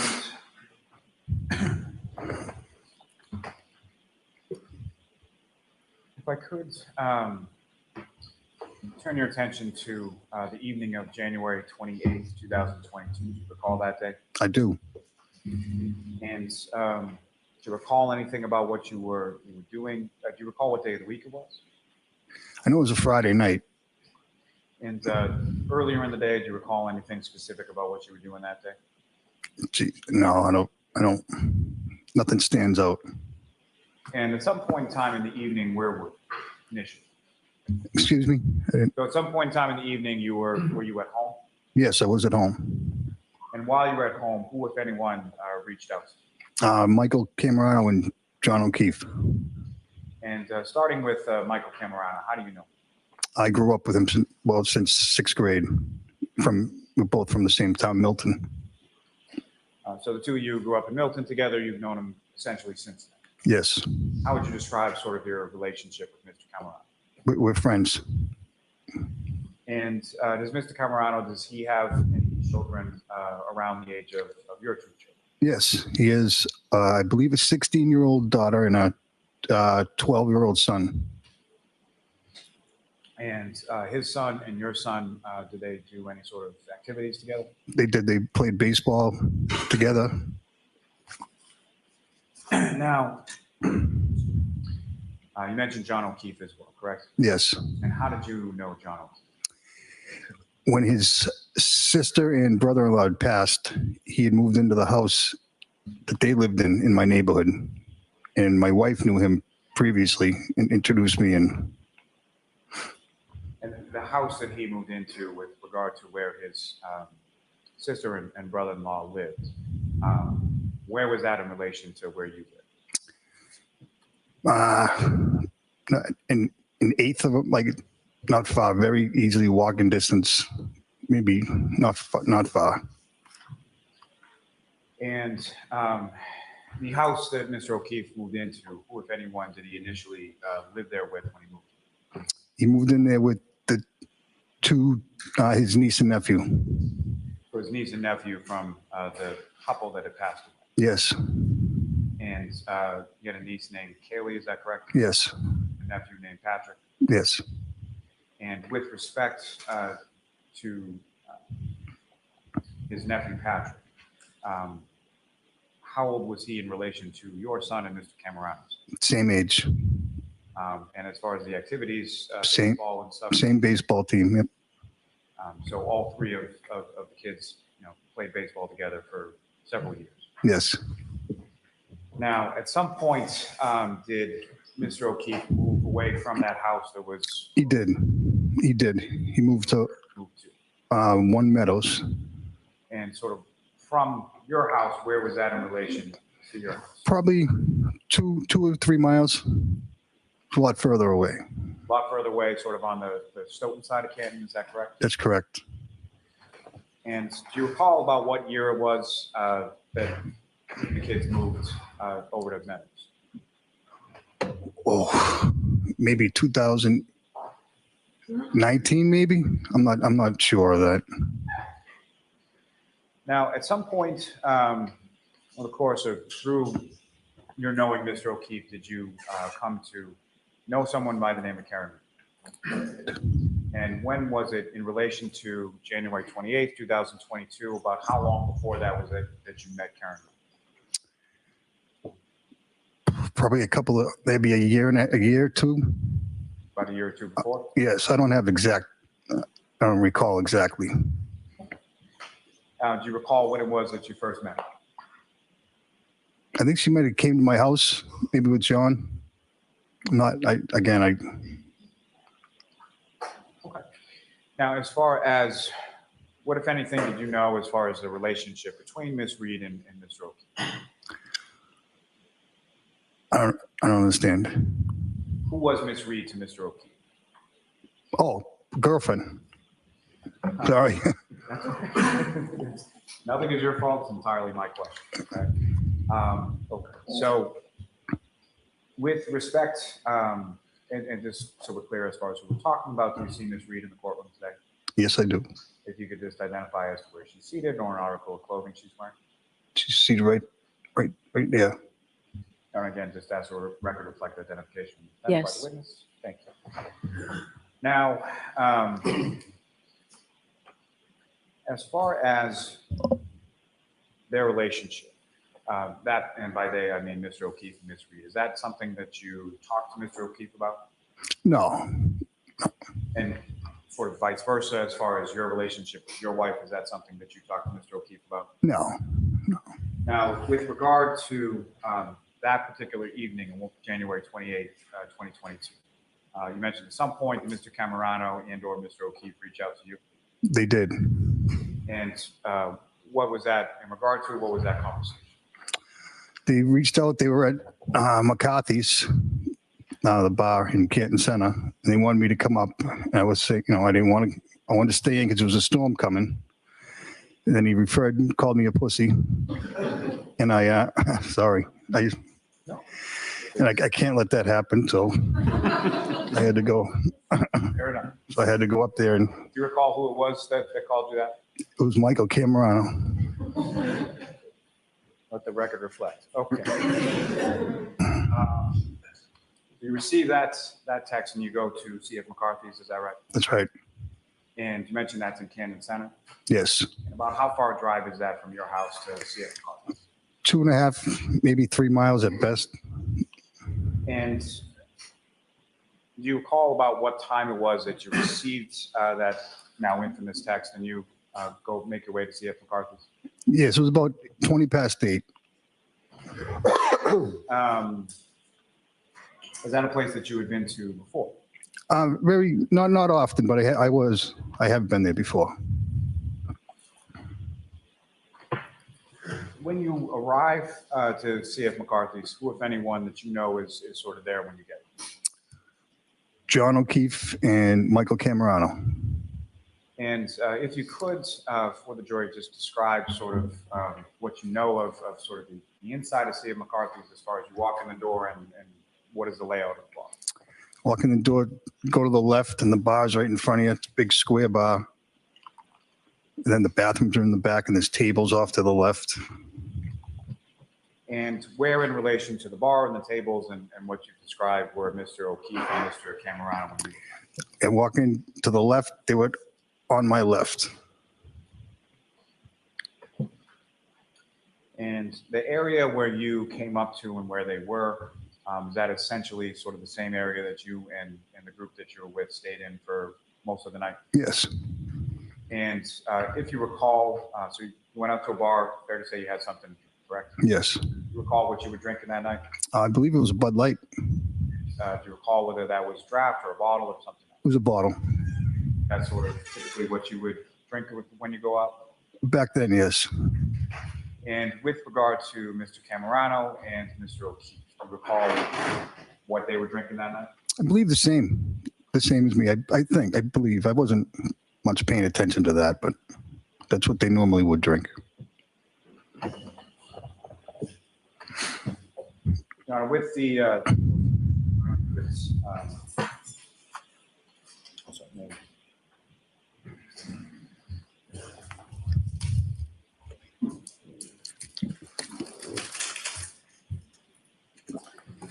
now, with the court's permission, if I could publish to the jury portions of what's been marked as Exhibit 50 to C.F. McCarthy's video. Okay.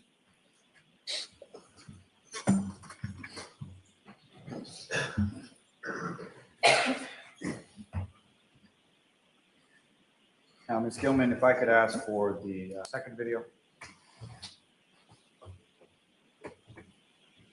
And if I could ask you to push it forward to 34 minutes and 10 seconds.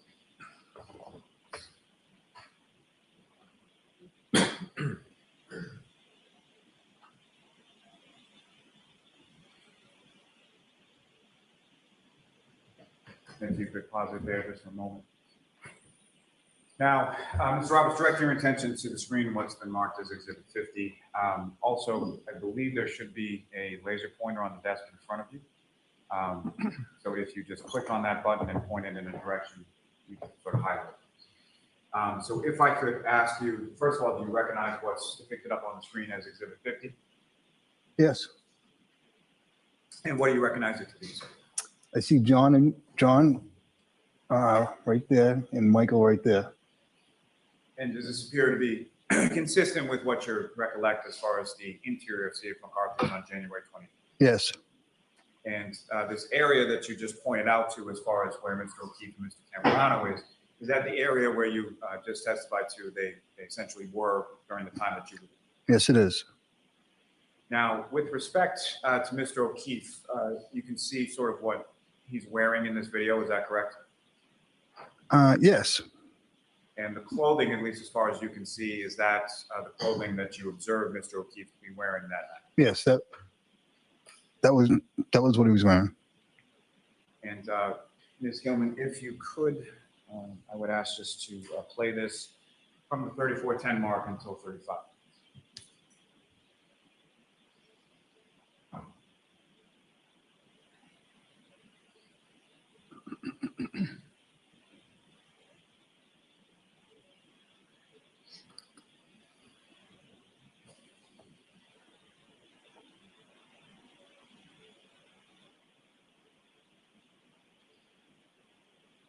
Pause there just a moment. The gentleman that just came in through the door, do you recognize him, sir? Yes, I do. And who do you recognize him? That's me. So that was about the time that you arrived, is that correct? Yes. Ms. Gilman, if you could just continue it for another 33 seconds.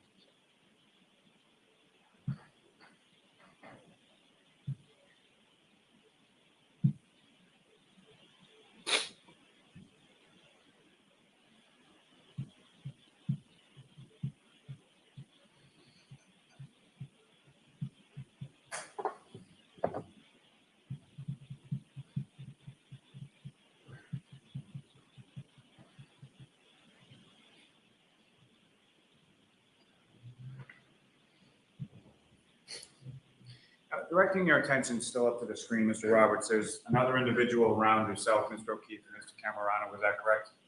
Yes. And do you recognize who that person is? At the time, I didn't know. He doesn't look the same in this picture right now, but I believe it's Sully. And that's someone at this time on January 28th, you didn't know who that was? No, I did not. You now do? I do now, yes. Okay. Who do you know him to be in relation to sort of yourself and Mr. Camerano and Mr. O'Keefe? Well, I know his son played baseball on my son's baseball team. And I met him that night. We were talking.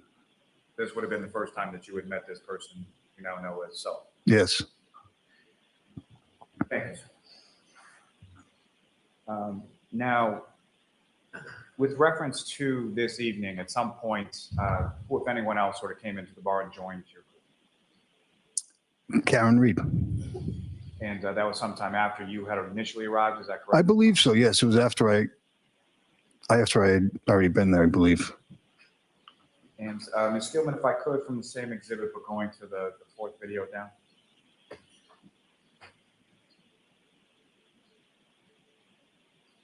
And if I could ask you to bring it up to 22 minutes and 20 seconds.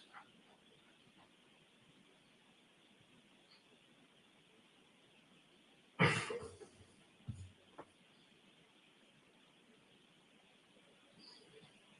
you could just pause. Now, as far as Ms. Reed, you see Ms. Reed in this video? Yes, I do. And if you could, just using that laser pointer, direct the jury's attention to where you see Ms. Reed. Right there. Now, Mr. Roberts, you were, fair to say, a little reluctant to come out that evening, is that correct? That's correct. And as far as timing, about how long was it that you stayed at C.F. McCarthy's before you left? It's a good hour. 1 hour. An hour or so? So I was home by about 10:15. I was home. And if you recall, about how many beers did you have while you were there? Probably 3 or 4. And what you were drinking, was that, as far as amount was concerned, was that the same, less, more so than sort of the other people that you were with? Probably one more. I would think. I kind of drank them kind of fast because I was taking off. So you may have lapped them by a round or something? Sure, yes.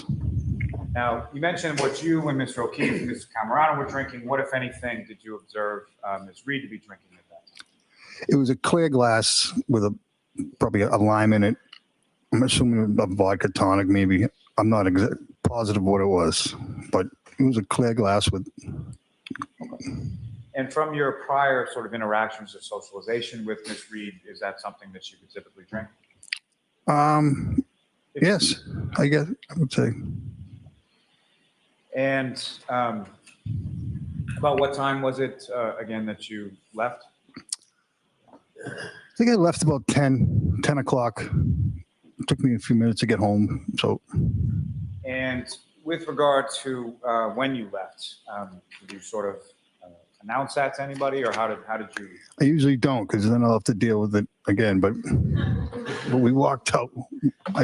Me and Michael Camerano, I believe, about the same time. I might have been a minute or two before him, that's all. So you sort of exit and just sort of leave, and then at some point in time, around the time that you left, Mr. Camerano left as well. That's right. And Ms. Gilman, from what's up here as Exhibit 50, if I could ask you to just play from this point, so about 22 minutes and 50 seconds.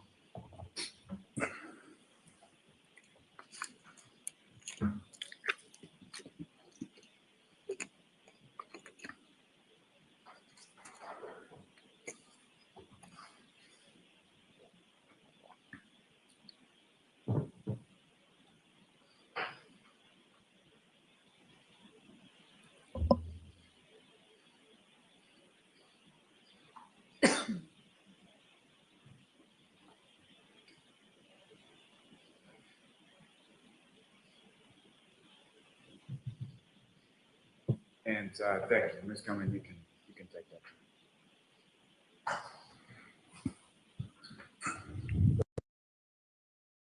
Correct? I believe so, yes. So fair to say that was about the time that you left. to, during the time that you were at McCarthy's with this group, including yourself, Mr. O'Keefe, Mr. Camerano, and Ms. Reed, how would you describe sort of the general tone or demeanor of the group while you were there? Everything very, very normal. Just a few friends out having some drinks. Nothing that stands out. No arguing, no anything? No. And as far as the clothing that I asked you about with regard to what Mr. O'Keefe was wearing, when you were there that night, did you notice anything as far as tears in the clothing or any dishevelment or anything like that? No, I didn't notice anything. And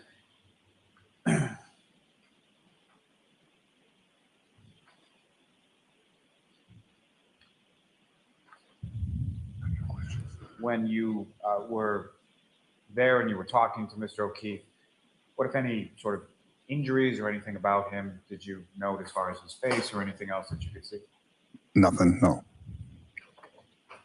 Now, once you left, where did you go? I went home. And do you recall when you got home? I think you've already said it, but about what time was it that you got home? But I think 10:15 was be my best guess. When you got home, who, if anyone else from your house, from your family, was there? I believe my wife and kids were there. They're up in bed, but they weren't downstairs. And at some point, did you go to bed that evening? I did. And about what time was that? Probably I saw the snow start coming down. Probably 11:30, 12, maybe midnight. And about the time you mentioned that you had been aware that there was a storm coming in, correct? Yes. About the time that you went to bed, around midnight or so, what, if anything, did you observe? Did you look outside or see anything? It was snowing. So And in relation to that, what, if anything, could you hear while you were in the house, sort of making your way to bed? The wind was hitting the windows. You just knew it was the storm. Now, you go to sleep with your wife, correct? That's right. Yes. The next morning on the 29th, what, if anything, is it that wakes you up? A voice on my wife's phone was yelling, like screaming, frantic it wasn't, and that woke me up. So I asked, what is that? And initially, did you recognize that voice on your wife's phone? I didn't recognize it, but I just couldn't make out the words. But it was just a screaming. And could you hear anything as far? You couldn't make out the words? I couldn't make out no. And at some point, did you recognize that voice or come to find out who was on the other end of the phone? Yes, I did. It was Karen Reed. And about what time of the morning was that? I'd say 5 o'clock would be a good guess.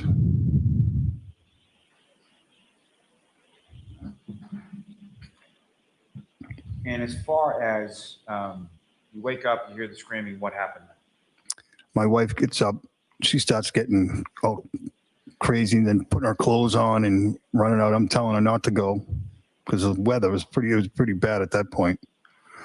And of course she goes.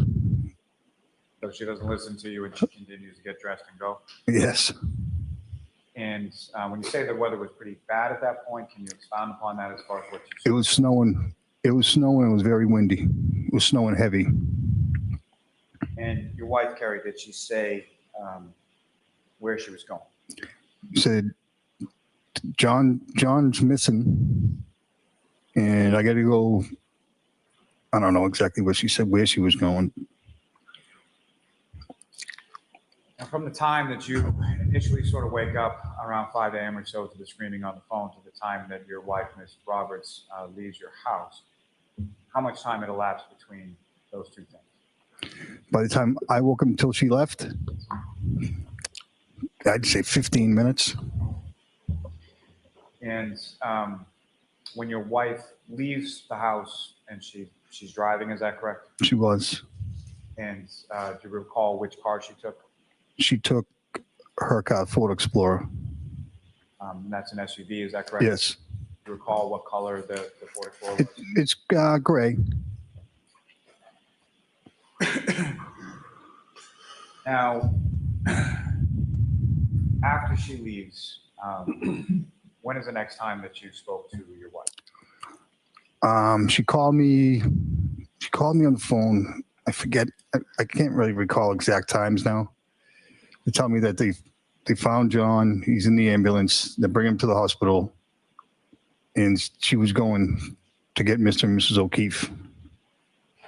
And by Mr. and Mrs. O'Keefe, who did you understand that? John's parents. And did you know John's parents? I did. Did you know where they lived? I did. And where did they live? In Braintree. So your wife calls you, tells you Mr. O'Keefe's in an ambulance and she's going to Braintree to get his parents. That's right. And after you heard that, what is it that you did next? I believe I snowblowed the driveway, got it ready because I knew she's going to come home in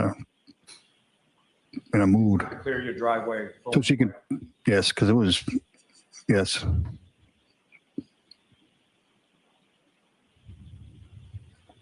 Now, when you go out to clear the driveway at the time that your wife calls you, about how much snow was in the driveway at that point? I'd say there was drifts of at least a foot or so. It was pretty good. It was a lot. Tough to get the car in.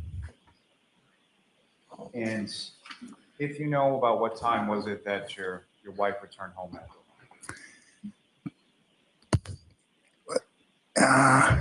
8 o'clock. I don't know exact time. And when you say 8 o'clock, you mean 8 o'clock in the morning or night? A.M. 8 a.m. If I may have just one moment, Your Honor. Yes.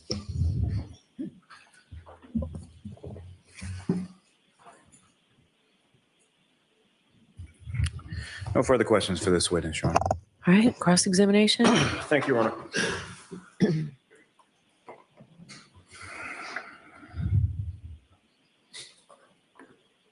Good afternoon, sir. Good afternoon.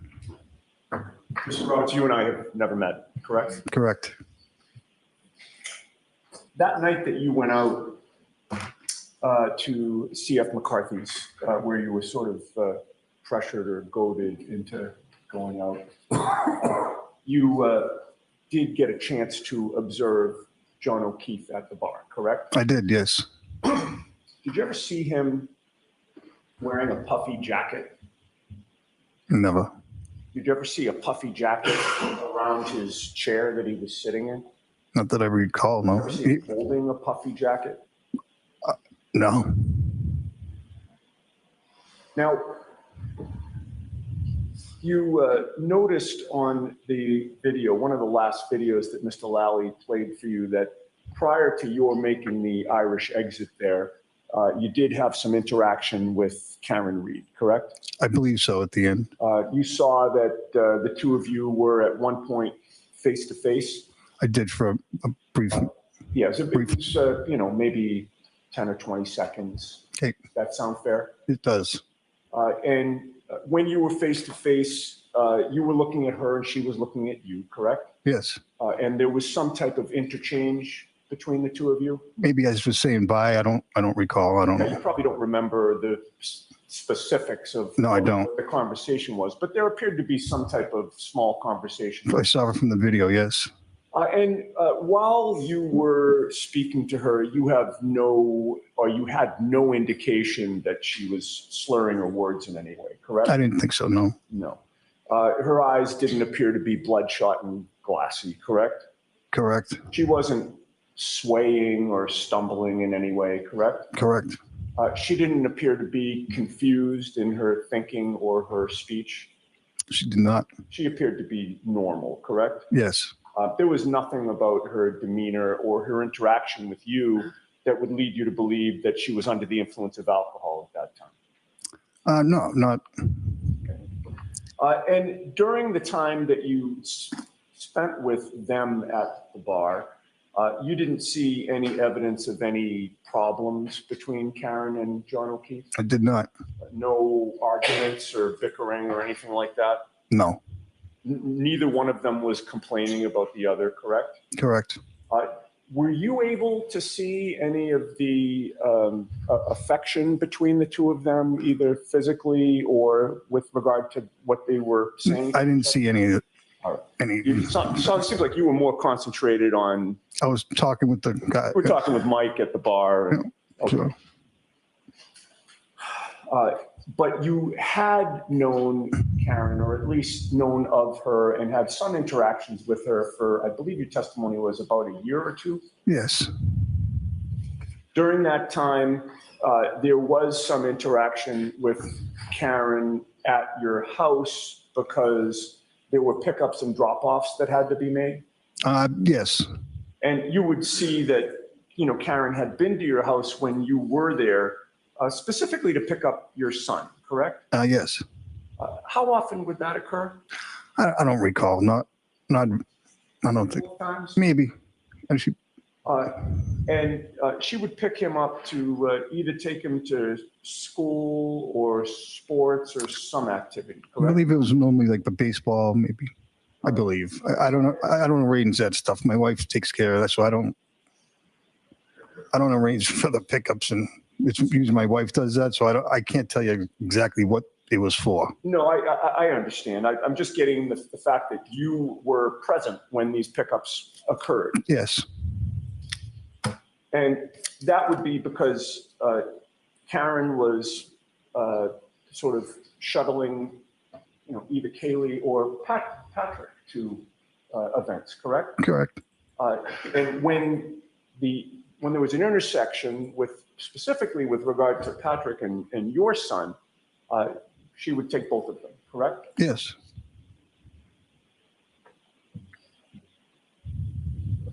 And from your observations of Karen Reed during that 1 or 2 years that you had come into contact with her, the contact you had was mainly surrounding what happened with the kids, correct? Yeah, I would say mainly. And she appeared to be responsible, correct? Objection, Your Honor. The objection sustained. Ask it differently, Mr. Yannetti. Sure. She appeared to be caring toward the kids, did she not? Objection. Overruled. May we approach? Okay. Jurors, feel free to stand up and stretch. El Jefe, are you there? Dylan, my God. How are what we? a week to have this happen to me. Everyone on the chat, I want to thank all of you for reaching out to me and being concerned. Looks like we're going to be out of the woods, hopefully. Just real quick, Dylan, if you give me a chance. It was we had to get a new shingles on the roof for our insurance. When the company went down to code enforcement, anyways, I guess they're going to come back. They found open permits. It's been a nightmare. But then that caused another problem. But the engineers had to come. We had other people coming. So anyways, I'm back on track. But what a week to miss. This is crazy. I know, especially speaking of your baby. We'll touch upon it over My the lunch baby, break. let me tell you right now, my baby is on fire. Yes. Okay, real quick, before anything ever happens, I'm putting out a picture that has a red circle, right? On the side, if you go on my Twitter account or my Facebook, The Corruption, there's a picture of the side of the car, right tail light with a circle. I'm going to tell you all right here. Listen very closely. Everything that's in the side of inside that red circle, I guarantee is in the Mass State Police evidence. You know what that means, people?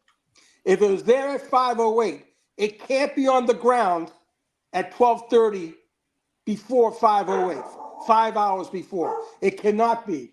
I don't care what that video cam showed. Even Kevin Lettingham, the Yellowtails guy, was extremely disappointed. He's trying to pull some life. It was never about the rear. I got pictures of the crack. It's on my Twitter thing, right? I've got pictures. Anyways, they're coming back. Yeah. But trust me, they're done. They're all done. The baby is back.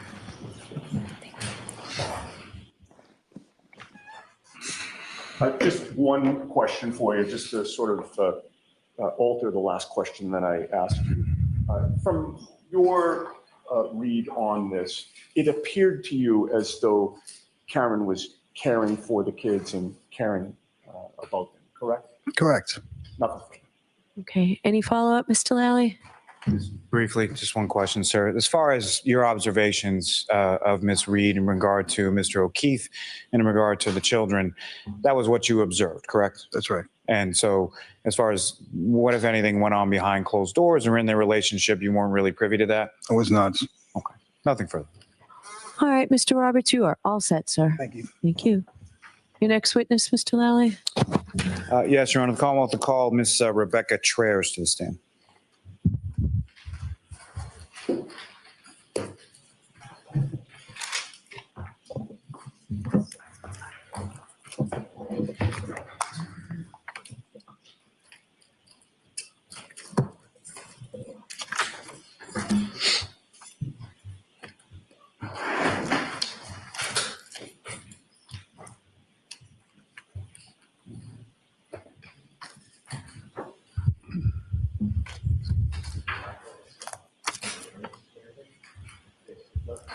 Do you solemnly swear the evidence you give the court and jury in the case hearing here is the truth, the whole truth, and nothing but the truth, so help you God?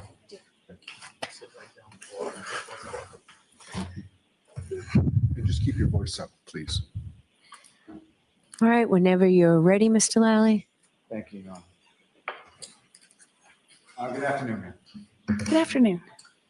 Could you please state your name and just spell your last name for the jury? Rebecca Traers, Trayers. Ms. Traers, what do you do for work?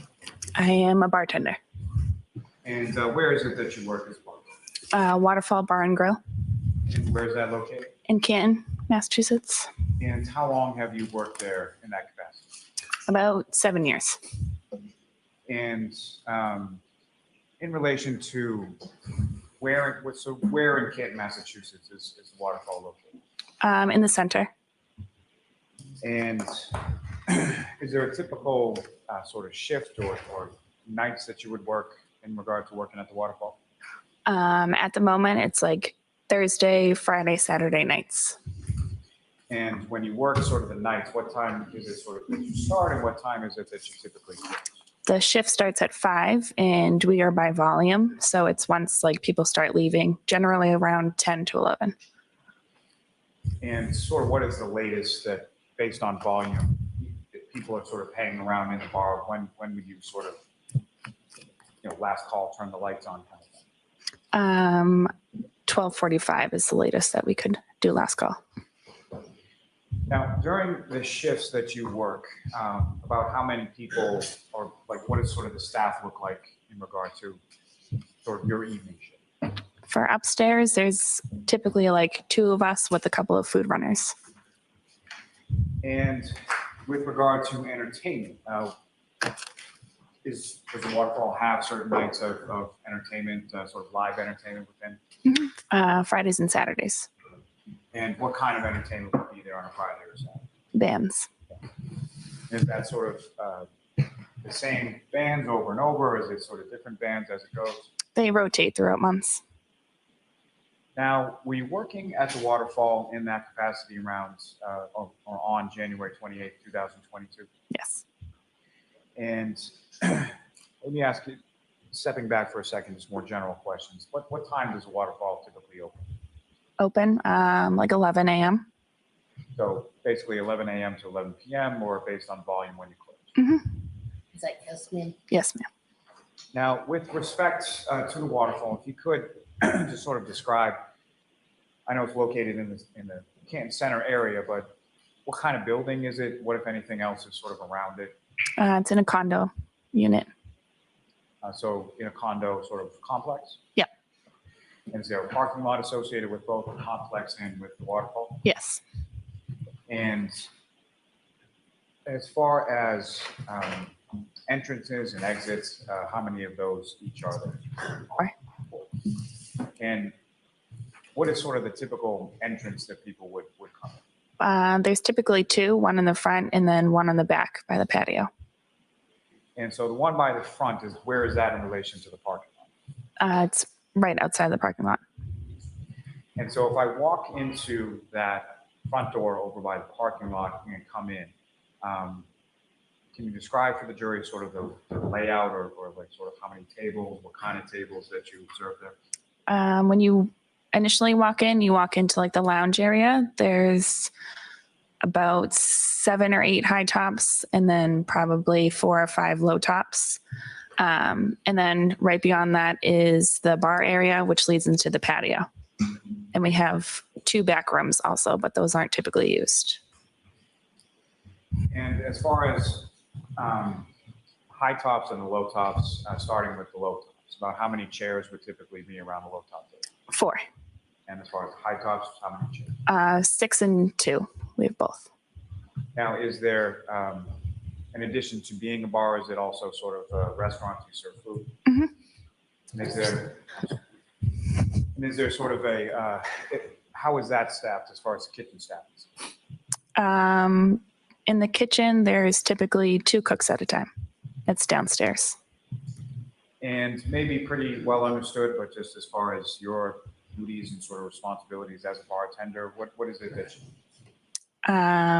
I serve drinks and take food orders. Now, are there people, do you have sort of regular customers that come in on a fairly regular basis? Yes. With respect to the bar, is that sort of a full service bar? What would full service be? 4 questions. Let me rephrase. So you have beer and wine, is that correct? Yes. And is there sort of mixed drinks and cocktails and things of that nature as well? Yes. Now, when it comes to the glassware that the waterfall has, where does that come from? Like, where do we buy it? Is that what you're asking? Typically a restaurant depot. And is there like a certain type of, well, let me start back. So if you're getting something that's either a draft beer or wine cocktail, does the type of drink that you're ordering have any reflection in the type of glass you would receive? For the most part, yes. And as far as if you're, let's say, getting a non-alcoholic drink, how would that typically be served? In a pint glass. I'm sorry, what was the answer? A pint glass. Thank you. And if you were getting a mixed drink or a cocktail, how would that typically be? What kind of glass would that typically be served? In like a shorter one. And the shorter sort of cocktail glass, as far as the weight of that, would that be heavier or less heavy than the pint glass? The same. And as far as the sort of thickness of that cocktail glass, would it be thicker at the bottom or thicker at the top or something? We have different short glasses, but the bottoms are typically heavier in glasses. Now,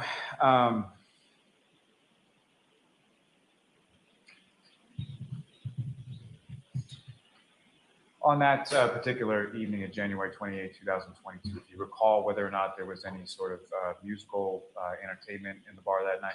There was a band. And do you recall the name of the band or what kind of music they played? No. But it was a live band, is that correct? Yep. And when a live band is performing at the waterfall, where is it in regard to the layout that you were just describing that band would typically set up? When you walk into the building, it's left of the high tops. There's like a small alcove. We move tables for them. And once the band is done, what, if anything, do you do with that space once the band clears out? We put the tables back. Now,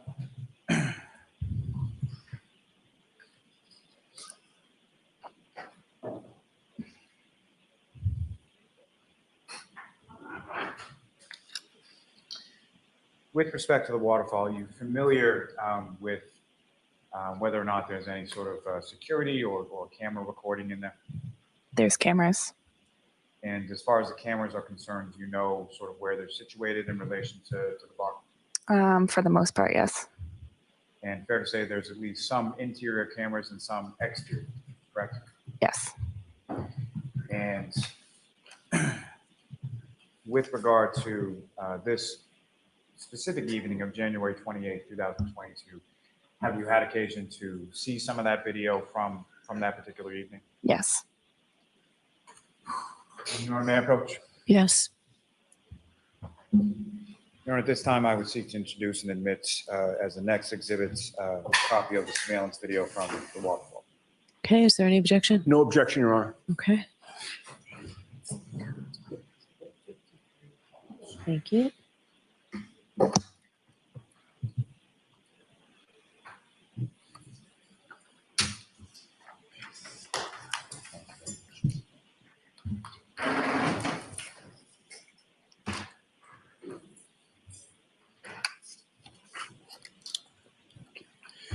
You know, with the court's permission, I would ask to publish just certain small portions of that at this time. Okay.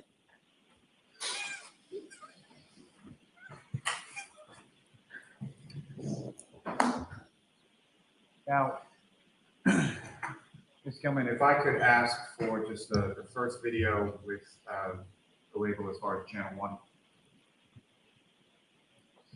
If you could just pause right there. Now, Ms. Travis, what's up on the screen? Do you recognize generally what that is? Yes. And what are we looking at? Waterfall parking lot. And so this is the parking lot that you were referring to as sort of the front door that leads out to the parking lot for both the condo place and to the bar. Yes. And the video, as far as you're aware, is date and time stamped, and those dates and times are accurate, correct? The If date, you know. yeah. Yes. Yes. Thanks. Ms. Gilman, you can take that down.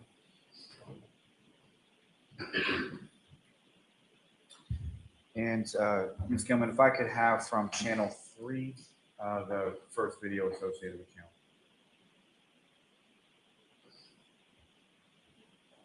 And if you could just pause there. So Ms. Traers, before you, I think on that desk should be a laser pointer. Mm-hmm. So basically all you need to do with that is just click the button on top and then point it at the screen if and when I ask or anybody asks. Okay. So again, what's up on the screen right now? Do you recognize that? Yes. And what do you recognize that? The lounge area of Waterfall. And if you could, using the laser pointer, direct the jury's attention first to that area that you were speaking about where a band would normally perform. Let's find it right here. And that's where the band was that night. Yes. And the high tops and low tops, if you could direct the jury's attention to where those would be located. So these are the 6 people ones, the 2 people, and then low tops. And as far as the bar area, or sort of where you would be situated within the establishment when you're working as a bartender, whereabouts, if you could direct the jury's attention to whereabouts that. All the way back here. And sort of immediately adjacent or right in front of sort of where the bar area is, what kind of table or what, if anything, is closest to the bar? High top. Now,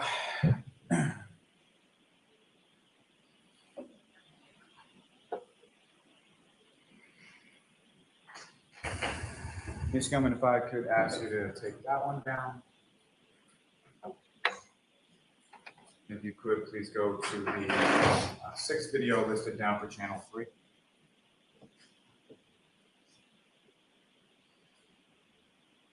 And if you could pause there for a sec. And Ms. Travis, directing your attention up to the video for the, up to the screen for the video that's now up there. You recognize this to be the waterfall as well? Yes. The timestamp on it says 1:29/12:01. Is that the AM? Is that correct? Correct. And fair to say that or what, if any, difference do you note sort of about the lighting in this video versus the one from earlier around 10:30 p.m. So, This one's brighter. and why is that? We are getting ready to close. So you would have turned the lights on at that point? Yes. And as you're closing, what are some of the sort of final things that you're doing as you're sort of closing up shop? Cleaning up.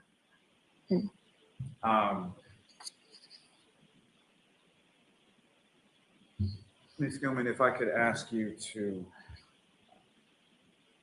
push this forward to about 15 minutes and 45 seconds.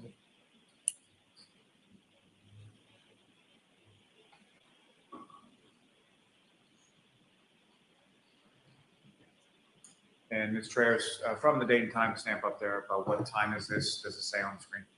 12:16 a.m. And Ms. Gilman, if you could play this from this point till about 16 minutes and 8 seconds.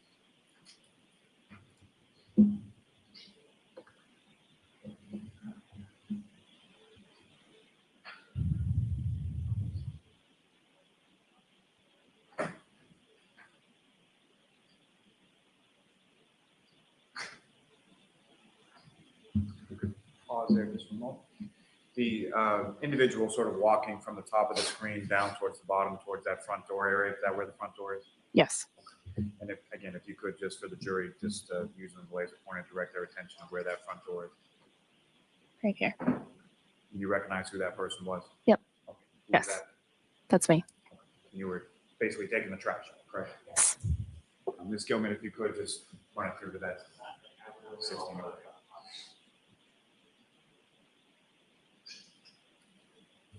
Thank you. You can stop it there and you can take that down, Ms. Gilman. Thank you very much.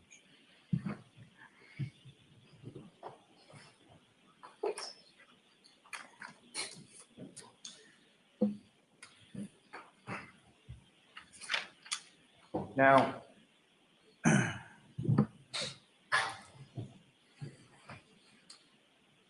from that evening of January 28th, 2022, I'm going to ask just a couple of people's names and then ask if you know them or recognize them as far as sort of people that you've seen in that establishment before. Okay.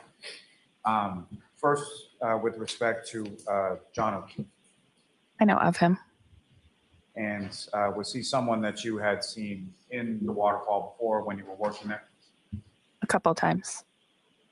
Did you know him specifically by name, or did you just sort of know him as a familiar face? First name. And what is it typically that, you know, as a bartender, what is it typically that he would sort of order or get when he was? I couldn't tell you. Don't know. I'm just asking as far as beer versus cocktail versus whatever else, if you know. I'd say beer. And do you recall seeing him in the waterfall on January 28th? Yes. And could you describe what, if any, interaction you had with him or when about that was in the evening? He came up to order a beer. And at the end of the night, there was one group that was sort of the last group to leave. Is that correct? Yes. And where were they sort of situated in the bar? The high top, in the lounge closest to the bar. And what, if any, association did you see with Mr. O'Keefe with regard to that group? I believe he was standing with them. Could you keep your voice up, please? Yes. Thank you. And ma'am, if you want, so that microphone, you can move anywhere, so wherever is most comfortable. Thank you. Now,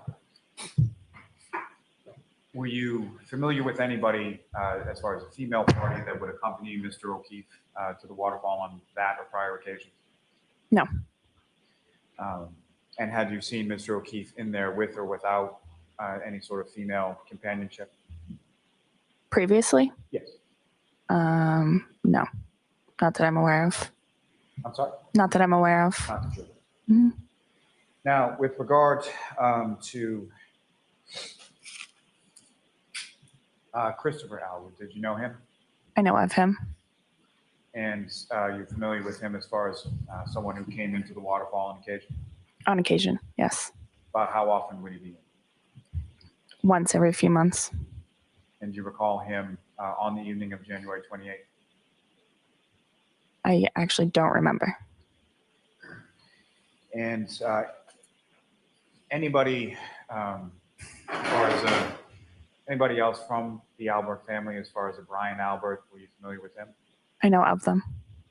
And do you recall him being there on January 28th? Yes.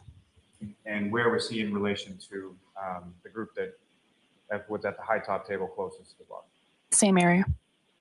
And who, if anyone else from that group, did you recognize or did you know on that evening? The only people I would have recognized would be Brian Higgins and Brian Albert's wife. And do you even know what Brian Albert's wife's name is? I forget.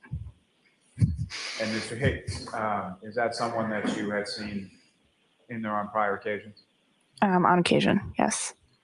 And as far as Mr. Brian Albert, is that someone that you had seen there on prior occasions as well? Same, on occasion. And had you seen Mr. Higgins and Mr. Brian Albert there together on prior occasions as well? Yes.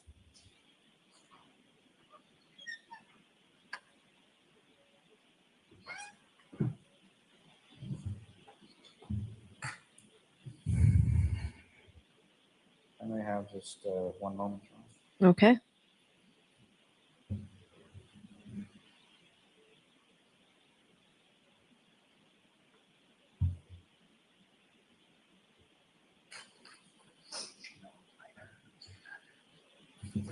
Now, at some point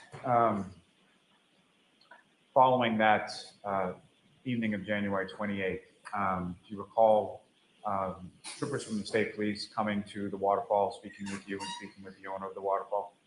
I spoke with them, not at Waterfall. And are you at least aware that they received from the establishment not only the video, but some receipts from that evening as well? Yes. And have you seen those receipts on some prior date? One. Your Honor, may I approach? Yes.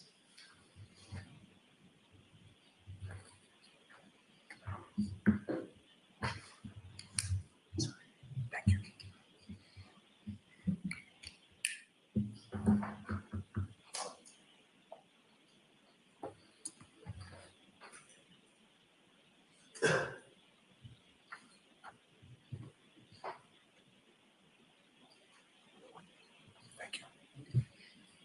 May I approach the witness? Your Honor? Yes.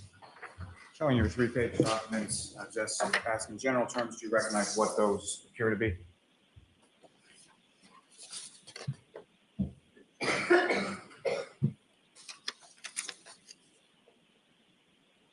Yes.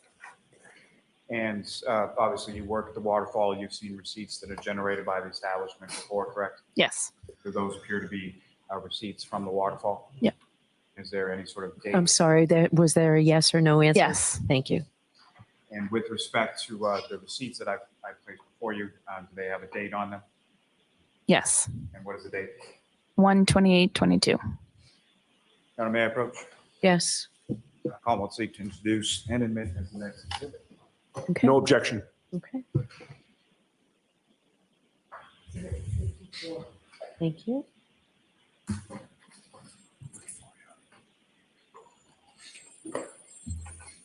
I may have one moment, Your Honor. Yes.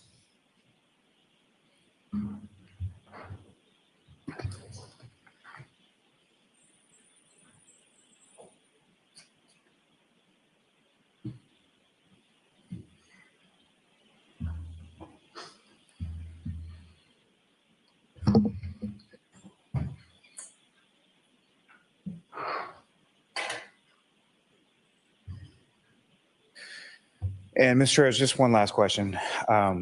With regard to some of the people that I'd asked you about, as far as Mr. O'Keefe, Brian Albert, Brian Higgins, Christopher Albert, any of those parties that you knew them sort of exclusively through your work at the waterfall, correct? Yes. Okay. Nothing further, Your Honor. All right, Ms. Giannetti? Thank you, Your Honor.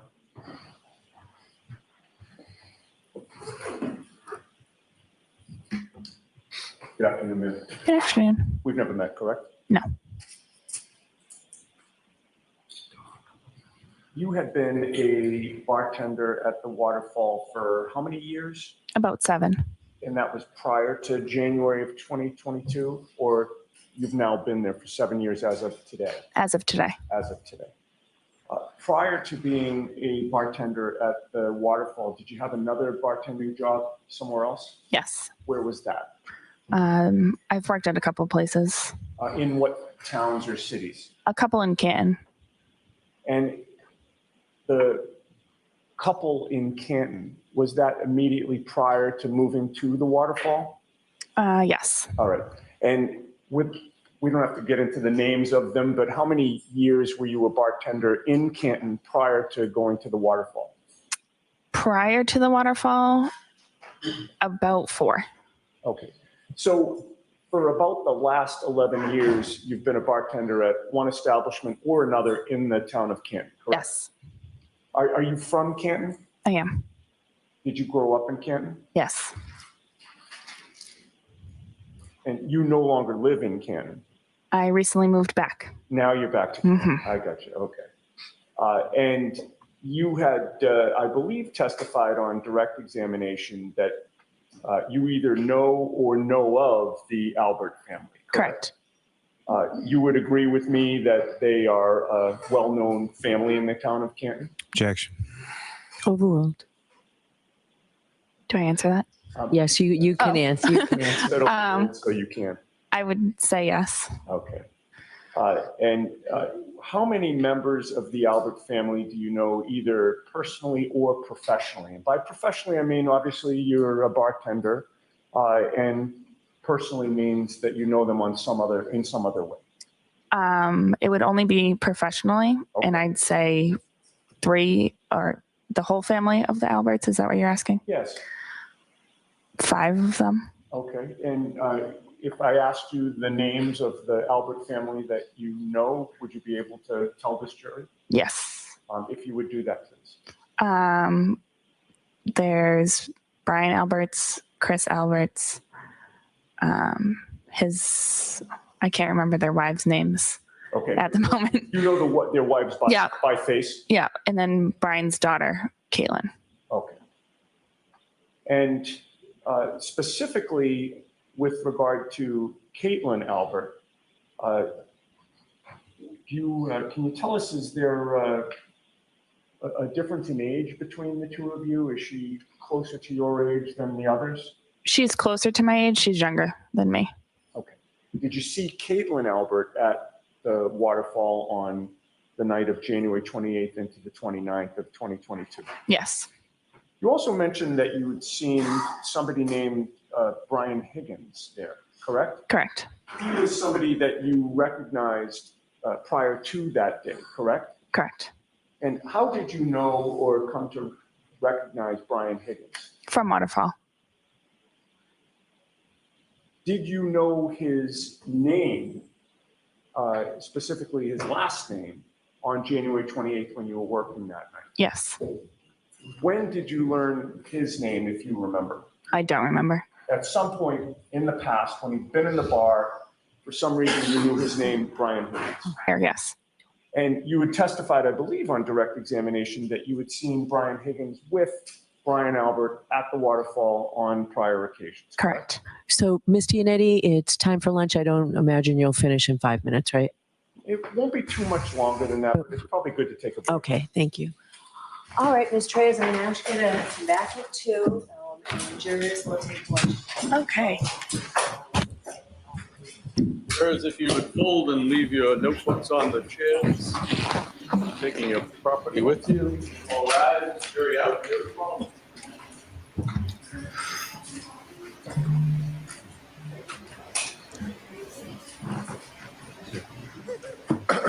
Goodbye.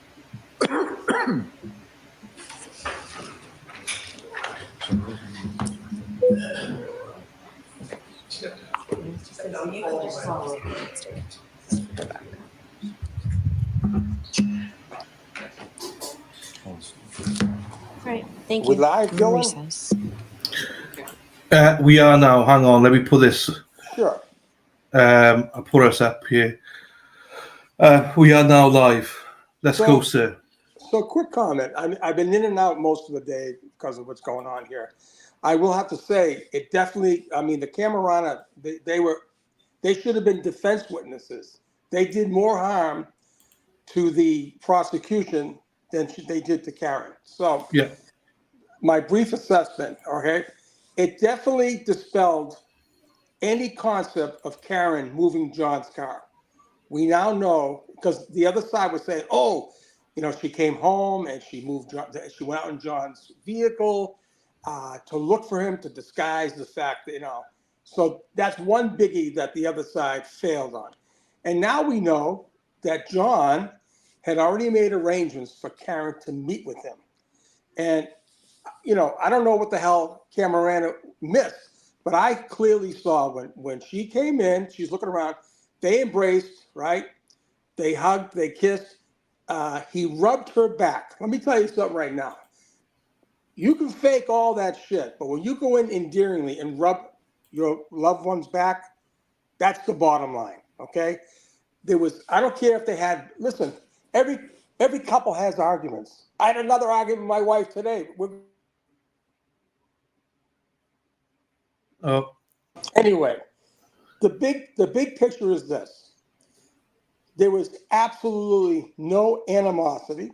There was absolutely no way that Karen moved that car. Now, they're making a big deal, okay, about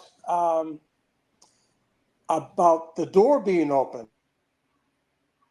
The door was open, okay, because when she came home, right, they went inside, and you know something? Maybe they couldn't close the door, and they want to go back and see John, right? Because she never came back after they all left, okay?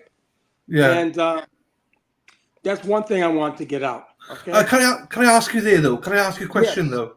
So Yes. my interpretation of that, and I could be completely wrong. So John parked it. No one moved the car. No one's moved John's car after he parked it. Okay. Yeah.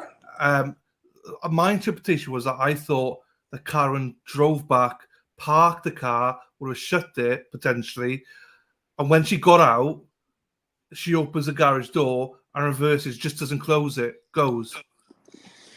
That's why I interpreted it. So she comes back after dropping John off, right? She Yeah. goes in the house. All right. No indication to know if she didn't or did not close the door. No. But I take that back. She did close the door. Okay. When she backs out, I've got the video with the sound. The door opens. She backs out. She hits John's car. Okay. Now, did she close the door? I can't put my hand in the fire. Okay. But we definitely know, okay, that the door, we know. Okay, so anyways, when she comes back with Kerry and Jen, she parks that vehicle right in front. They must go in, check in for John and the poor niece, and then they come out. And their mission right now, and let's face it, Karen is beside herself. Their mission right now is to find John. Yeah. Now, listen, sometimes my garage door here in the sun, if the sun hits the sensors in a weird way, the friggin' thing won't close. That's a normal thing. If the snow was blowing when they went in, they probably wouldn't close, okay? Yeah. And so, with that said, here you are. This is actually pretty good on the iPhone. I never knew we could do this on the iPhone. Yeah. Okay, so what a week to off. I just want to get back to the nothing burger that everyone was saying, oh my God, Sean, you're dead. You're dead on this video cam, okay? We know, okay, if you look at all my pictures, all right, because I'm gonna flood the market with every picture I have, okay? We know that taillight, okay, not that one, my friend. There's one where I have the actual crack. Let me see. No, keep going. Hey, but that's a good one right there. Look at that one right there. No, back. With the one with the green, the two cars. That's Jen and Brian Albert meeting in a cemetery on Monday. I'm missing all these great opportunities. Jesus. That's what happens when you know the FBI is on your phone and they're watching you. But guess what? Don't go to a cemetery. Get a room. All right, getting back, right? So we know at 5 o'clock when right there, there you go. Open it up there. All right, see right there to the left? Okay, right there. That's where the crack is, right there, my friend. All right, that white area. I told everyone that was where the crack was. See the yellow arrow?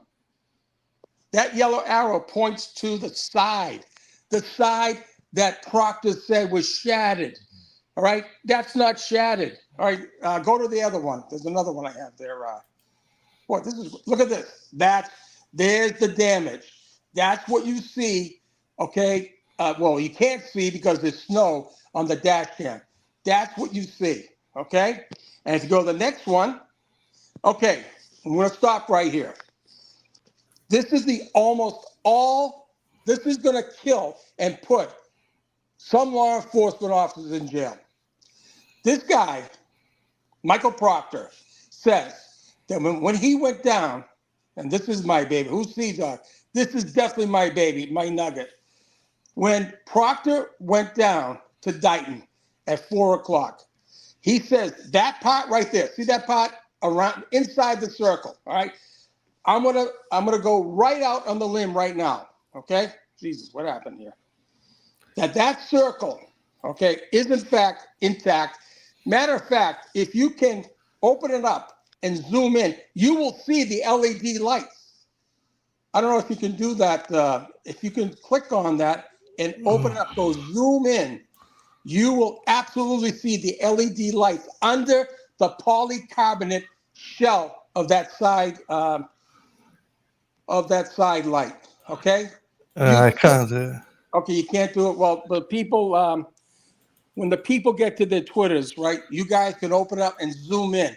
You will see inside that circle, at the bottom right, you'll see a cluster of lights. They're LED lights, and they're powered by wires that go through the electrical system. I'm telling you right now, this is going to put people in jail. They're all done. They are done. So far, they are gone. Okay? Go to the next picture. Okay. Where are the wires and LEDs? Can you zoom in on that? For some reason, I can't. I used to be able to. Okay, that's fine. This is the coup de grace here, people. Okay? I don't care what the rear of, I don't care. It doesn't matter. It doesn't matter. What was cracked, okay, what was cracked is right there in that, inside that black, go up a little further there, Dylan, right up there. That was cracked. That's the backup light. We see it at 508. Big deal. We know the only evidence that suggests Karen hit anything that day is on video. They don't have John. They don't have anything linking her to hitting John. They got a video of her hitting that part right there. And guess what? We see it. We see it when they leave at 508. Okay, go back. Now go back to the circle.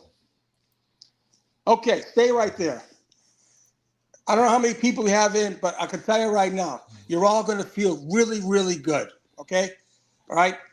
I'm here today to confirm to everyone that I have confirmed through my sources that what's inside that red circle, all right? Now remember, this is key. At 508, that circle, that car is leaving John O'Keefe's residence, all right?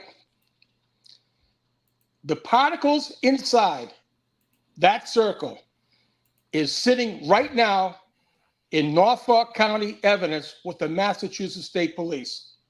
Take that to the bank. You cannot have that taillight under that circle at 508 and tell me 5 hours before, right? What did they say? 12:30? Okay, 4.5 hours before. It was on the fucking, oh God, it was not on the street. It wasn't on the lawn, okay? It's on the car, okay? It's on the car. Now, go to the end of the next picture. Forward. No, forward. That's the crack. Forward. Right there, okay? Look underneath the red piece on the right side, right? Where is it? Yeah. Where is it? Where's the LEDs? Where are the wires? They're inside there, okay? If you go to another Twitter thing I put up, I have a close-up. I got that picture. Go back up. I think you have to go back up. Keep going up. Up. This is beautiful. Keep going. This is Jen and Brian. What a bunch of fools. And they don't think they'd be, oh, whoa, right there. Tell me something, people. What part of John's body caused that tool impression right there? That tool right there. That's I don't know if you can zoom it, right? There's a tool impression right there. How the hell did that get there, right? Think about it. At 5:08, all that whole area is covered by red polycarbonate plastic.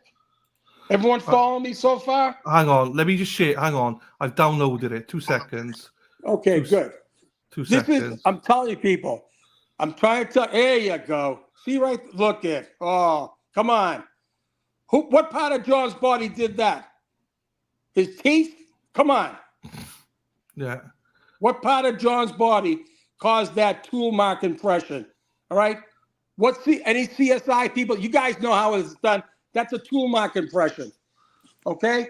Hang I'm on. telling you, people, avoid the noise. This is a smoke screen. Look at this. Go in. Go in. Go in. See the lights? Well, take it back out a little bit. See the LEDs right there? Come on. What do you think this is, people? That's the LEDs. All right? That's the LEDs. That's shiny. That plastic is right there. It's red as a beet. Come on, right there. See it? Dylan, who we talking to here? This is the A team, buddy. This is the baby. The bitch is back. Give me the bitch, baby. Give me the bitch. Jesus. Would have all kinds of sound bites if I was live, buddy. If we had my face. Bring back the there it is. Look at the LEDs. Look at them. Where the hell are they at 6 o'clock at night? You know where they are? They're in an evidence bag, and they sprinkle it all over the place. They're done. They're cooked. It's over with. Tony, don't believe the hype. Listen, I'm looking at your chat. I'm looking at Kevin Lenny. I'm telling you, these people over there, they are going to be they're going to hang themselves. They are going to hang themselves for being so hoodwinked by Kevin and all the other rest of these half-asses. There it is right there, people. You can't have it both ways. You can't tell me at 6 o'clock you found all that shit inside the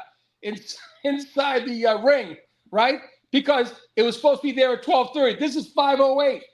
Boom, Mike Gaglio. There he is.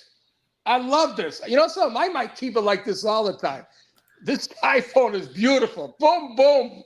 Fucking Mike Gaglio. I'm telling you, I've been locked up in a cage. I was so furious with that friggin' dash cam video. And guess what? They never exploited anything because Lally knows it's a fugazi. It's nothing. They're caught red-handed, I'm telling you. All right, did I tell you? Here's the other thing. One more thing. Are you ready for it? Who's ready? Who's ready for this?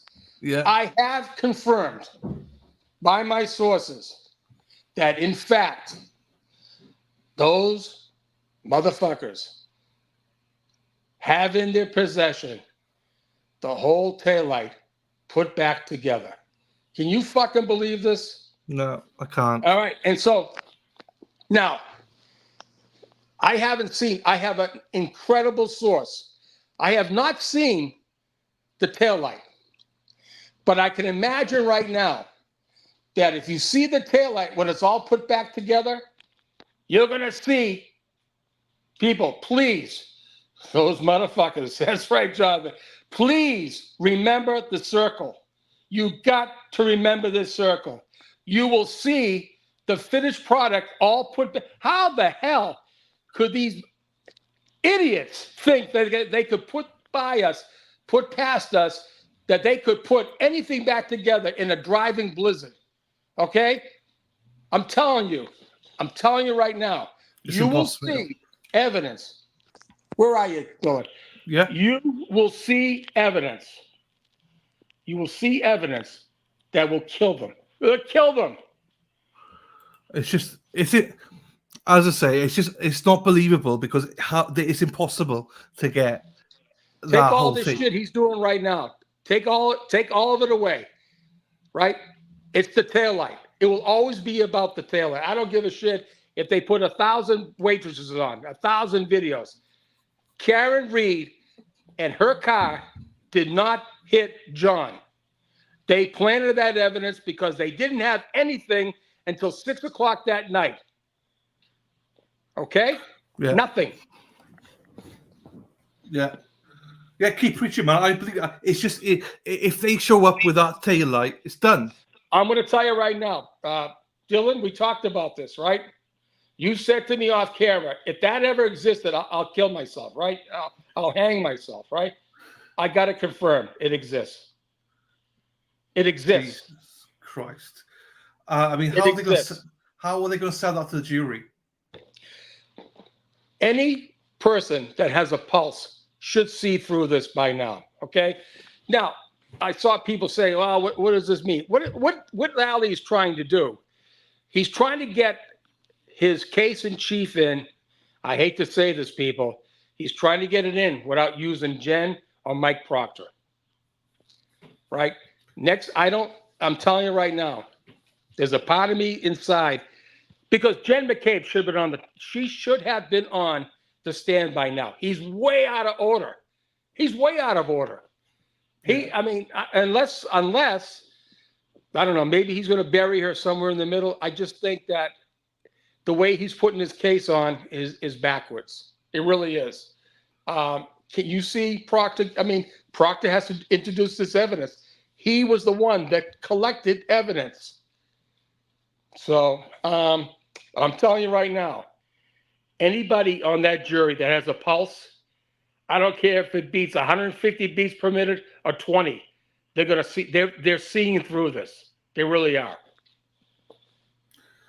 Sean, this is why we missed you, man. You're sort of getting all this information in. If my wife, she goes, Sean, I wish you would back up online. You're driving me crazy.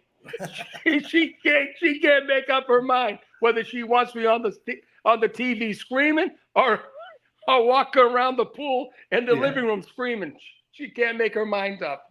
No, she wants you back online under her Yes, feet. we all do. I can't wait. Listen, what are we, Wednesday? I hope by Friday. If not, definitely I'll have everything set up again. I had to tear it all down, but I got a few surprises. So when I come back, I'll be all back. It's fine. Look, it's just a shame that this week of all weeks, it's the week, So it's just... If I can comment real quick. Now, I will have to say, watching everything in the replays, I mean, it's great. You can stop. Wait a minute. Did I hear this guy right?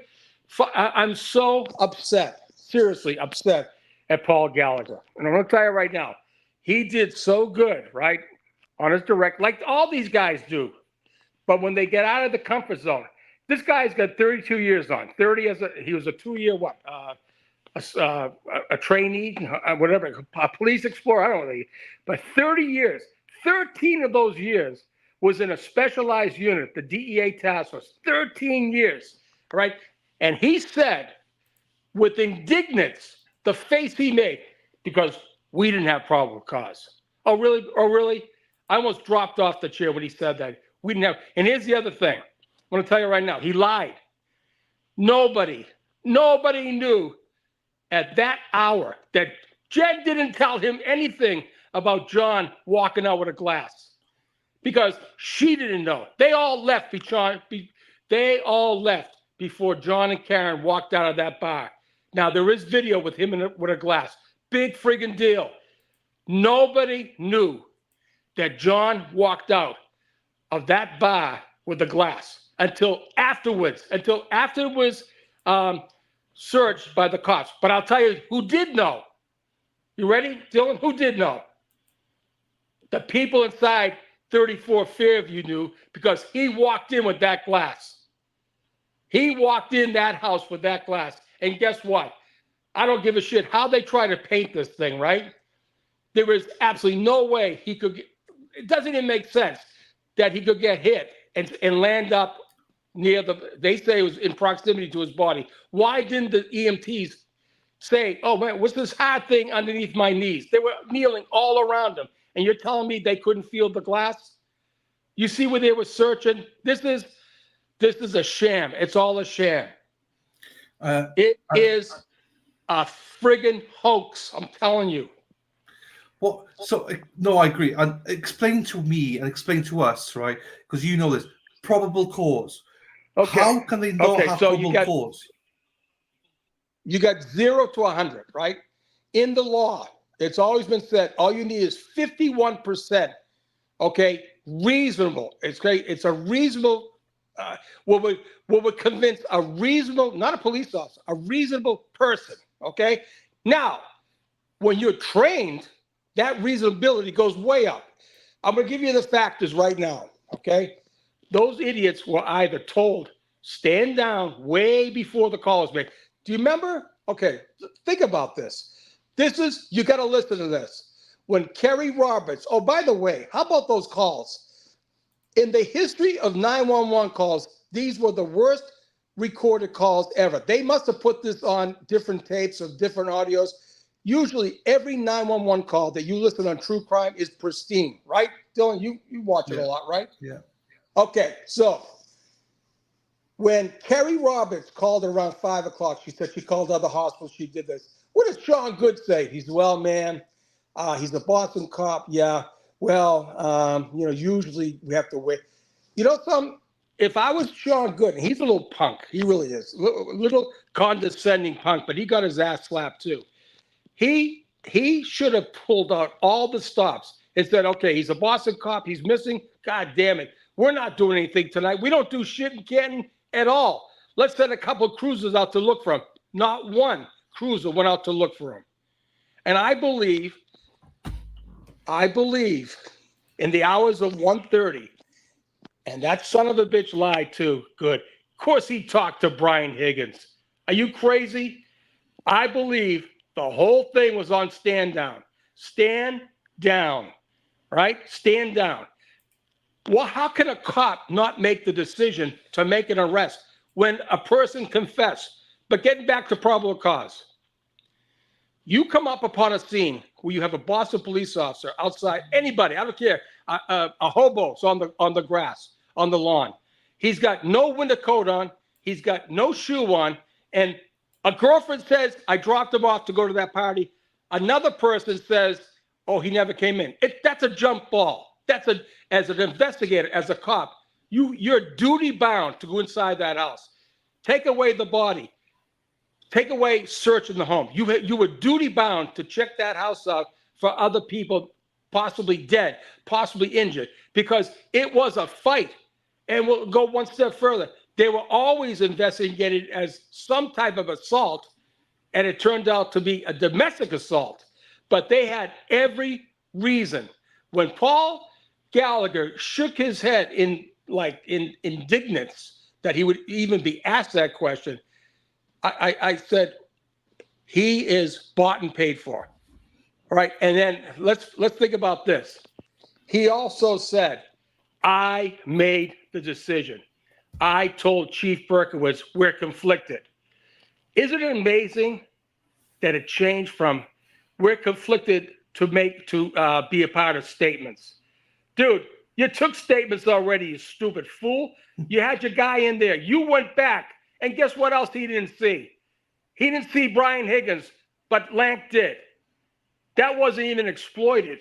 Lank saw Brian Higgins back at 34 Fairview, and Gallagher didn't. How the Christ can you miss big-ass Brian Higgins? He wasn't hiding. And here's the other thing.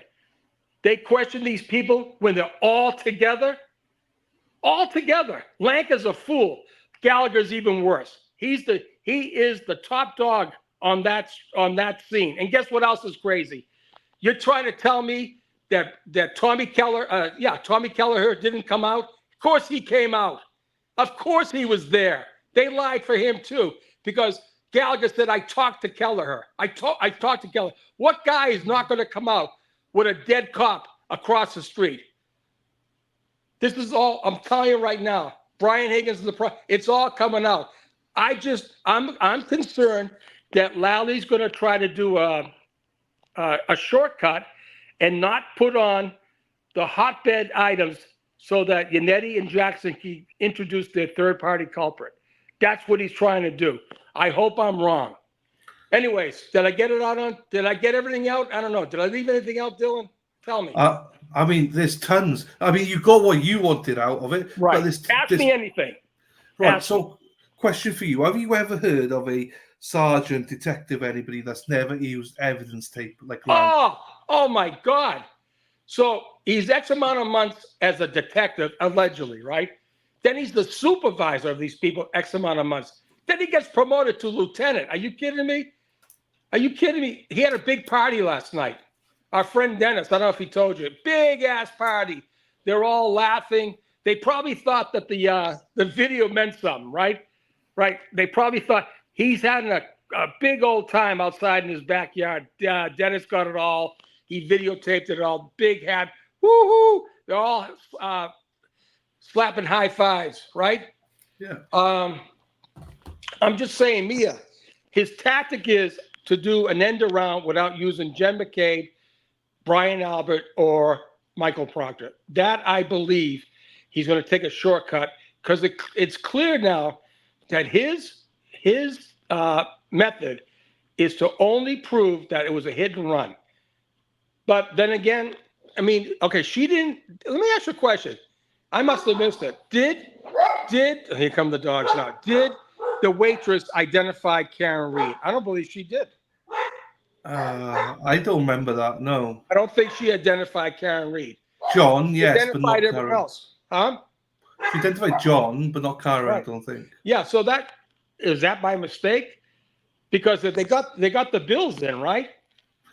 Just showed Right. there that They got the God. receipts. I did not remember because I thought Lally was coming back to say, by the way, you know, he has to hear and see anyone else in it. But I don't believe she identified Karen Reed. No, you said it. I don't know. Yeah, Okay. actually, I don't. What was your question again? So, well, it's two things. Whilst you're still on this subject, right? Yeah. Christine is saying, but can't the defense call them anyway? I will put the stuff in anyway. Yes. If the prosecution does not call these witnesses, you can bet your life they will be called. But guess what they're going to do?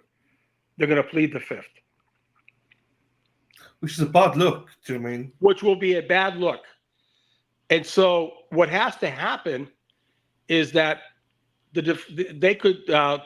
Lally could say, hey, by the way, these witnesses have already confirmed they don't want to testify. No. You get them up on that stand and you tell us. That's what they have to do. Put them on the stand, and when it's announced by Lally, one of those guys have to get up and say, no, wait a minute now, they're prime witnesses. We would like them to testify. There should be no problem. Get it in the jury's mind right off the bat. Yannetti and Jackson will know exactly how to handle this. But like I said, I believe they may not. Well, I believe they tried to use Jen McCabe, and I think in her prep, she's probably messed it up. Here's the other thing. Trooper Kathy Prince, did an incredible report with Jen McCabe's statement. Why isn't she on? Because she reports a whole different thing. I'm going to pull it up. But my partner said, Sean, where is Kathy Prince? I think that's her name. She's a trooper. Trooper Prince. Where is she? Right? So, anyways. Hey, by the way, right? Paul Gallagher said he went to One Meadows, right? Yes. He thought he was going to John's house. He may have, God knows what he may have done with that car. You never know. Well, but unless right? Yeah. Anyways, we could go way off. Hey, listen, that car could have been damaged many times, right? The thing is, you just got to remember, and all the pundits on late night TV are saying this, there was no evidence at the scene until after the car was in the police and state police possession.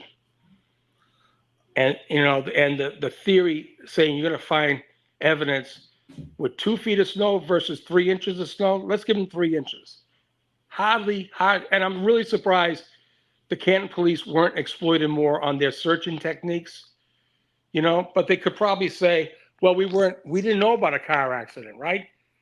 So, but for Paul Gallagher to say on the stand, we didn't have to go into the house because we knew the glass came from a bar. No, you didn't, Paul.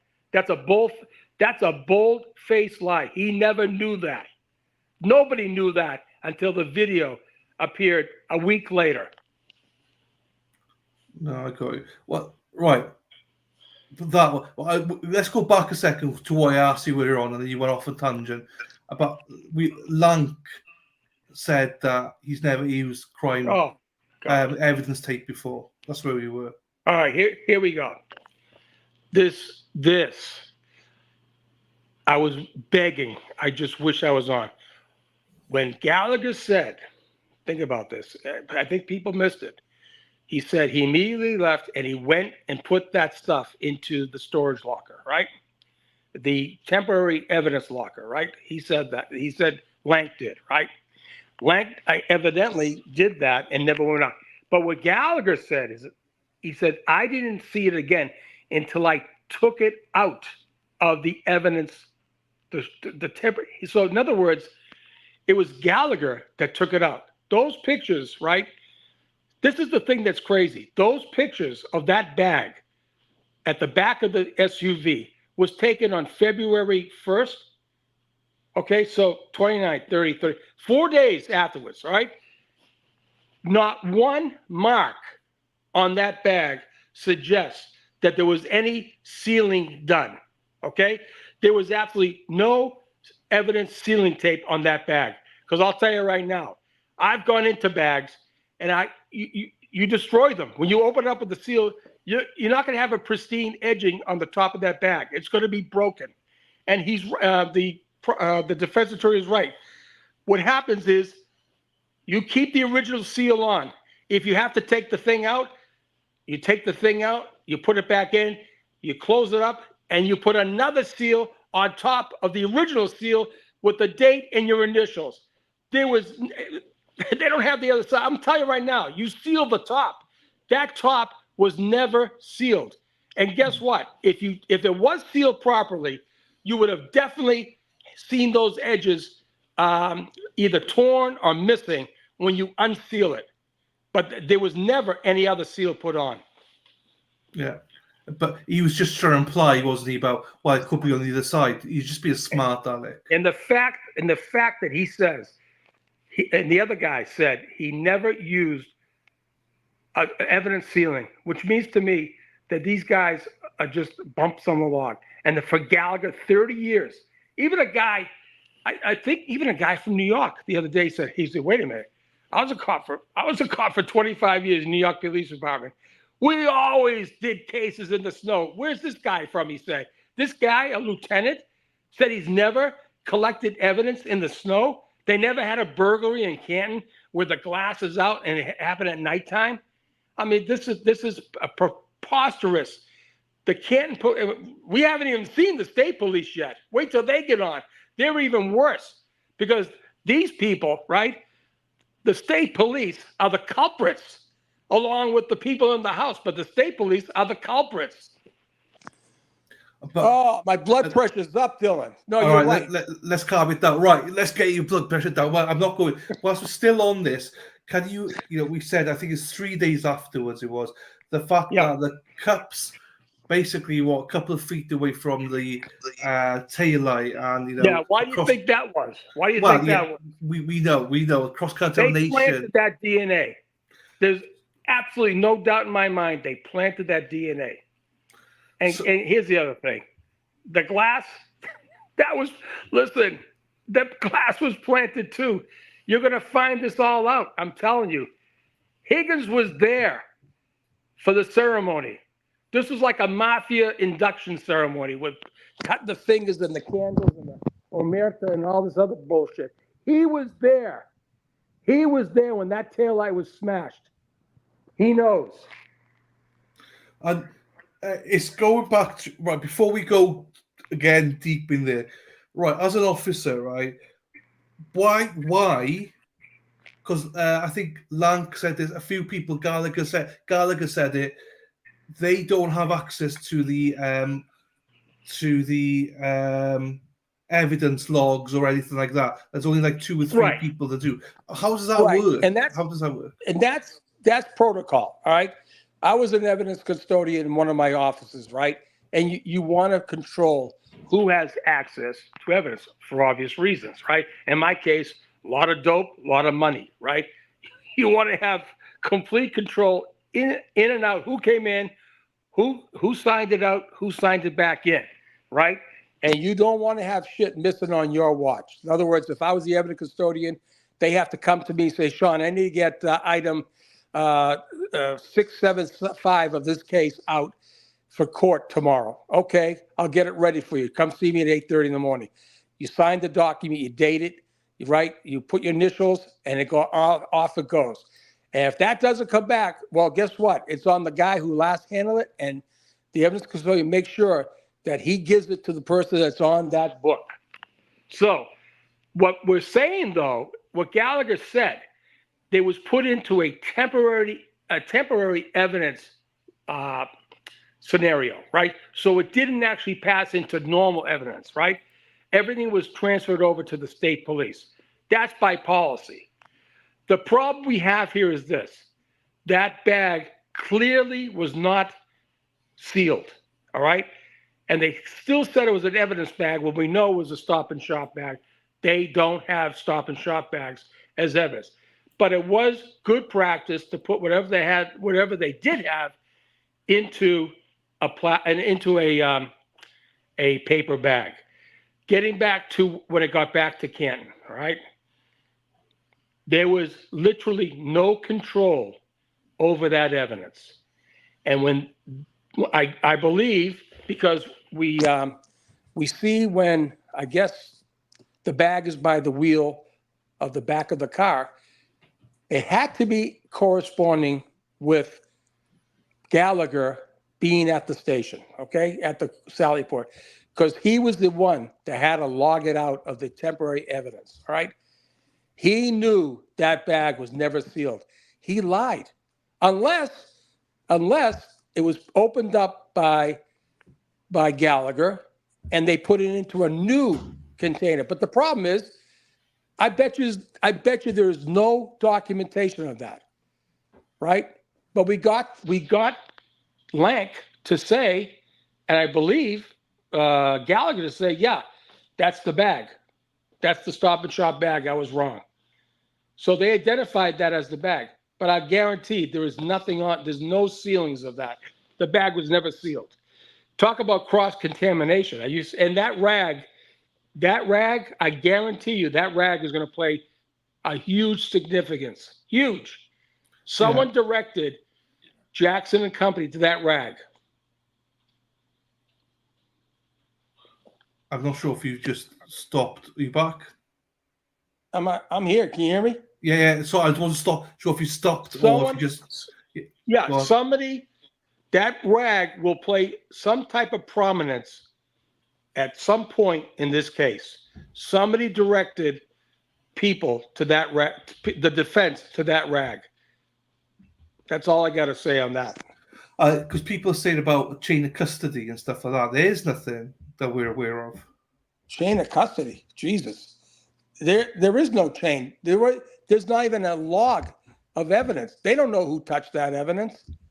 They don't know even who they gave it to. It's going to be interesting to see who from the state police is going to fess up of taking possession of it. Yeah. And I hope he says, "Oh yeah, it was given to me in a sealed condition." Yeah, hang on. There's a chat's going to. There's too much there. Right, what else is there? Like, so the last couple of days have been really big zingers for the defense. Really, really great days. Is there anything that stands out though for you? Oh, before I go into that, there's a picture. I know you've seen it on Twitter with. I'm not sure if it's doctored or not, but there's a picture of a foot in the snow with the tail light on top of it. Do you see that? The footprint or an actual foot? Footprint. Yes, absolutely. That's been all over the place. Yes. So, can you even explain that? Well, they can explain it because they can probably say we dug it out. I don't know. You know, the problem was you're supposed to, the policy, well, I guess Gallagher did say that nothing about this was done properly. So he gets a pass on that, right? But I'll tell you right now, even though a part of me says it was kind of ingenious for Gallagher to use the snowblower, Nobody with any authority would ever, ever, ever condone that, right? And knowing that there was tools and evidence bags and evidence collection tubes back at the station, they couldn't drive 1 mile for a fallen police officer.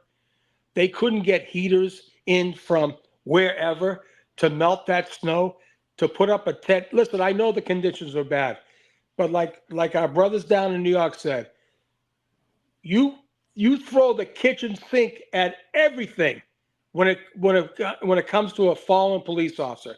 And guess what? It doesn't matter what the conditions are.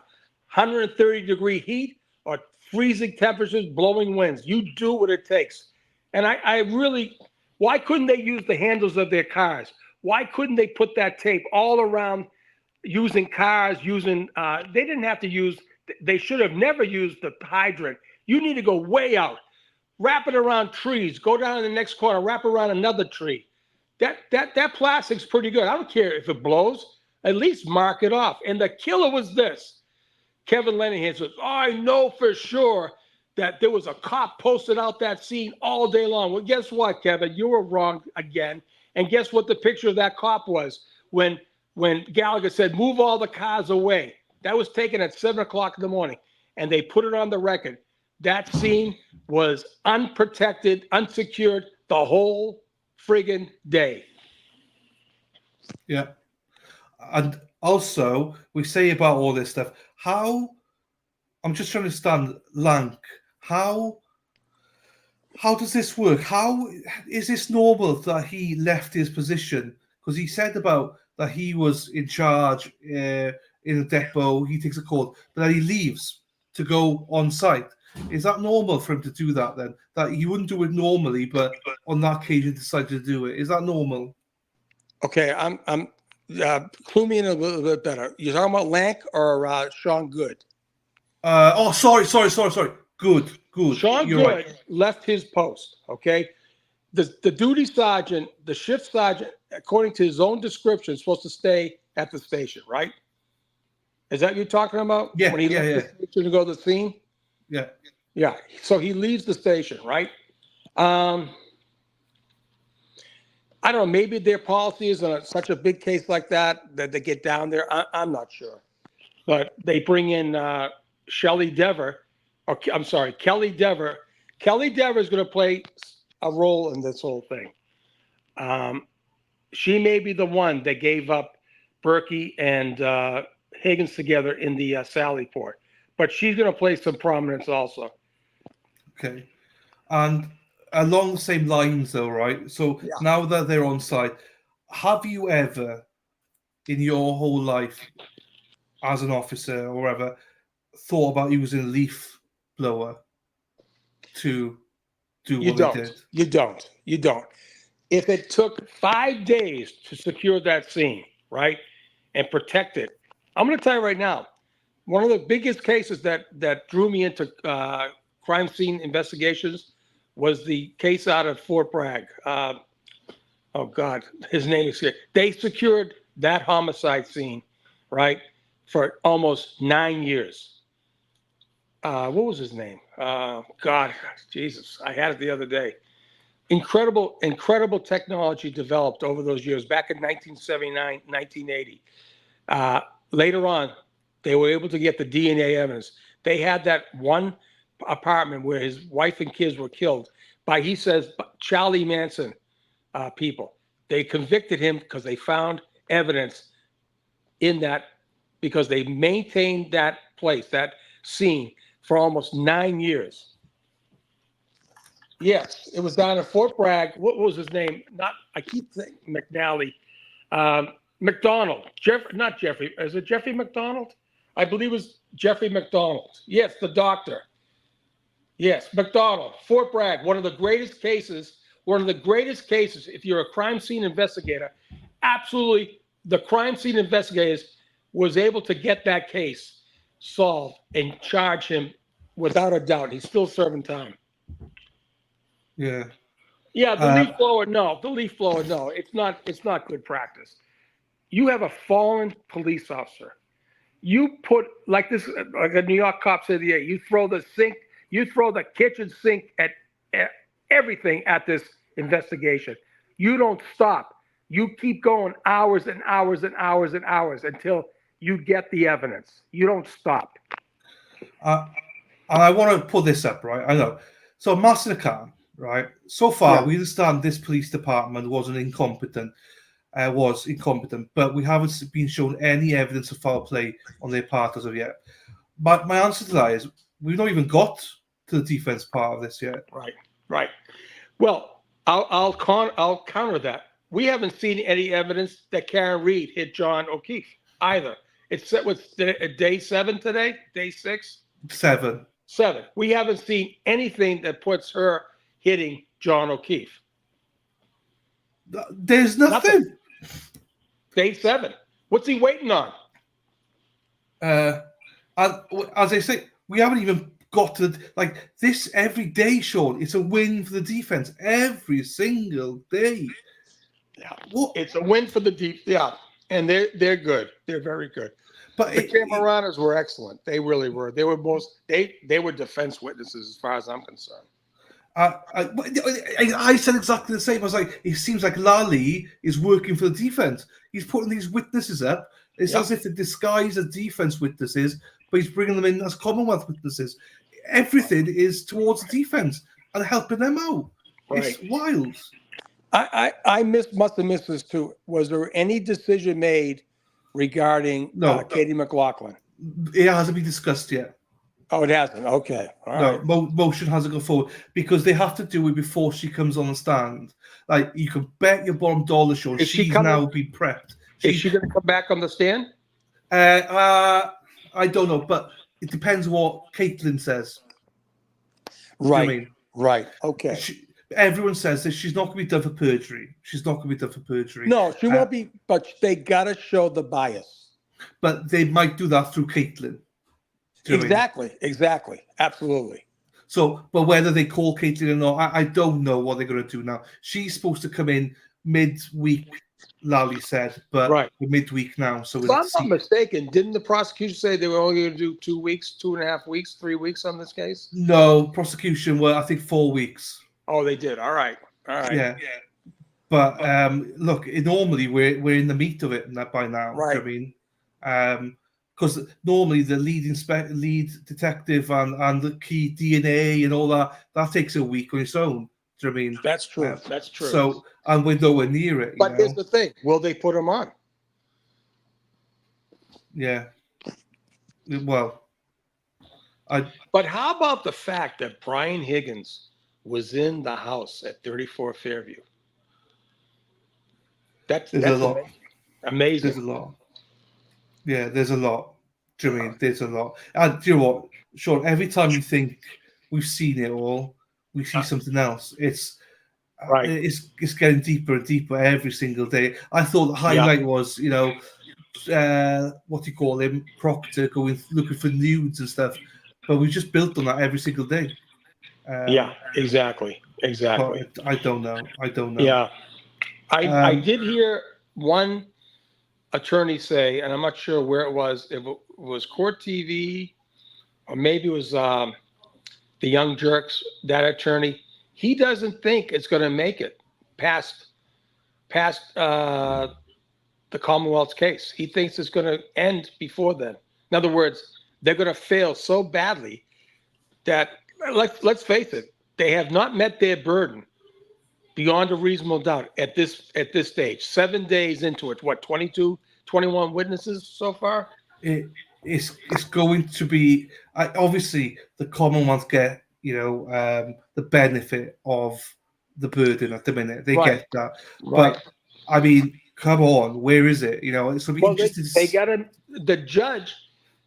Oh, by the way, you see how the judge will stop a defense witness if they say maybe, right? No, you can't have maybe. It's either yes or no. But yet, Lally, all his witnesses go maybe, and she just lets it go. But she always kills the defense if on cross-examination they go down this road, sure or maybe, or stuff like that. She'll always say, no, you can't say that. It's either yes or no. Do you know it? Do you not know it? I've seen that. She's very biased. Oh my God. She's had a few good, as in objections wise, she's done okay. Yeah. But I mean, she is very. But I just think she feels so sorry for Lally. Lally now is just starting to object for anything. Oh yeah. And you just throw it in there. Did you see today? Lally has every right to do redirect, right? Right? He has every right after. So it went direct, it went cross, it went redirect, and then recross. He could have come back again. He could have come back. She goes, okay, jury. She cut him off. I mean, she's like doing his job. Yeah. She's doing his job. It's crazy. Yeah, I think she did it that way. I got it. I don't know what you mean. He did have, the thing is, he didn't have a question to ask because he could only redirect based on what the defense asked, and they only asked one question. Yeah, but I heard. Oh, really? I heard that's out the door. I heard they can. No. No. Okay. Oh, if it is, well, hey, Sean, this is mass. That's mass. Everything is out the door because obviously the defense is going way out of the scope. Way out of the scope. So right? He could be right. That's normally what happens is they have to keep you within what the defense did. They're limited. They're limited to. But I heard now because I've seen it happen a couple of times where they don't even keep on the same plane. Which is usually a tactic by any attorney. Okay, I'm going to limit this guy so closely to the edges that they won't be able to come in and dirty him up. And now it's like it's wide open. No, I have not yet, but I was just obviously emphasizing on that one day. But you're right; it's absolutely out the question with all these things. But I guess the point I'm trying to make is she's leading Lally. She is leading him. There's no doubt she's leading him. So. Before Court comes back, what about the whole thing, right, with Lank and the fight? Was it Lank with the fight in? The fight with the Lapolito brothers? Yeah. How much of an impact do you think that has? He actually did a good job kind of cleaning that up a little bit, right? I mean, what I thought was more impressive was following Tim Albert back to the scene of following the trail of fluid to 34 Fairview. And the fact that they gave him a pass, I don't know. I mean, maybe 50-50. I'm not sure. I'm really not sure. No, I was just interested in your thoughts because obviously he came in and I don't know how much impact it's going to have. Now listen, if me down here in Naples with my iPhone and now my computer, I'm able to go through, you have to know that the defense has high speed. They probably got that video so clean and pristine that they're going to show that taillight at 508 was intact. Those PhD guys had to enhance that video, right? They're key. If little old me down here just getting through the water can do that, I'm telling you right now, you can't deny that. You cannot deny those LEDs are there at 508 and missing at 6 o'clock at night. It cannot be denied. So the only problem I see, right, is Bev. Yeah. Because she might be like, well, that's the photos. We don't doctor, we don't enhance, we don't do anything. She could rule in that favor as it. Okay, yeah. So the original evidence, good. The original evidence is the Ring camera, and I got that Ring camera video. Okay, with the thank God for Natalie. I got it's like cheating. She gave me everything. I was able to get the original Ring video with sounds and everything. You can hear everything. You hear the wind blowing, the snow, the garage door opening. I think I'm gonna go listen to see if the garage door closed. Kevin's trying to say she reached over to hit a button to turn the thing off. She was in a state of panic. She didn't know what the Christ she was doing. Yeah. Right. And I'll tell you right now, I don't even think they have backup. You can back up and it stops. Mine is all forward. But to think that she can drive 24 miles an hour for 60 feet, that's such, I don't know where. I would love to see them try to bore that out. Really, I want to see that reenactment. I really do. But I think this is where it's going to be. So for me, sorry, we're going back. I know we'll come back to court in a second. Hit me as much because I'm gonna have to run. I know. We're going to lose hit me you. as much as you can. Take advantage right now, brother. So I think what the key thing here is those you mentioned PhD people, right? Yeah. Because they are the ones that's done the crime scene, the reconstruction stuff. I think that's where the defense are going to be able to put stuff in and be like, this is what would have happened. This is the damage it would have caused, rather than the pictures, which you can't enhance probably, but the PhD students, they can do all that. That's right. That's right. Who had the party, Paul?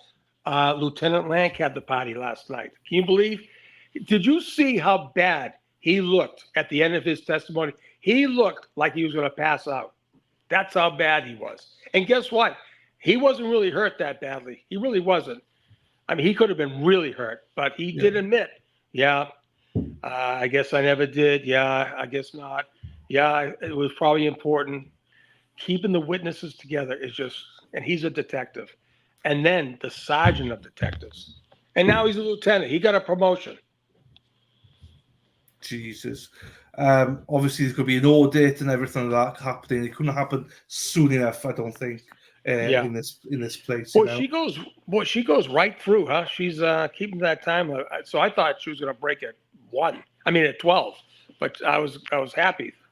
She's quite stickler. I mean, that one thing you can say about her, she's told them as well. There's certain things she does not want to waste the jury's time. Right. So she's willing to work through lunch. We'll have 10-minute break for lunch. Off. So she's quite a stickler like that. Right. I don't mind that, to be quite honest. It was like, let's go, you know. Because the most important people now are the jury.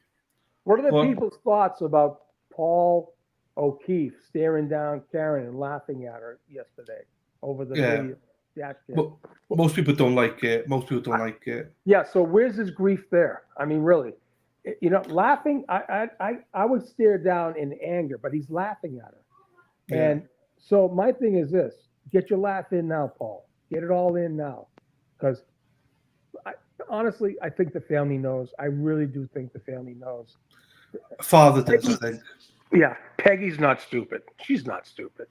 I mean, they're saving face, but at the end of this, it's going to be shown that it was a complete frame job on Karen.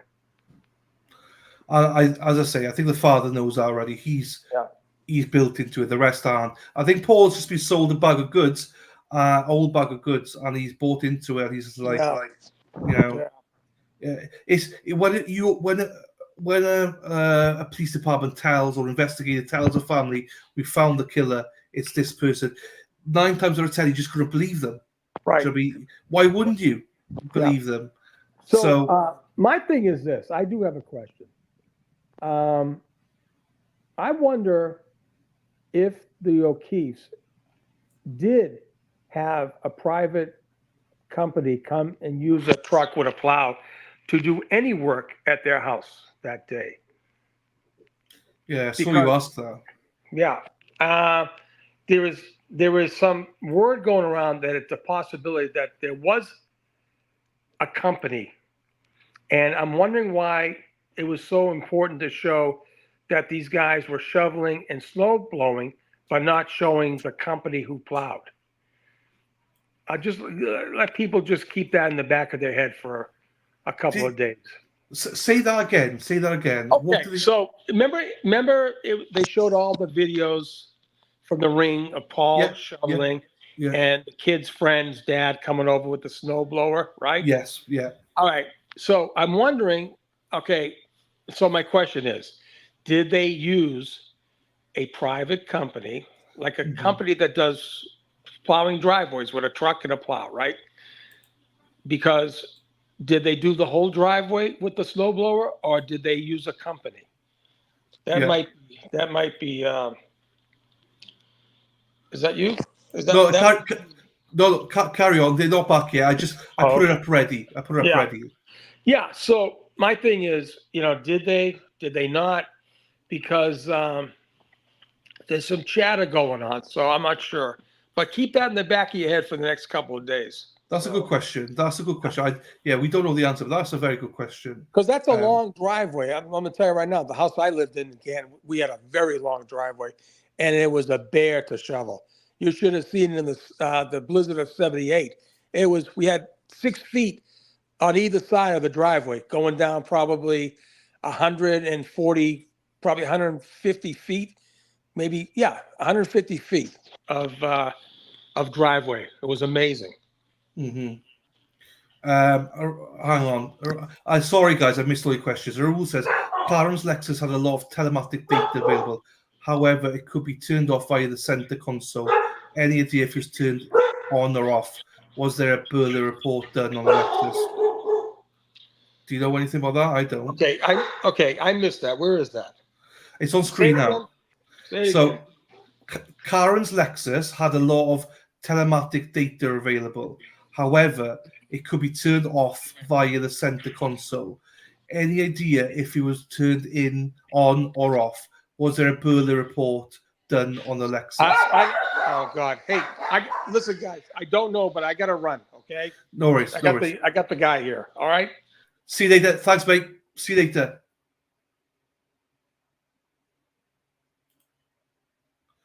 Okay. Sean is gone. Sorry we didn't get a few questions. As you can see, he was in a rush. He got through what he wanted to get through for us today. He might pop in, probably not tomorrow. He might pop in again Friday. We'll see. He might be back Friday. I don't know. I know a lot of you asked questions. I just couldn't obviously get to them. He had too many things to say. So court seems to be back now anyway. So let me just get that. Put this up here.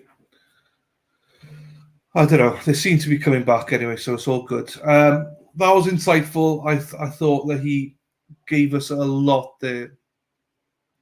Oh, no, it's the weather. Okay. I thought he gave us a lot of info there. Keep an eye out. I didn't realize about the meetups in the cemeteries and stuff like that. So there's a lot. There's a lot. I hope you enjoyed that. Sean's always informative. He brings it all.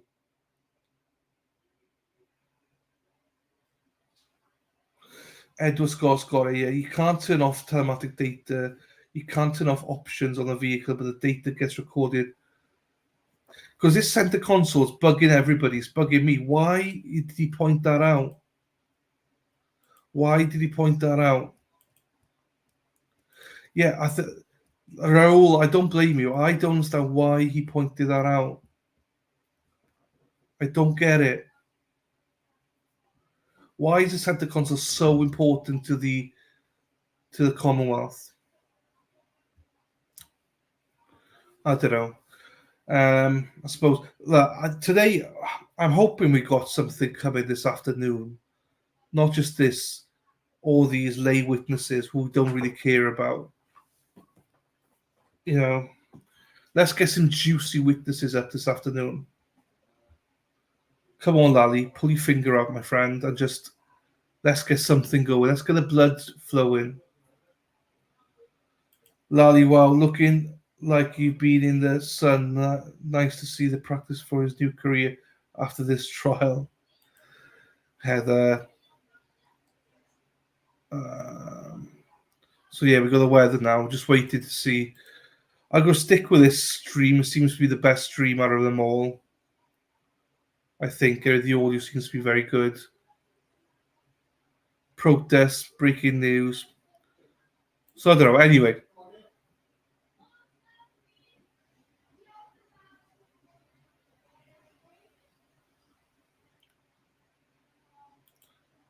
They don't document shit, nothing. No. MJ, no. Sean better be back if Proctor or Jen gets on stand on flying to Florida. I hope so. I think it looks like by Friday he will be back, but not 100%. We need some booms this afternoon. We need something. Just look, it's still good. It's still good because we're well ahead. You know, defense are getting out of this, everything they need to. But it's just boring. I mean, come on, let's get ready. Let's get ready to rumble. Psych. So yeah, let's get ready to rumble, guys, this afternoon. I wonder. It's Lally, don't lose sleep over console. I know, but still, it bugs me, Luna. Do you know what I mean? I wouldn't bank on it. Lally will waste as much time as possible not to have to bring on McAlbus. They're probably going to be next week, I imagine, unless he sprinkles them in. He might, like, I was going to say, he might do a shit sandwich, yeah? So the good, the shit, and then finish with a good. But the problem is he's got shit to begin with, shit in the middle, and shit at the end. He's got nothing good. So he's basically got a shit sandwich full of shit. So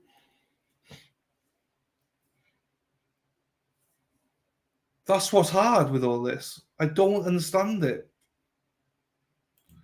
Someone said he may have said that because maybe that this with a cocktail glass was when Karen drove John.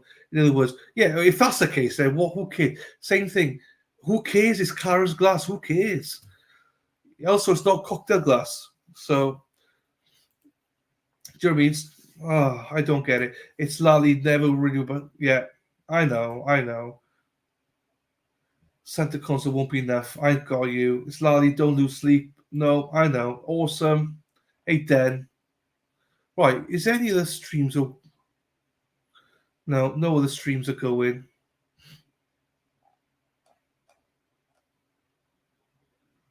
Because I was thinking, are we the only one not streaming? No, everyone else has got the thing going. Shit sandwich. It's a shit storm. It's a shit buffet. Hey, that's the best way to describe it. Which shit do you want to play? We'll have a bit of this shit. This is a bit of a larger shit. We'll get that. Small shit. Let's get a bit of that. But the main thing is, it's all shit. Sorry for my language, but it's frustrating. The truth will be revealed. Ha ha ha. And Mike DeMeat said something. Hang on. Mike DeMeat said this. The judge, this judge won't let them on the stand to plea the fifth. Most judges won't. They will plea before, and the Commonwealth will argue it prejudices the Commonwealth. So maybe Proctor and McCabe and all them. But she won't let them on the stand if they plead the fifth. But still a bad look, though. Cynthia, good thinking. I bet that's it. Is Lily trying to say Karen messed with the console so the backup cameras weren't working? Oh, Cynthia, maybe. Sorry, I nearly missed that, Cynthia. It is. Goons wearing masks. There had to have been more home security cameras that caught the events of that day. But the thing is, Mas, there's more cameras. The library camera shows a taillight. But of course, the 2 minutes that she drives past, it's been deleted. There's 3 cameras allegedly that caught Karen, but at that precise time, they've all been deleted. Jinx, but of course, typos. You're the queen of typos. It tastes like shit. The Canton police didn't even bother to find out where the glass was, but they want you to believe it's a smoking gun. I know. Alison, hey, Alison Medallion, how are you? Nice to see you. Let's rumble. Let's get ready to rumble. Psych. Shit show as if he and Bev are working to defend. I know, Cynthia. Karen has the weird effect on cameras around Canton. They aren't recording, or they are erased or missing that exact part she's on. It's as simple as that. If the cameras just caught it, they're there, but they've vanished. Wild. Mexi Texi. How we do, Mexi? Thanks for joining us at the alternate corner. Smash that like button, jingle that notification bell, share, and subscribe. We're trying to get to 6,000 subscribers. We're trying. What are we at? Let's have a look to see where we're at.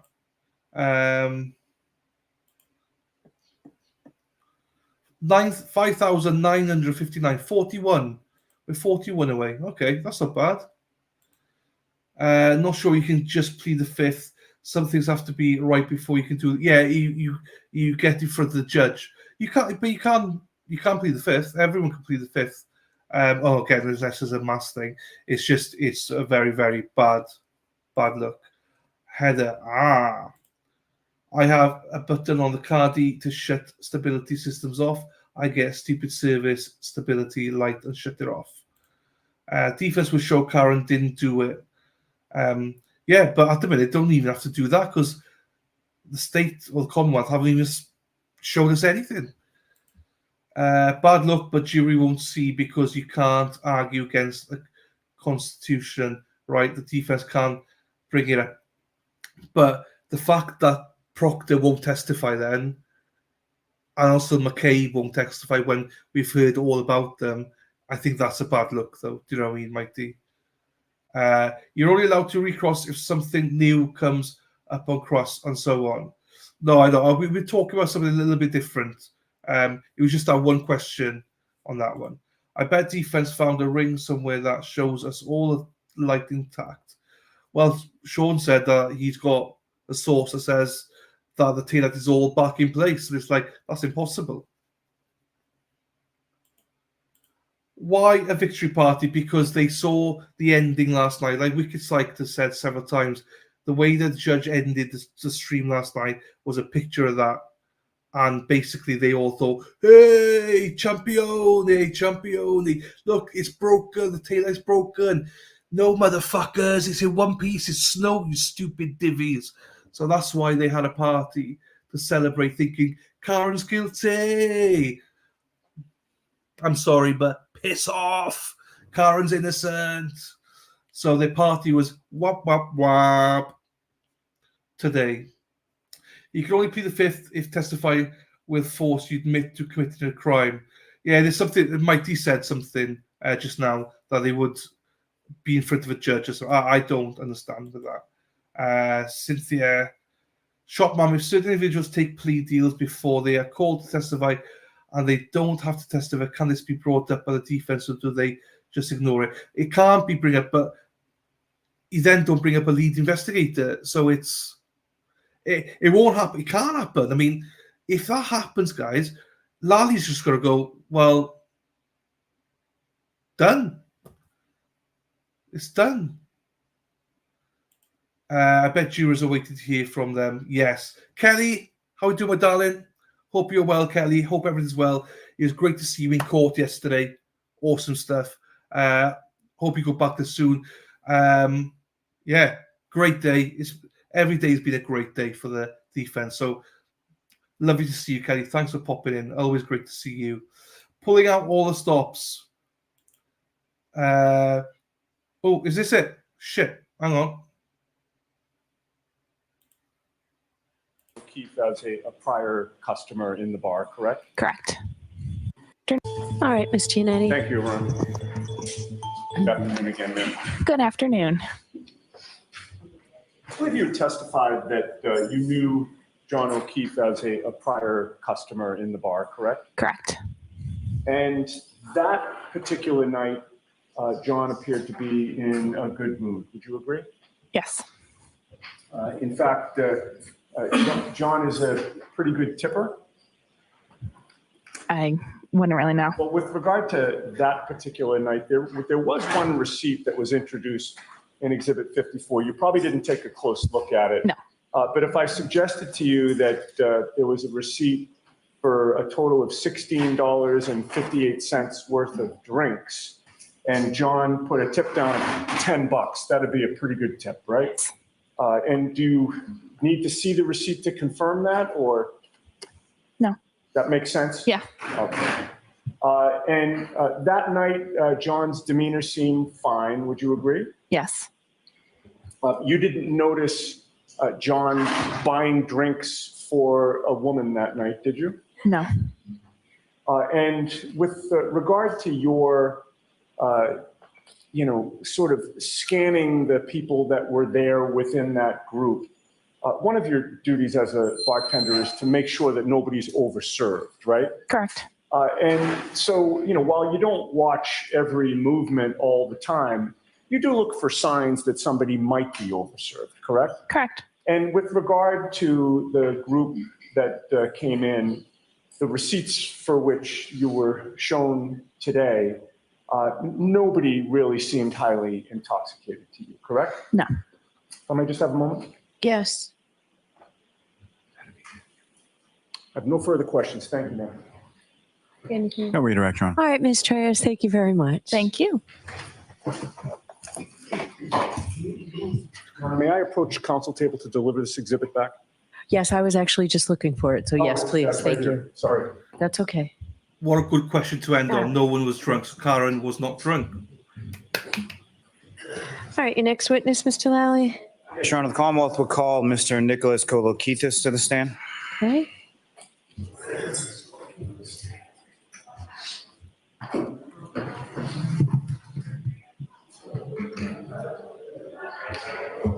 She will.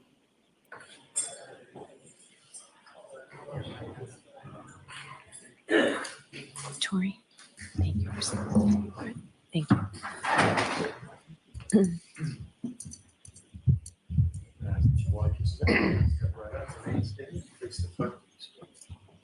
You solemnly swear the evidence you give to the court and jury in the case now and hearing true the truth, the whole truth, and nothing but the truth, so help you God. Thank you.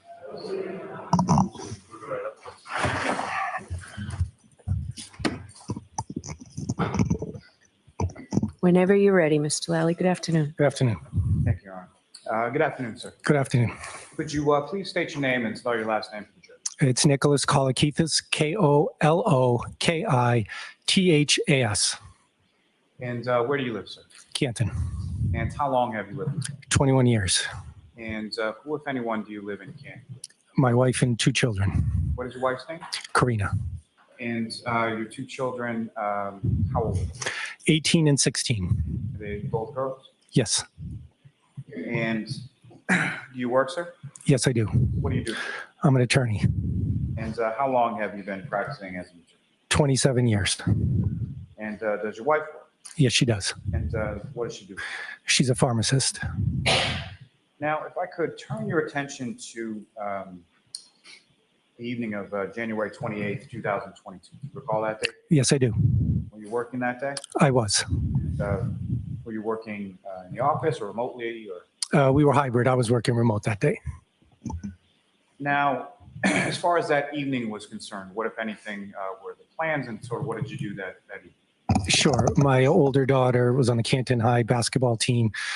So we were planning to go, I was planning to go to the basketball game, and I did go to the basketball game. Yes. And where was the basketball game?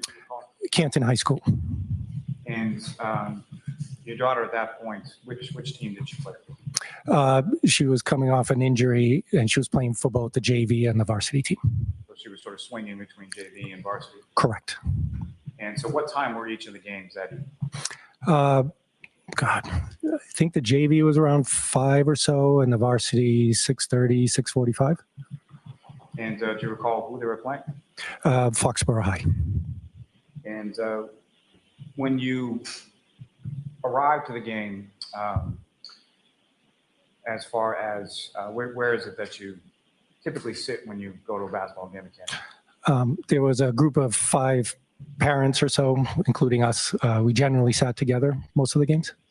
And who, if anyone else, was among those parents that you sat with? Specifically, Yes. names.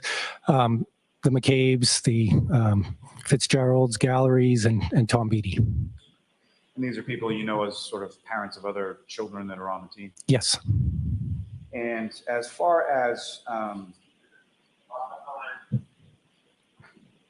that particular, is that who you sat with on this occasion, if you recall? I believe so. And your wife, did she come to one or both games? She came to the second game, the varsity game. And about what time did that game get over? The varsity game? Yes. It went into overtime. It was a back and forth game. Later than usual. I don't remember the exact time. 1? We lost. Foxborough won.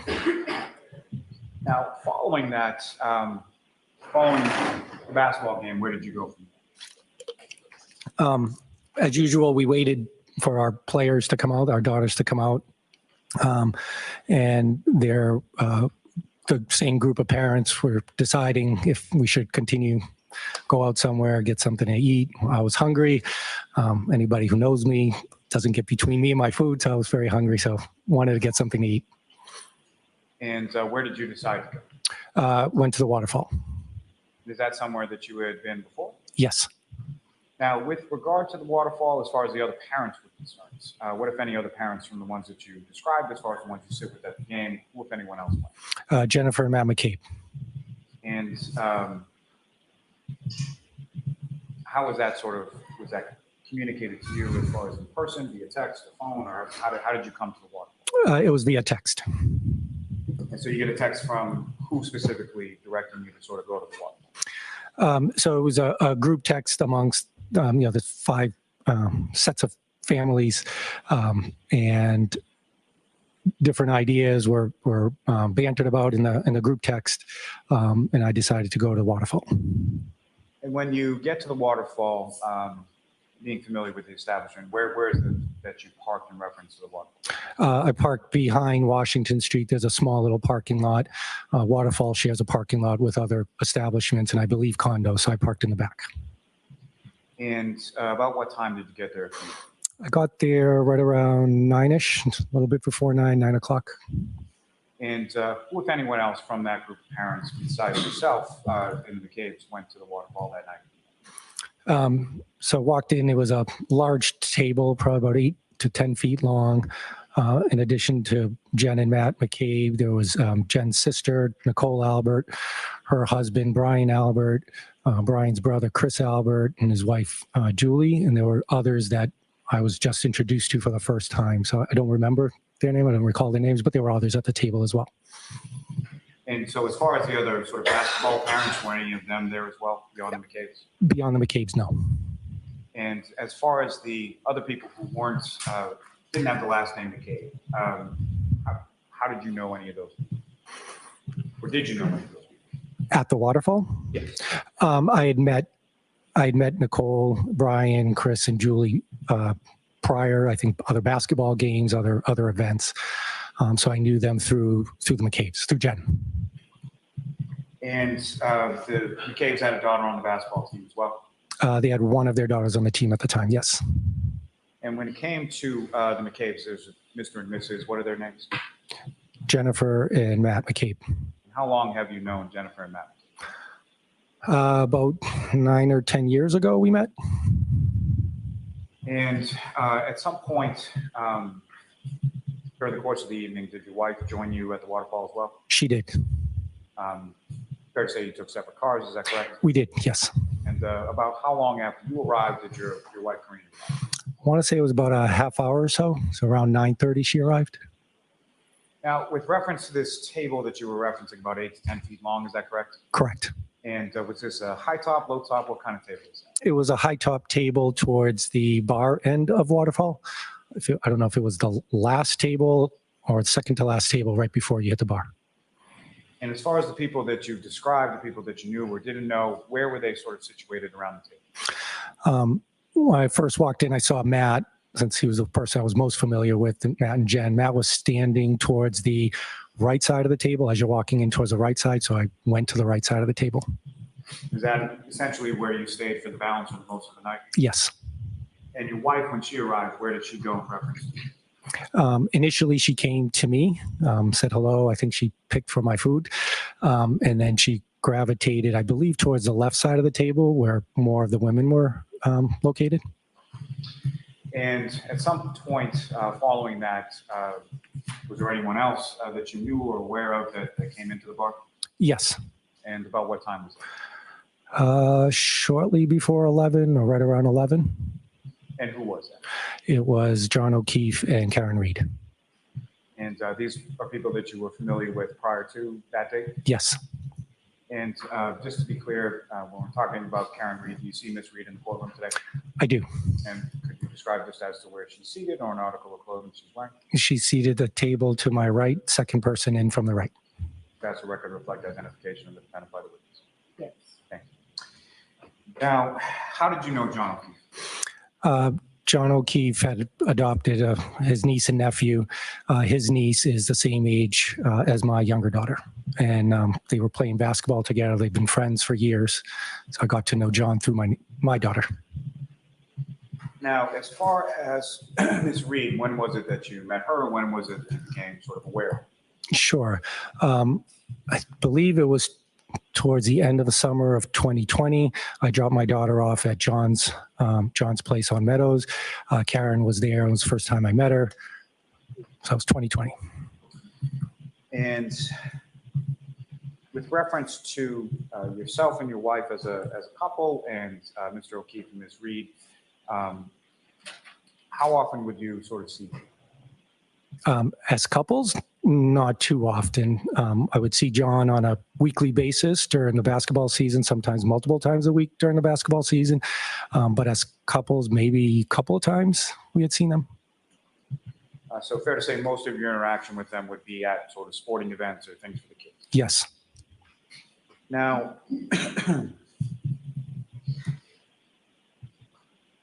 as far as on that evening, obviously you went out, you had something to eat. Did you have anything to drink as well? I did. And do you recall sort of what you were drinking that night? Captain and Coke.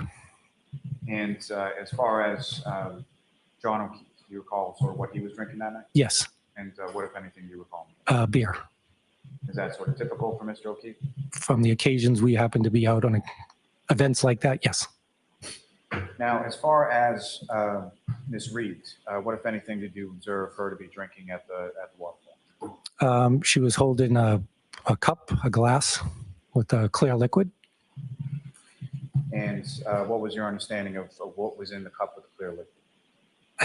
I don't know what was in there, but I don't know if it was water or alcoholic drink, but I don't know for sure.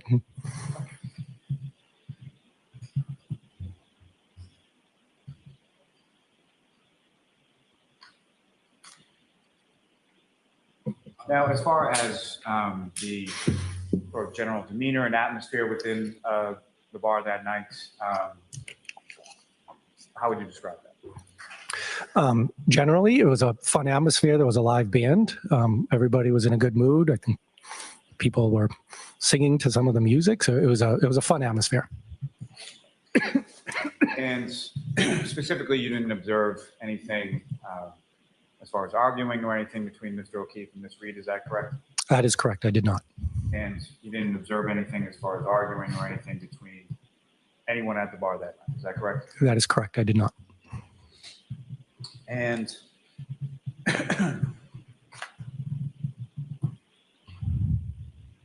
far as Mr. O'Keefe was concerned, do you recall what he was wearing when he was in the bar? Yes, he had a dark baseball cap, jeans, sneakers, and he had some type of top, a longer sleeve top. At any point in time, did you observe him to have a winter coat or a jacket or anything like that? Not that I recall. And as far as his clothing was concerned, what, if anything, did you observe as far as the condition? Were there any tears or anything in his clothing? No tears, nothing unusual about the clothing. And as far as Mr. O'Keefe himself, what, if any, injuries did you observe on him at that time that you saw him at the bar? I didn't observe any injuries. Now, as far as prior to them coming into the waterfall, do you have any idea of sort of where they were coming from? Yes, I did. And how did you know? I knew through Matt McCabe. Matt had said that they were at waterfall at CF McCarthy's, and they were heading over. We had the live band, and they were coming over to our place. As far as the live band was concerned, about how loud was it in the waterfall during that time? It was fairly loud.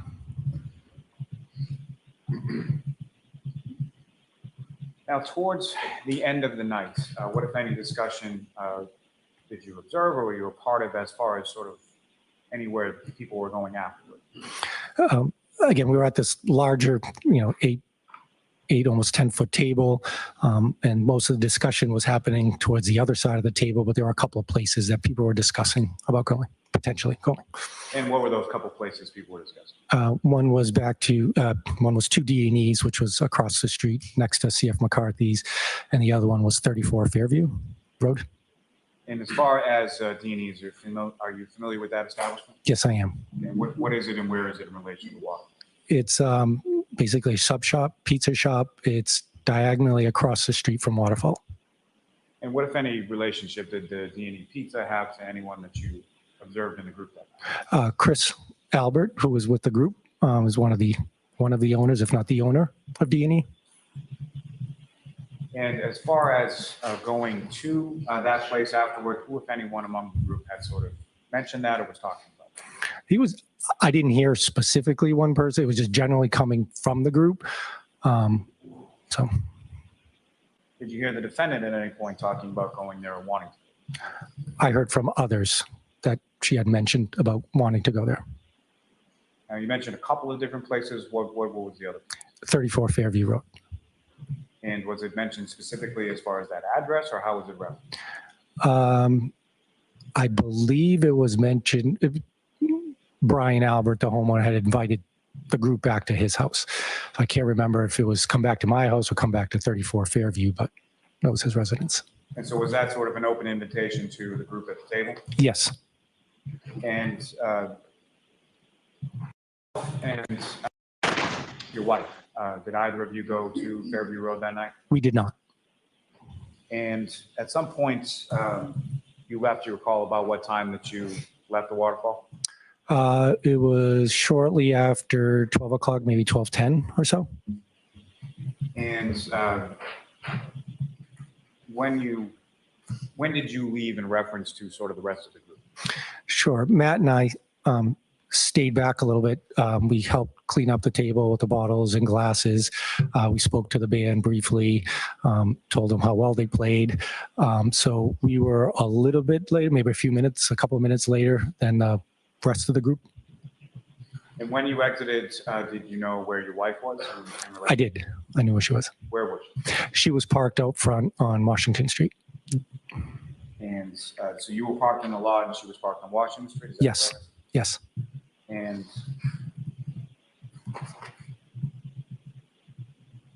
when you came outside, what, if anything, did you observe about sort of the weather or what was going on? It was very cold, and it just started to snow. I don't even think there was a dusting on the ground, or barely a dusting on the ground. And so at that point, could you still sort of see like the blacktop on the pavement? Yes. When you got to your car, what, if anything, did you have to do to sort of get your car ready to go or clean off the car or anything like that? I didn't need a scraper or anything. I just turned on my windshield wipers and it cleaned the snow off. Now, as far as you mentioned that you and Mr. McCabe were sort of the last to leave from the group, do you know what order sort of the rest of the group had left in? Generally, yes. And generally, what do you recall? There was a larger group that left right before us. I believe my wife was part of that group. Jen was in that group, and Karen was in that group. You mentioned that your wife was sort of gravitated towards the other end of the table where some of the other women were at. Is that correct? Yes, that's correct. So who was, as far as the women that you're referencing, who was in that group that your wife was conversing with? I know it was Karen was part of that group, and Jennifer was part of that group as well. And that'd be Jennifer McCabe, is that correct? That's correct, yes. Your Honor, with the court's permission, I'd just like to publish just a brief portion of Exhibit 53, the surveillance video. Gentlemen, if I could have Exhibit 53 up on the screen, and specifically if I could have from Channel 3, the second video down. And if you could put that at approximately 10:59 p.m.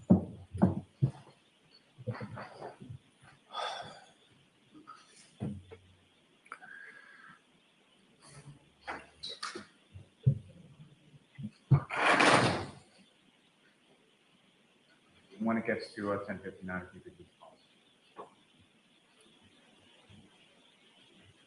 Thank you. So, Mr. Kolokithas, what's up on the screen as Exhibit 53? Do you recognize that? Yes, I do. And what do you recognize? It's the inside of Waterfall Bar.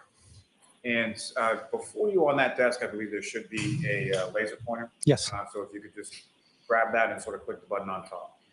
when I ask you to. Yes.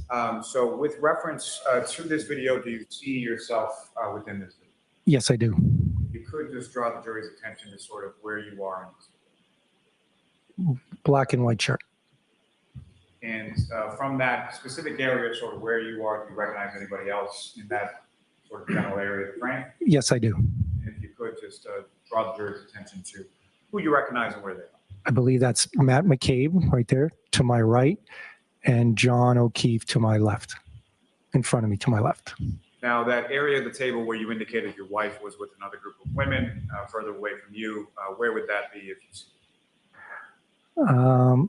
The numbering is there, so I can't really see, but it was towards this side.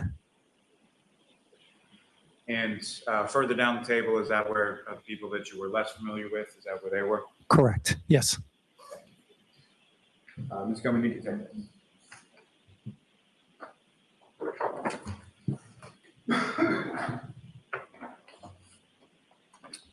Thank you, sir. I have no further questions.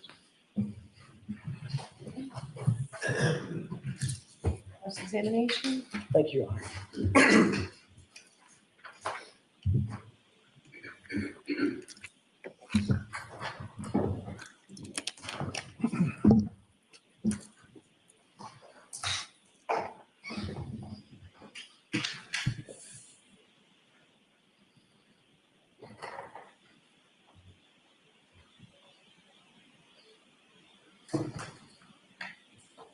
Good afternoon, Mr. Kolokithas. Good afternoon. Mr. Kolokithas, you and I have never actually met. We have not. We've never had a conversation. Have not. We've certainly never had an interview about this case. Have not. So this is our first time visiting about this situation. Yes. When did you say you first met Ms. Reed? I believe it was towards the end of the summer of 2020. Okay. And that was over an event at Kolokithas? I don't know if it was John's niece's birthday party or so, but I was dropping my daughter off at John's house. Okay. That sort of dovetails into my next question. You and your wife and y'all's kids did have some sort of relationship with Mr. O'Keefe, Ms. Reed, and Mr. O'Keefe's niece and nephew. Yes. In other words, the kids got along well. Yes, absolutely. And they still friends. As the adults, you wanted to make sure that you could facilitate play dates, get-togethers, things of that nature for the children. Yes. As a matter of fact, do you remember a situation in which Ms. Reed had arranged a relatively elaborate 13th birthday party for Mr. O'Keefe's niece, a scavenger hunt of some sorts? Objection. So I'm going to see counsel at sidebar for this, please.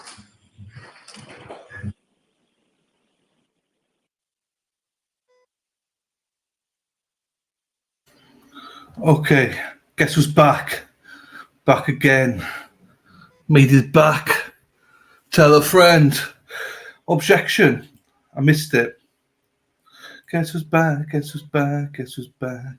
I didn't think he was breathing into the mic, but as soon as she talked after, you know it was, yes. Sidebar. Sidebar. Yannetti is losing his patience. Spoke too soon. Daily's back. I am back. Just had a nice little sandwich. Now. So I just thought I'd go now because this is a bit of a nothing burger, I presume. So I thought, can you hear the beeping as well? Aaron Hack says, I had 9 drinks, I would be hugging the toilet. You'd be praying to the porcelain gods, Aaron Hack.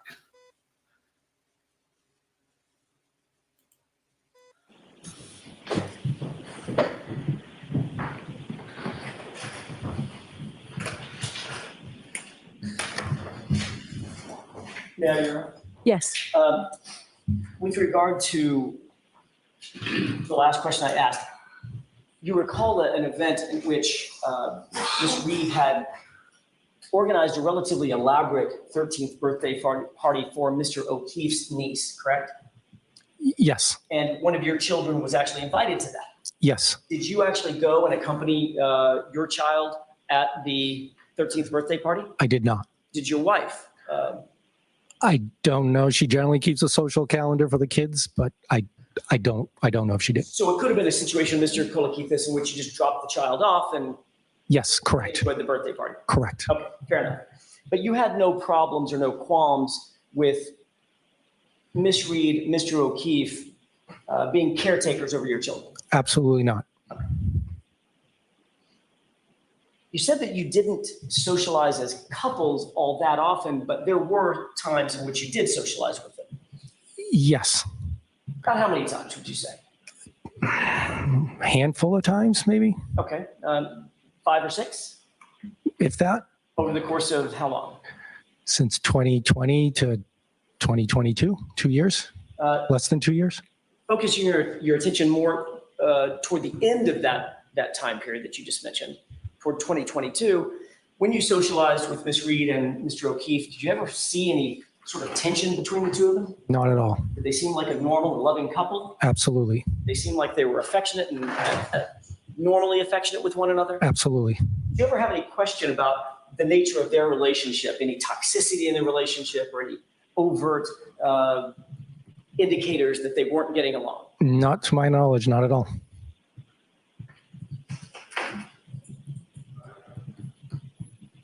Matter of fact, you spent more time with Mr. O'Keefe. Yes. Anybody else in the foursome, correct? Yes. Okay. Well, other than my wife, I mean, force of. That's a good catch. You're going to pay for that later. Fair enough. I get brownie points for that, right? Let me see if I can restate it a little bit better. Between Mr. O'Keefe and Miss Reed, you spent more time with Mr. O'Keefe. Yes. Fair enough.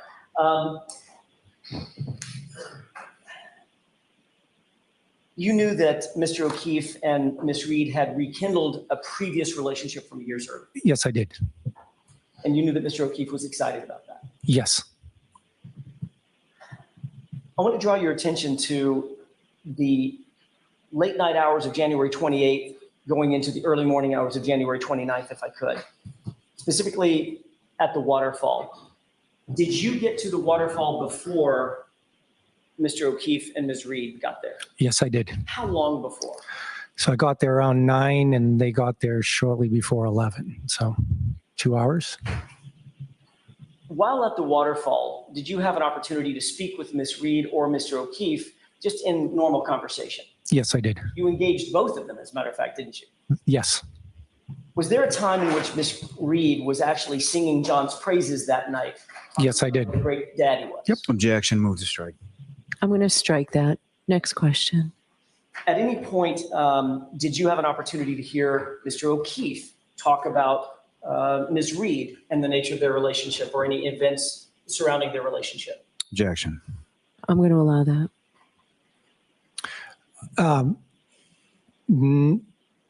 I had heard that they were planning vacations in the future. Were you aware of the time frame of those vacations in the future? Next week, next month, next year? Objection, Your Honor. May we approach? Jurors, feel free to stand up and strike. Lali is shitting a prick. Lali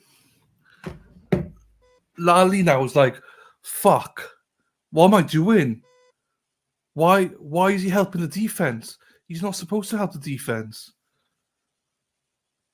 Lali's like, oh my God, hey, Bev, start coughing. Tell me when I can't object. I don't know whether I'm allowed to object or not.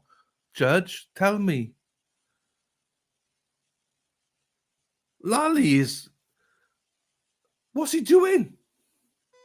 Don't know where my camera is. There my camera is. So Lali's in a pickle right now. He's objecting to... Well, if he's objecting to this, it's weak sauce. Weak sauce. Yeah, well, oh, this is a good point. October Girl says, but Aruba was... So you're not allowed to discuss any of the holidays or any of the plans, but you can talk about Aruba. Lali, no.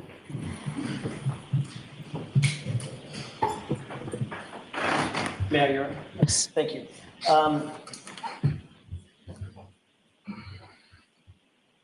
There was nothing eventful at the bar while you were at the bar with Mr. O'Keefe and Ms. Reed that comes to mind in terms of any kind of tension or fight that night? Tension or fight? Absolutely not. No. argument that was audible to you? Absolutely not. You didn't see any body language between the two of them that would suggest an argument or a fight or tension? In fact, I noticed the opposite. Describe that. They were affectionate toward each other, loving toward each other, and to the point where my wife even made a comment, why are you not like that with me? You had something to live up to. Yes, that's why I needed the brownie points earlier. I want to shift gears for a second and pinpoint another time at the bar. Was there a time at the bar where you noticed any individuals with their fists up and engaged in some sort of conduct that looks a little like this? No, I didn't observe that. You don't recall that? No, Sparring with one another? not that I saw. Wrestling? Not that I saw. Okay.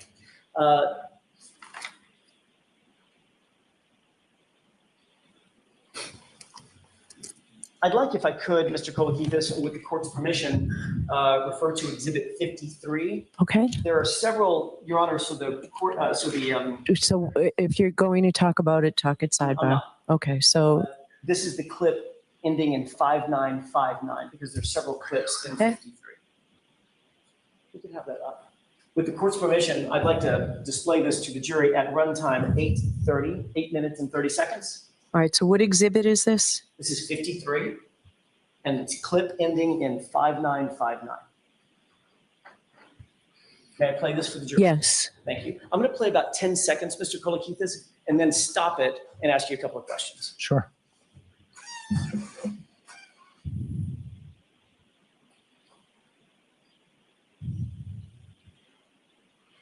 Okay, if we could pause.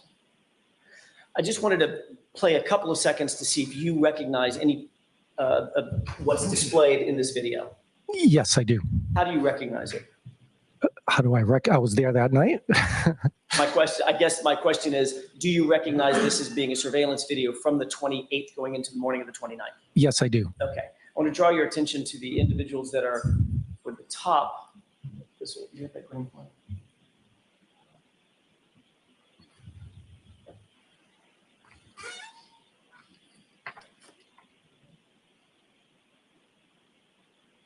One more time. There we go. Okay. If I could draw your attention to the individuals at the top, can you name the folks that we're seeing and describe what they're wearing for the jurors so we have an understanding of who we're looking at? Okay. That's me in the white and black. That's Matt to my right. A little hard of seeing, but I think that's John right there. And I thought I saw Karen earlier right in this area while you were displaying the video. And what about the two gentlemen with their backs to us? I know I met them that evening, but I can't tell from behind like this. Understood. With the court's permission, could we just go ahead and play this through? I'd like to run it through to about the runtime of 11:08, but I'll ask that the video be paused momentarily. 11:08, so just one more second. Runtime, sorry. Runtime 11:08, so probably about 4 minutes. Okay. 3 minutes, 4 minutes. May I? Yes. Thank you.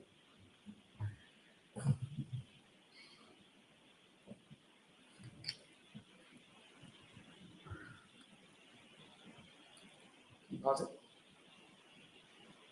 Having seen this run forward just a little bit, do you see an individual here with long hair? So It's you're hard to- squinting. Are you having difficulty? Yes, seeing I this? am having difficulty. Could you blow it up a bit or I don't think so. Our technology is good, but I'm getting a shake of the head. my eyes are not good. I can tell you that. Let's just go ahead and play it forward with the court's permission. All right, but if you can't see it, I don't want you to guess. So this, are you talking right here? Yes. That looks like Karen. Okay. May we play it forward, Your Honor? Yes.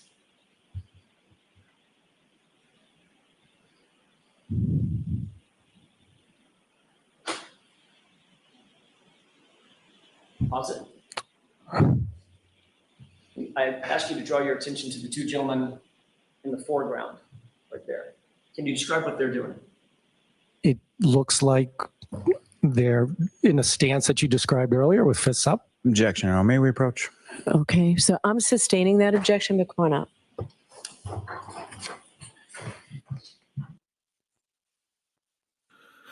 There you go. I just moved it a little bit, just so the logo's out of the way.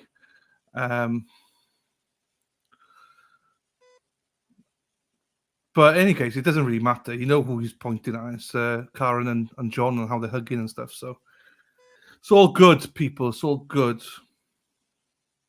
It's all gravy, baby. Right. This has been a great witness for them. Great witness. Another Commonwealth witness. Great for the defense. I mean, he's had a few pops as well. Few pops. That beeping does my head in, though. It's because of the sidebars, isn't it?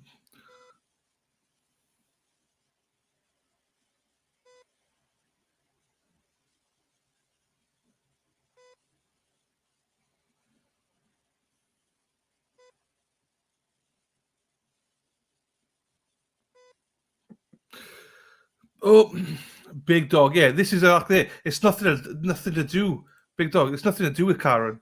It's what you're saying there. It's the two meatheads about them fighting. So it's nothing about that corner. It's about the two big guys fighting.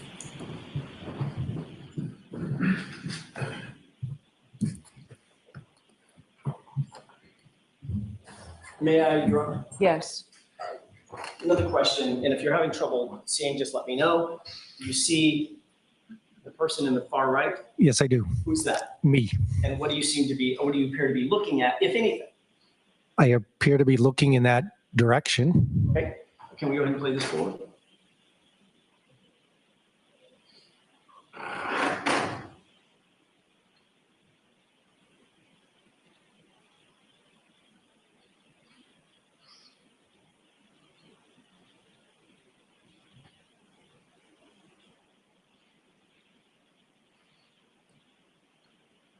And pause. Mr. Kolokithas, do you recall engaging with the two men in any sort of conversation, the two men, their backs facing to us? I mean, I can see it. I honestly do not recall it, but yeah. Do you recall ever being introduced to those two gentlemen? Yes. Who are they? Brian Albert, Brian Higgins. And which one is which, left and right? Left is Albert, right is Higgins. We'll go ahead and play this.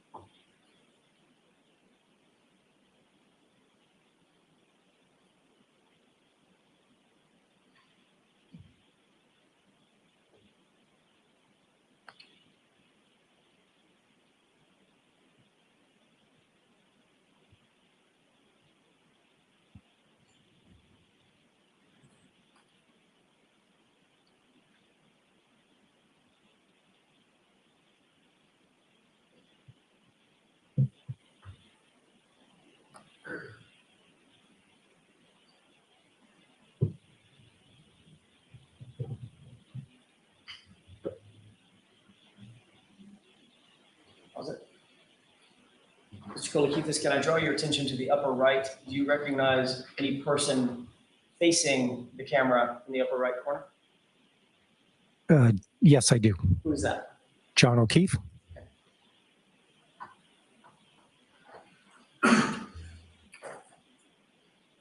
About 30 more seconds, Your Honor. Okay.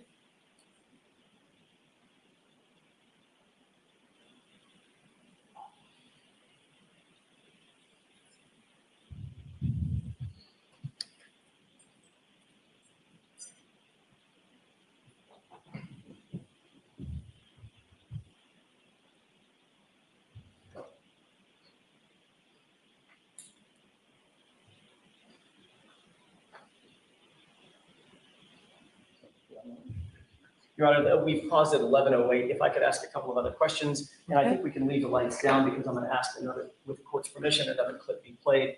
Mr. Kolokithas, you indicated that you don't recall the events that you're seeing. Is that still the case, or has your recollection been refreshed about what you were witnessing?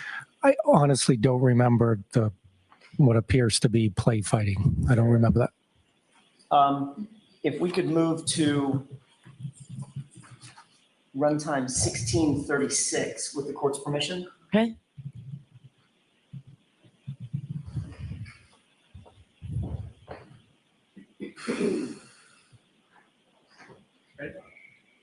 Your Honor, when we play 1636. Go ahead. And pausing. Do you see yourself in the upper right-hand corner? Yes, I do. And do you see the two people, the two individuals, Brian Albert and Brian Higgins, in the foreground? Yes, I do. Okay. Play.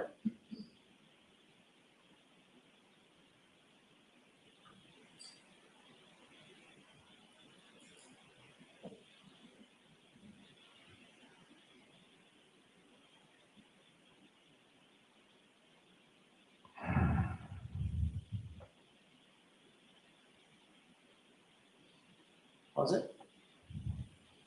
Do you see at this point, I know it's difficult, do you see John O'Keefe anywhere in the frame at this juncture? I do not see him. Okay. Play it.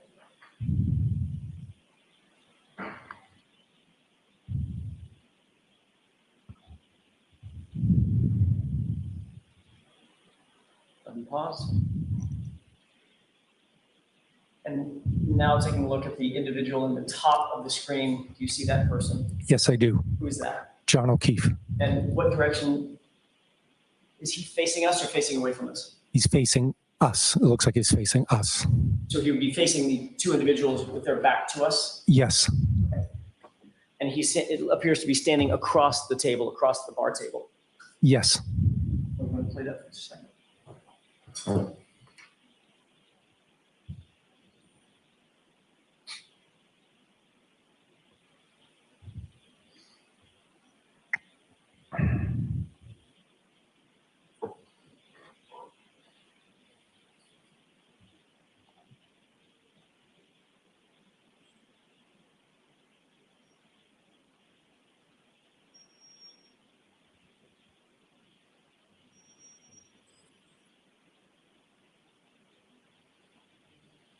And let's pause. With that, I would ask you who this individual is with the fur coat, My wife. lining on the coat. It's my wife. Okay. And are you still in the same spot, upper right-hand corner? Yes, I am. And where's Mr. O'Keefe? Across. He's now facing the other way. Thank you. Away from us. We can take this down.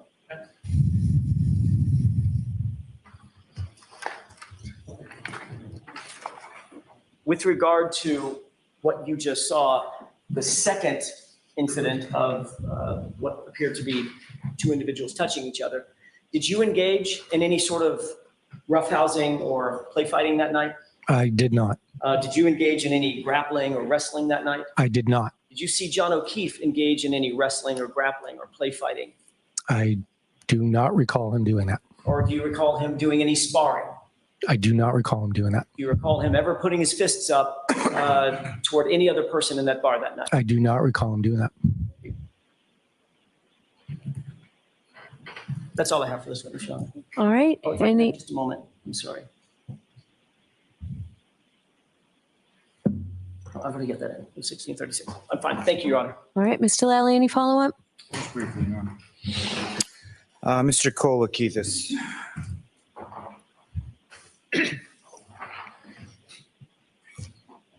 As far as your observations of Mr. O'Keefe and Ms. Reed and their relationship, you saw what they sort of depicted in public, correct?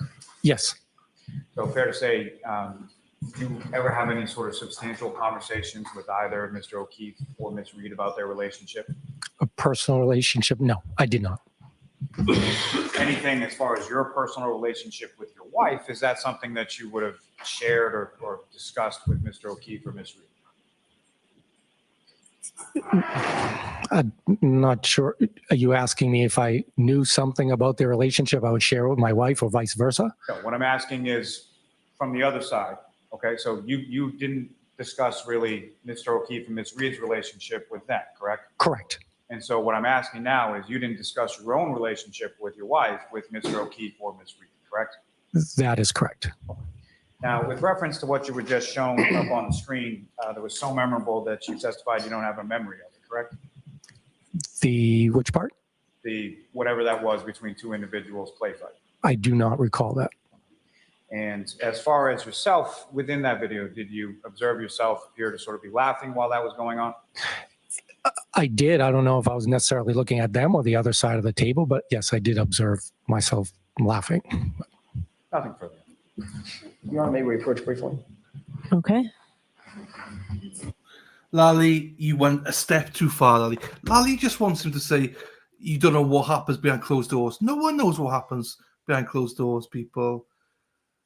You know, the jury know that. We all know that. I don't know what he's on about. Like, in public, they come out very nice together. That witness backfired. I love the fact that he said at the end as well about, well, I'm not sure if I was watching them or if I was looking in the other direction. I don't know what I was laughing at. Lally, I think this is a joke to him.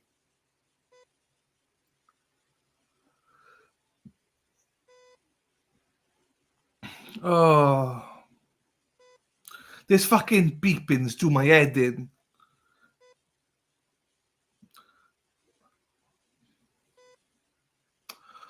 Man, like, you know, obviously, you know, I feel for the family and stuff, but, you know, it's Karen that's, you know, it's her life here, it's her justice, her freedom that's in line here. I think Mr. O'Keefe has just seen it and gone,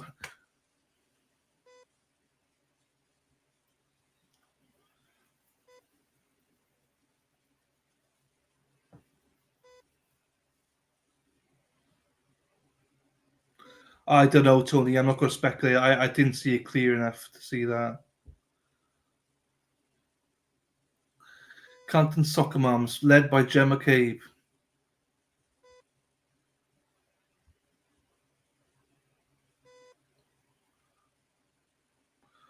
Yeah, I mean, this beeping.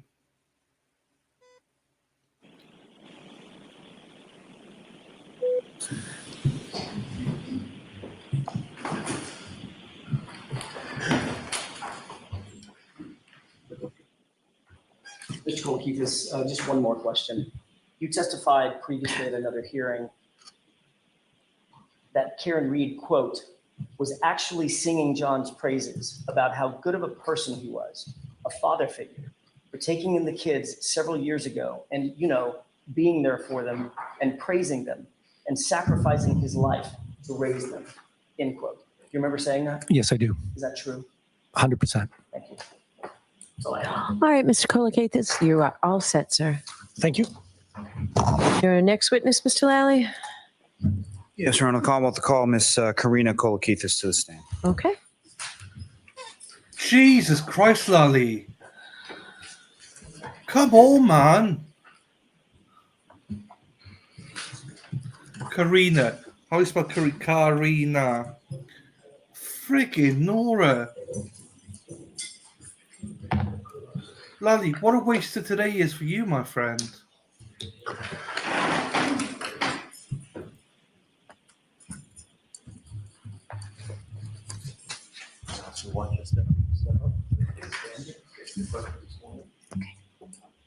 Can you raise your right hand? You solemnly swear the evidence you give the court and jury in the case that I'm hearing is the truth, the whole truth, and nothing but the truth, so help you God. Thank you.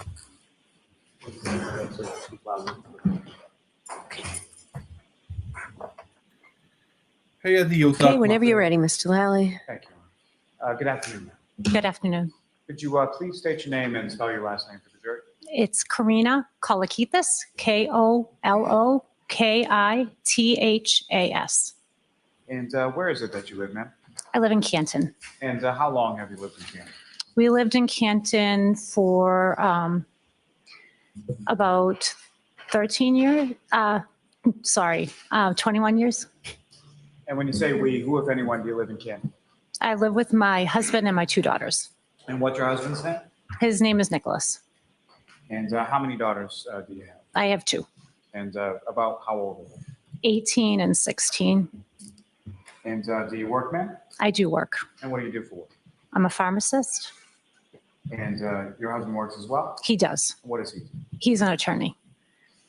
Now, if I could turn your attention to January 28th and January 29th of 2022, all those days? I do. And do you recall what day of the week those were?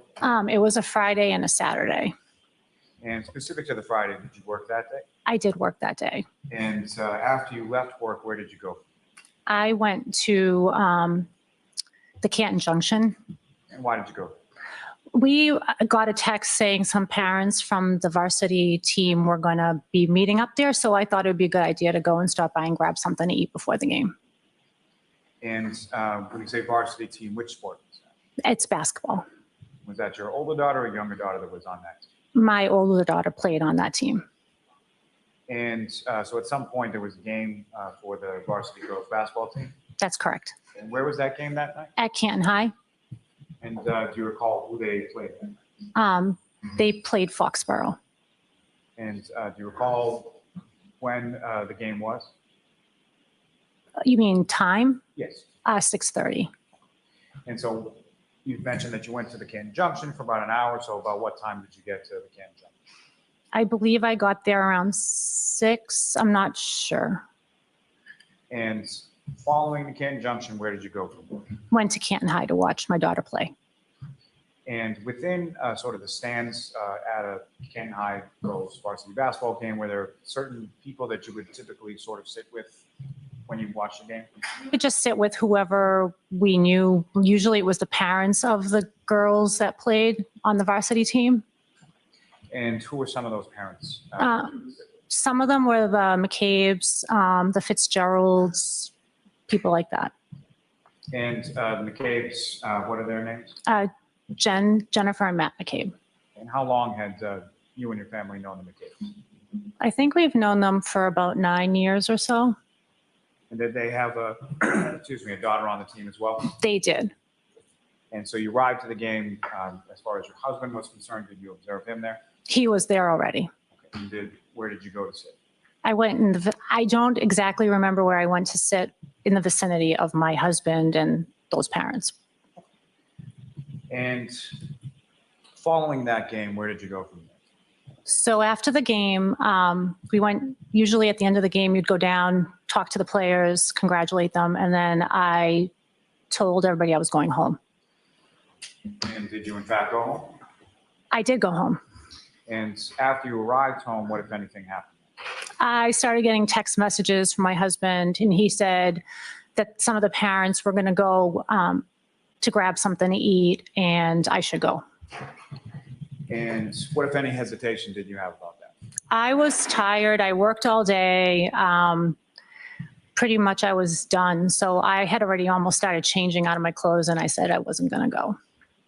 And eventually, did you decide to go? My kids told me to go. They did. They actually, they said to me, you never go out, you don't do anything. Dad's by himself, you should go and just keep him company while he eats dinner. So that's what I did. And so based on that, you decided to go? I did, reluctantly. Sorry, reluctantly I went, yes. And where is it that you went? So that's when I went to CF, I'm sorry, I went to the waterfall. Sorry, I'm a little nervous. And is the waterfall, is that somewhere you had been before? I had been to the waterfall before.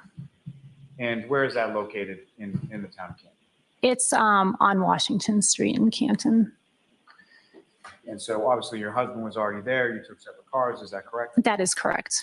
And about what time is it that you got to the water? I believe I got to the waterfall around 9:30 at night. And where did you park your car in relation to the waterfall? So I actually found parking right on Washington Street, and I was across the street from the waterfall.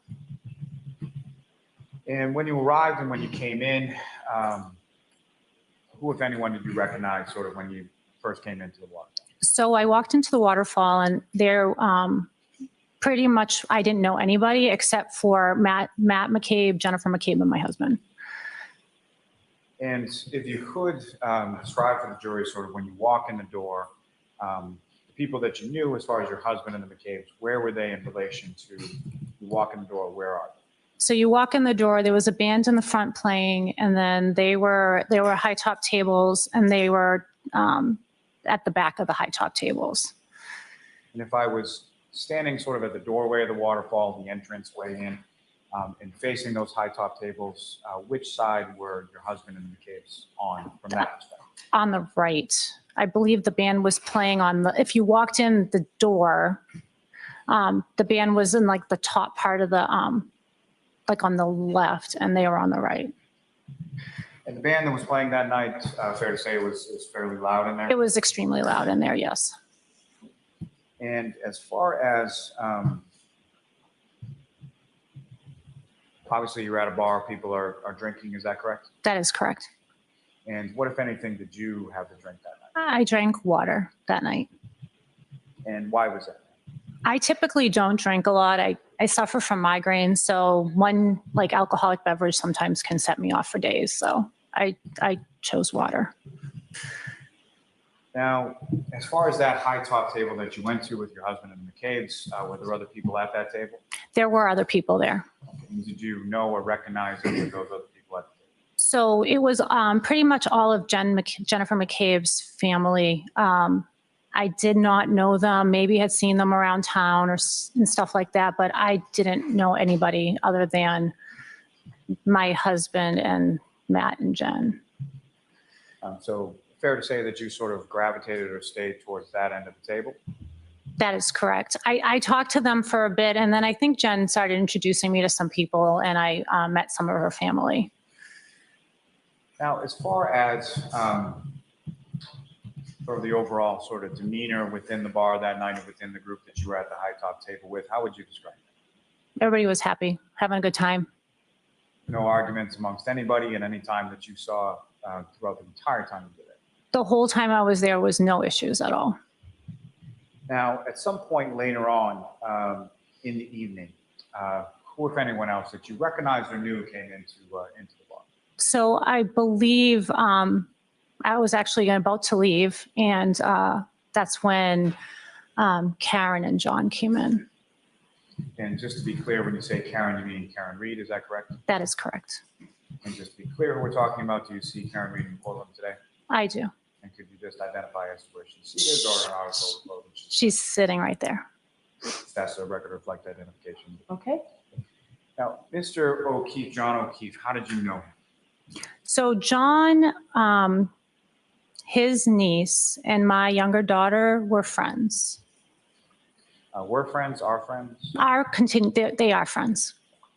And about how long had you known John O'Keefe?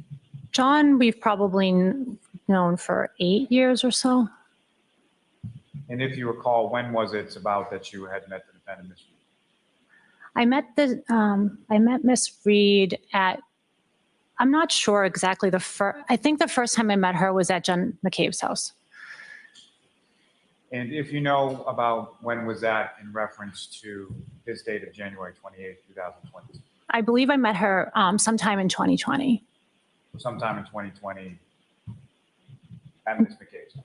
That is correct. And how would you describe sort of the nature of your relationship between either yourself and Mr. O'Keefe, or yourself and who did you know better, Mr. O'Keefe or Ms. Reed? I knew Mr. O'Keefe better. We saw him all the time.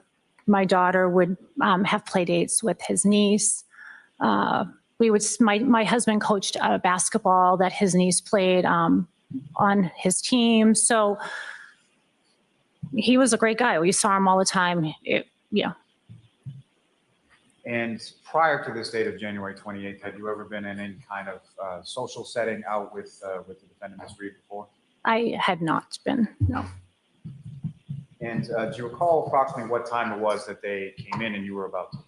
I believe it was around 11 o'clock. And at some point, did they, and by they, I mean Mr. O'Keefe and Ms. Reed, did they make their way over to where you were seated at the high top?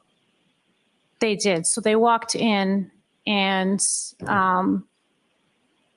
John did his rounds, said hi to everybody, came, gave me a hug. And they headed towards us. Yes.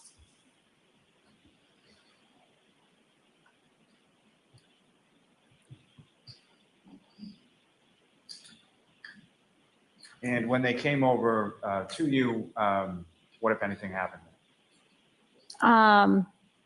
John was really happy, started talking about Kaylee and how she had just gotten into Bishop Fian. And he was just very excited. You could tell he was super excited about that.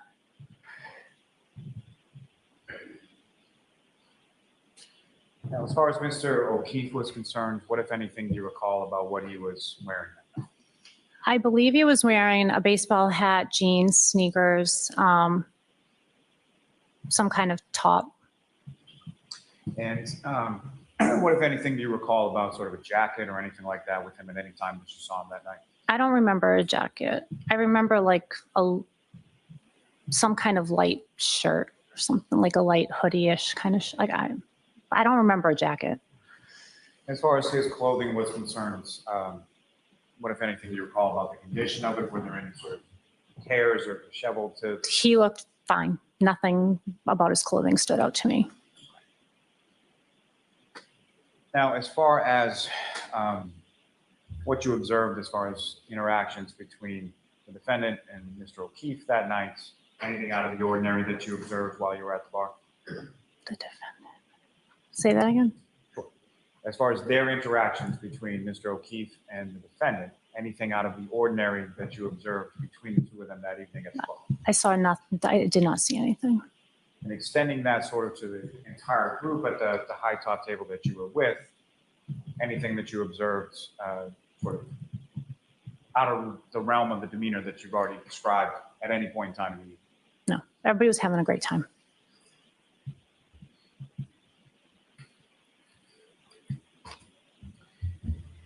Now, with regard to sort of where you were positioned at the high top table in regard to Mr. O'Keefe, was he closer to your end or where was he located? I'm not sure. I don't know where he ended up going. I know that Karen stayed with me.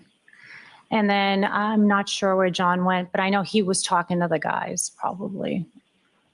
So Mr. O'Keefe was moving around a bit, talking to different people. Yes. And Ms. Reed was down towards where you were, is that correct? That is correct. And who, if anyone else, was sort of down your end of the table? Who were you talking to when Ms. Reed came up? It was Jen McCabe. So the three of us. When Ms. Reed comes and joins, it's essentially Ms. Reed, the defendant, yourself, and Ms. McCabe. That is correct. And when Ms. Reed first comes up, what, if any, conversation did she have with either yourself or Ms. McCabe?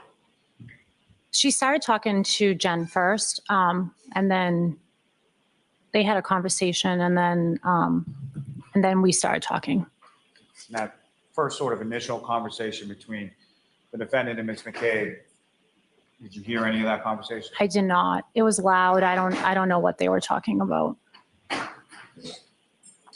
Now, as far as obviously you're at a bar and people are drinking, what, if anything, did you observe Mr. O'Keefe be drinking that?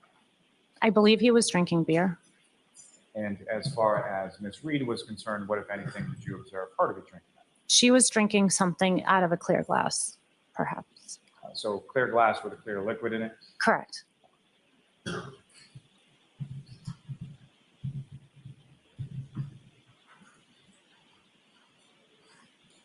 Now, as far as through any conversation that you had with either the defendant or Mr. O'Keefe, did you have any understanding of sort of where they came from prior to coming into the walkway? So they had come from across the street. And what is across the street? From the bar, I think, so it was CF McCarthy's. And so as far as the conversation that you, at some point in time during the course of the evening, you had a conversation with Ms. Reed, is that correct? We talked for quite a while.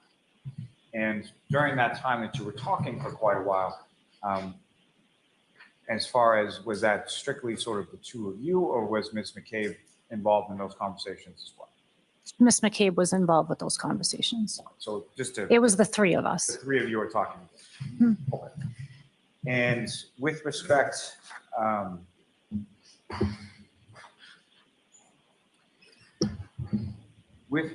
to the defendant's relationship with Mr. O'Keefe, what, if anything, did she say about that?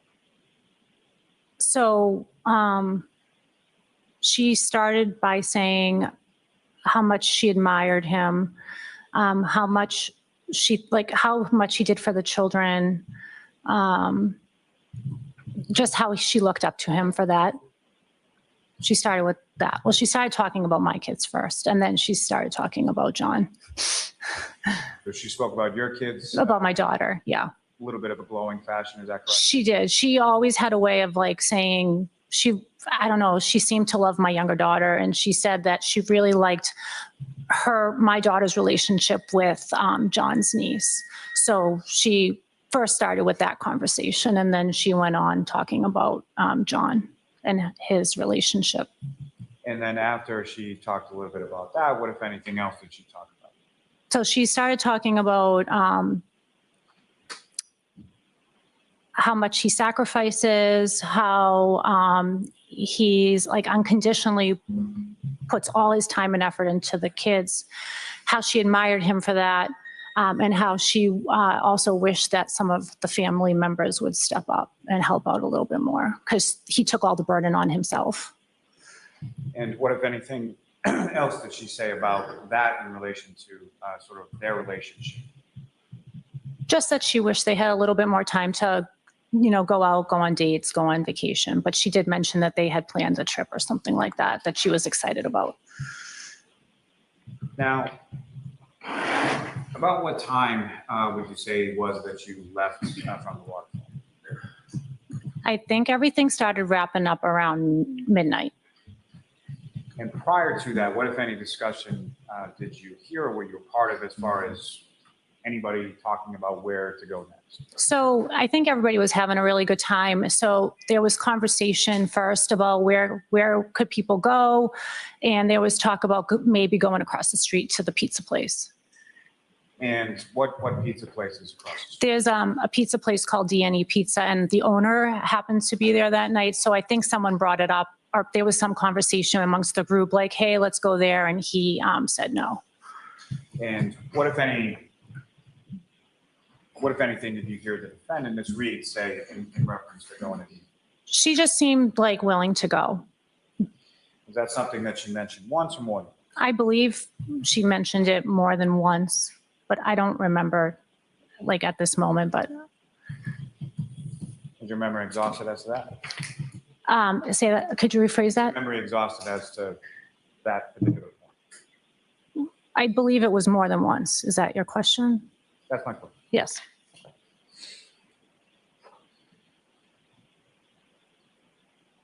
Now, other than that, what, if any, other discussion was there as far as where people were wanting to go or intending to go after the war? So after that was kind of, put to rest, then I think there was discussion about, well, Jen McCabe brought up, let's go to my sister's house. And is that somewhere that you or your husband, to your knowledge, had ever been to before? We had never been to her house before, no. And was that something that was sort of a private invitation, or was that sort of open to the group at the table? I think it was said out loud, like, hey, anybody wants to go, we can go to my sister's on Fairview. I wasn't specifically invited myself. I just think it was put out there. And did either yourself or your husband take anyone up on an invitation? Did you go to Fairview after the waterfall? We did not go. I actually said to him, there's no way we're going anywhere. We're going home. And just to be clear, by him, you mean your husband? My husband, yeah. And around the time of midnight or so when you were leaving, who, if anyone, did you sort of walk out with initially? So I believe, let me think. It was always Jen, myself, and Karen. So we brought up, and Karen went over to John, something like that. He like put his arm around her. I don't know if they had a conversation, they talked. It seemed like they were like quite lovey-dovey at that point. And then that's when Jennifer McCabe went up to Karen and said, "You're coming with me." Like, and she like grabbed her, like she put her arm around her and she said in front of me, she's like, "You're coming with me, you're coming with me." And just to be clear, like sort of how she said that, was that in sort of a forceful way or what? No, like joking around, like, "Hey, you come with me. We're gonna, and Karen said, 'Where are we going?' And Jen said, it doesn't matter. It'll be a surprise." Like, it was like something like that. And did the three of you sort of walk towards the door to the parking lot together? Yes. And where was your husband at this point? He was behind. He was with Matt McCabe. They were helping the band like clean up and get their stuff together. And it was the three of us in the front, meaning the women. And at the initial time when you're walking out, you and Ms. McCabe and the defendant, where is Mr. O'Keefe? I'm not a little bit behind us. I'm not sure. So not directly with your group, but Not with us. No. now at some point you get outside of the waterfall, is that correct? That's correct. And at some point when you're outside of the waterfall, do you see Mr. O'Keefe at that point? I did. All of a sudden, it was weird. I see Karen with John, and I was like, "Oh, that's weird. I thought she was going with Jen." And that's just what made me notice it. It was that the whole, like, Jen wanting Karen to go with her, and then all of a sudden I see Karen with John. I just thought I was just like, "Oh," so it made me notice it. And so you proceed to your car, I'm presuming on Washington Street, correct? That is correct. And if you recall, which direction was your car facing, like down towards the waterfall or away from the waterfall? It was away from the waterfall. And who, if anyone else, did you observe walking in the direction of Washington Street at the same time as yourself? That's when I saw Karen and John walking. And they were walking in that direction as well? Correct. Did you see them approach or get near to some sort of vehicle? It looked like they were walking towards a black SUV of some sort. And have you seen either the defendant or Mr. O'Keefe in relation to a dark or a black SUV prior to that date? I believe I had, yes. And whose car did you believe it was? I thought it was Karen's car. And which side of that vehicle did you observe Karen walking to? She was walking to the driver's side, but again, I was more concerned about crossing Washington Street, and there was a little bit of snow at that point. So I didn't see, like, I saw them walking in that direction, like her going to the driver's side and John going to the other side, but I didn't see anything after that. And were they on the same side of the street as you, or the opposite? They were facing the opposite direction. So you were facing away from the waterfall, they were facing towards the waterfall, is that right? They were just like, we were in different directions. So I was like, it's hard to explain, but they were facing, like I was facing up and they were facing back. And different sides of the street, is that correct? That is correct. And then you got in your car when you left, is that correct? That is correct. And around that time that you left, I think you alluded to it, but when you got to your car, what was the weather like at that point? It had just started snowing. You could see the street still. So you could still sort of see the blacktop through whatever snow was on the ground. That is correct.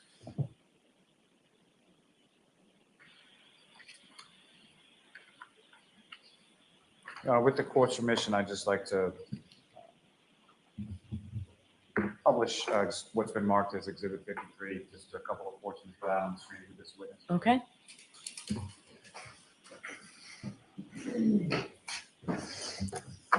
And Ms. Gilman, if I could, I'd ask first for the second video from Channel 3.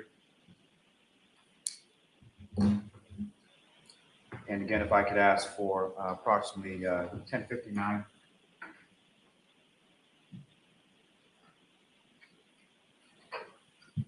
And if you could just, yes, pause it there. So Ms. Kolokithas, do you recognize what's up on the screen? Yes, And what do you recognize it to be? that's the waterfall. And is this a video that you've seen on a prior occasion? Yes. Now, before you, ma'am, there should be a laser pointer. If there's any need for either myself or another attorney, all I would ask you to do is just sort of press that button on it and direct it at the screen. Okay. Okay. Yep.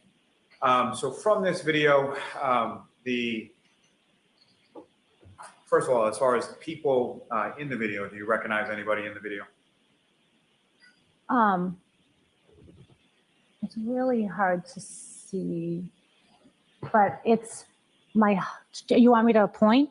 If you recognize anyone, I would ask you to draw the jury's attention to So- that person and explain who that is. Oh, sorry. That, I believe, is my husband with that. Maybe, I'm not sure. If you don't know, or if you can't tell, or you don't know the people, I'm not sure. okay. It's hard to tell. Now, Mrs. Kolokithas, just from up on this video, you recognize sort of the table that you were at or around on the evening of January Yes, 28th? the high top, yep. And if you could just direct the jury's attention to, generally speaking, which side of the table that you spent your time talking to Ms. McCabe and the defense? So, like, if we're pointing to here, I'd be on that side, like the left side of the table, if you want to call it the left side. And the area where the band was, if you could. The band is here, like, that's what I meant, the left, yeah, in the front. And if you know the front door area, sort of where is that located? So it's like right there.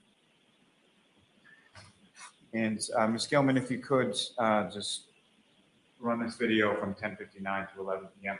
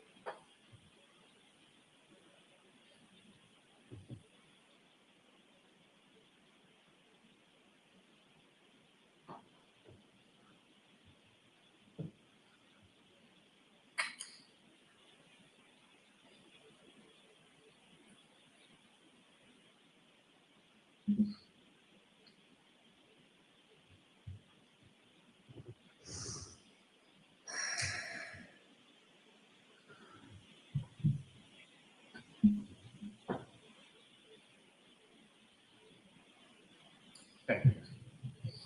Ms. Gilman, if you could take that down, and with the court's permission, I would ask for, from the same channel 3, the 6th video.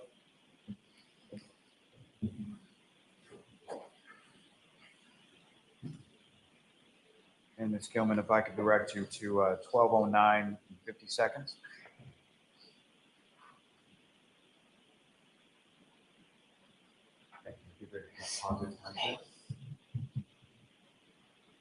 Again, Mrs. Kolokithas, you recognize what's up on the screen as just later on in the evening at the waterfall, is that correct? That is correct, yes. And is this towards the end of the evening? Yes, it is. And fair to say that the lights have been turned up, so it's a little easier. So to now see I can recognize a few more people. And so from what you can see up on the screen now, if you could, using that laser point, just direct the jury's attention to anybody that you recognize. Oh, okay, so that's me right there. And then my husband is right there, Nicholas. And I don't know if that's Matt, Jen. And I can't tell because of the barcode up there.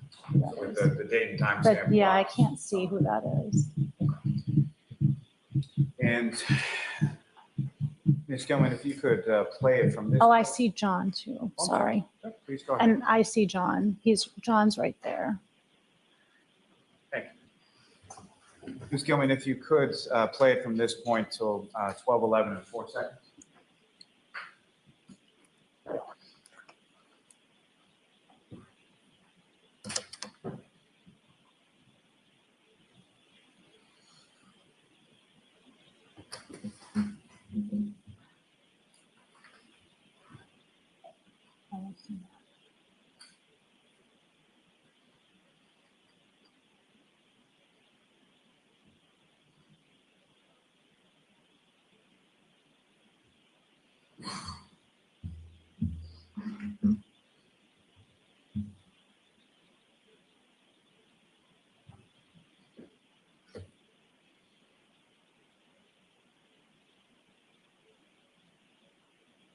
Ms. Gilman, if you could pause it right there. Now, as far as, just for the record, we're at 12, 10, and 38. You see sort of 3 individuals going towards the front entrance? Yes. So you just have to say. Yes. And with respect, if with that laser pointer, if you could just identify for the jury who, if anyone, you recognize from that group. Okay, so that's Jennifer McCabe, that's me, and that's Karen. So you're walking sort of towards the exit at the same time, right? Yes. Ms. Gilman, if you could.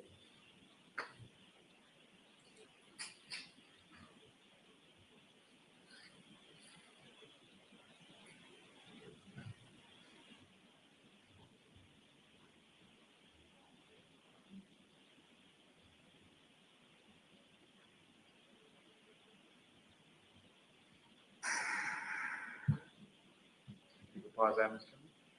Now there's another individual sort of making their way to the doorway. Do you recognize that person? Yes, that's John. That's John O'Keefe. John O'Keefe, yes. Exiting from the water. Correct. Ms. Gilman, if you could just play the last 2 seconds. Okay. Now, Ms. Gilman, if I could ask you from the same exhibits, but from channel 1. And the 3rd video down on channel 1. If I could ask you to fast forward to about 12:11.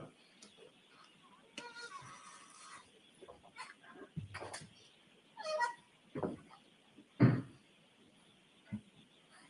essentially what I'm going to ask Ms. Gilman if you could play this from 12:11 and 0 to 12:11 and 25 seconds. But I'm sorry, first if I could ask you to just pause it for 1 second. And I know it's an awful time to pause it, but before the flag blew in front of the camera, do you recognize what's depicted up there? Can you repeat the question, What's please? in this video generally without what's blocking the camera right now? Do you recognize what? It's the exit. So that's the exit to the waterfall? Correct. Thank you. Ms. Gilman, if you could.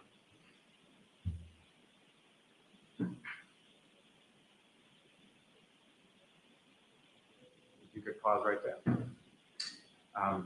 Individual sort of down towards the bottom of the frame. Do you recognize who that is? It's Karen and John.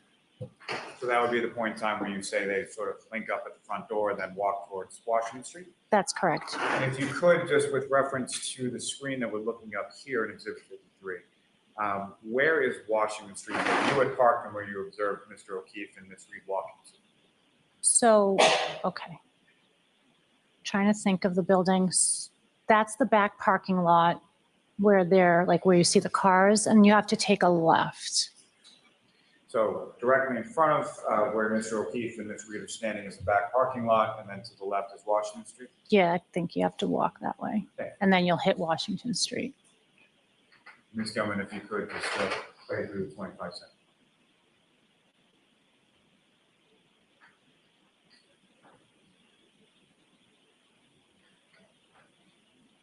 You could pause there.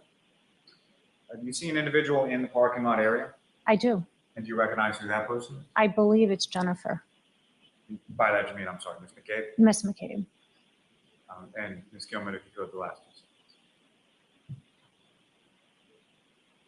seconds. Thank you. Ms. Gilman, you can take that down, please.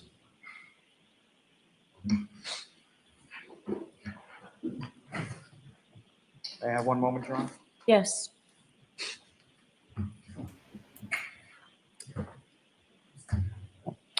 I have no further questions for this witness, Your Honor. Okay, cross-examination. Thank you, Your Honor. Hello. You and I have never met. We have not. We've never had a conversation. Never. We've certainly never interviewed. Nope. together. Never. So this is our first time speaking. Yes. I want to direct your attention to part of your testimony on direct examination when you're questioning by Mr. Lally. You indicated that before Ms. Reed and Mr. O'Keefe left the bar, Ms. Reed had been making some statements about Mr. O'Keefe. Okay. Yes. Is that right? Yes. You indicated that she said that she admired him, Yes. that she looked up to Mr. O'Keefe. Yes. She always had a way of complimenting him. Yes. that he took so much responsibility on as it pertained to the children, Yes.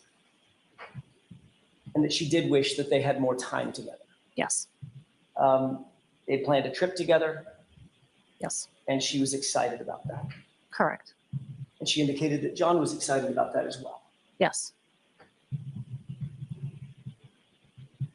Just before leaving the bar, you indicated that Jennifer McCabe said to Miss Reed, "You're coming with me," correct? Yes. She didn't say, "You and John come with me." No. Correct.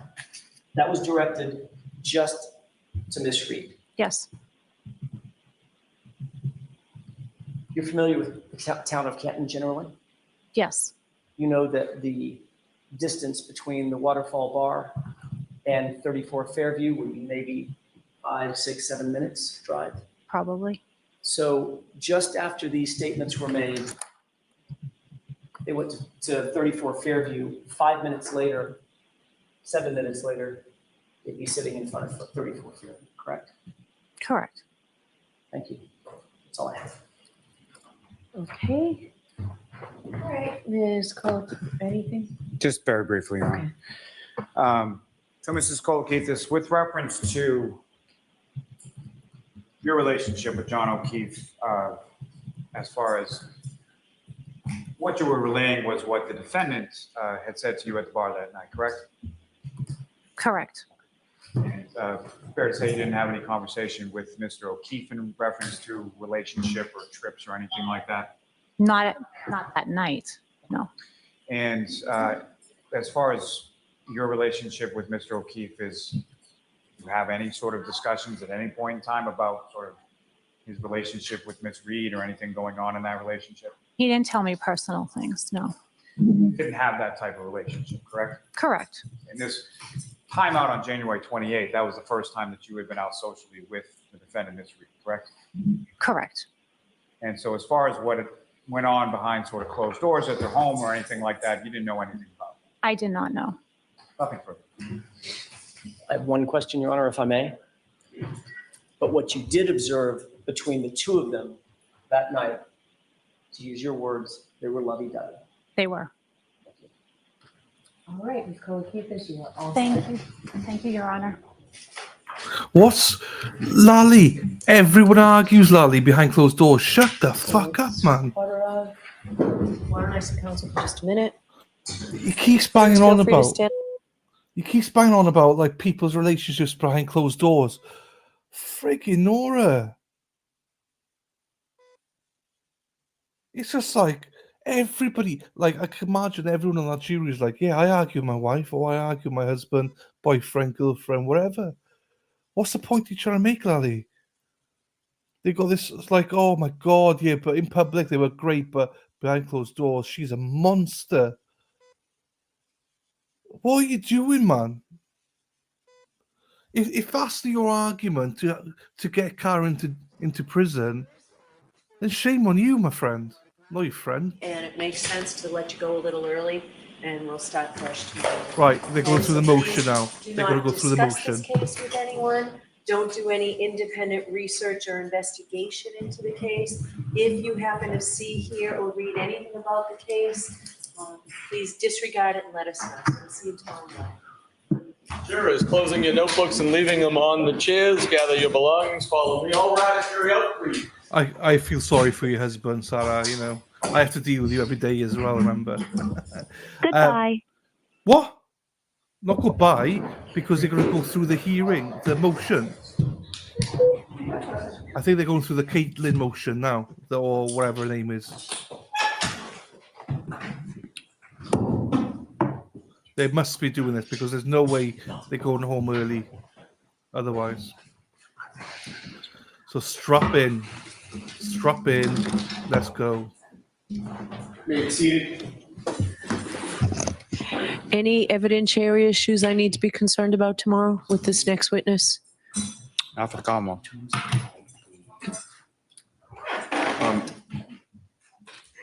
Your Honor, we have, I believe, provided every exhibit that we intend to introduce through this witness. They are all photographs and or screenshots that we would have lined up. I'm happy to show them to Mr. Lally in terms of the specific ones that we would be using before we leave today. Okay, so just so it's clear, anything you intend to introduce, you have to show them in advance. I know, we've provided them is what I said originally. So, And I certainly will show them before I show them to the witness. What I'm offering is to show them now before we break. so yes, so I'm telling you that yes, show them to him before we break. Exactly what I suggested. Anything that you intend to show us, introduce tomorrow. Sure. All right, thank you. All right, we'll see you tomorrow. All rise for the court, please. That must mean that that she's allowed it. That must mean that she's allowing it because there's no motion to it. What do you think? Yeah. So yeah, we go Kate and Albert tomorrow. I don't think Tom CP was there, so we can't watch that. So Jesus, that's a bit close. So I presume now then that there is no motion of argument. She's just going to go by picture by picture. That's what he's going to show Lally now. So if there's any arguments, they'll do it in the morning, I presume. But she's allowing them to try and get pictures in. But that was a bit of a shit ending.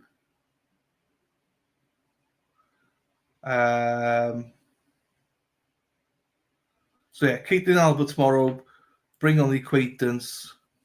So it does look that she's going to, well, the defense are going to have every right or going to have the opportunity to bring the pictures in. Obviously, Lally is going to argue and say no, but I presume they're all going to be on record tomorrow morning. Bev is a bitch, though, because, like Yannetti said, I'll be showing them to him tonight. He doesn't have to show them tonight to him, but he is. And Bev's like, no, you will. Fuck, shut up, Bev. Bloody hell. Effing condescending. She is, Elizabeth. I hate her. There we are. I did think you saw. It was raining, I think. Big Dog. If I was Lally, I'd be heading to the nearest gin mill for a few belts. Morrissey's not there anymore, is he? I don't think so, no. I missed the hairdryer. Bev has to beat traffic home. Yes. Cheers to the acquainted. Yes. Cheers. Jurors must be scratching their heads. So what's the time now? Is it... What's the time in... I'm trying to work it out. 4, 5, 6, 7, 8, 9. Oh, it's 10 to 4. Okay, well, 8.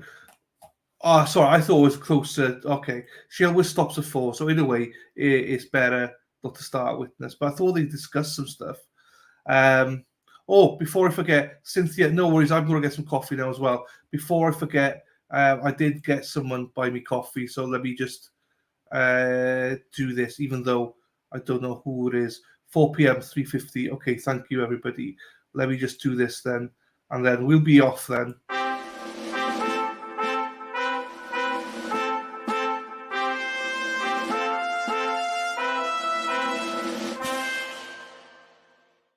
So someone, I don't know who this someone is, but someone bought me coffee.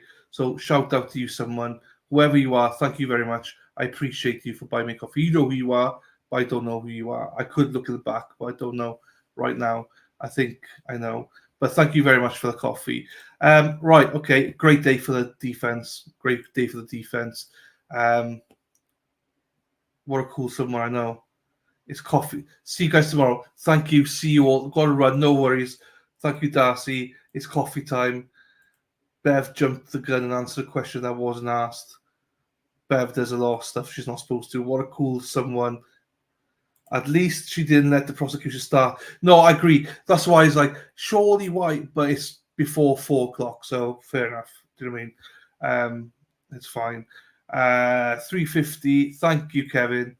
Thanks, El Chappy. Thank you, Big Dog. Right, Di. So just so you know, lunchtime Friday, Di is back. He's committed to it. Friday lunchtime. on this trial. Di will be coming back, giving his analysis as well. Tomorrow we got obviously trial in the morning. That's it.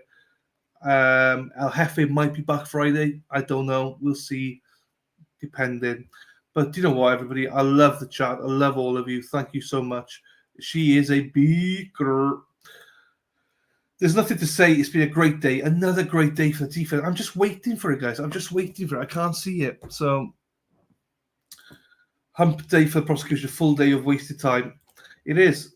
No worries, Darcy. Thank you. Right, guys. I'm going to love you and leave you now. I'm going to get my coffee.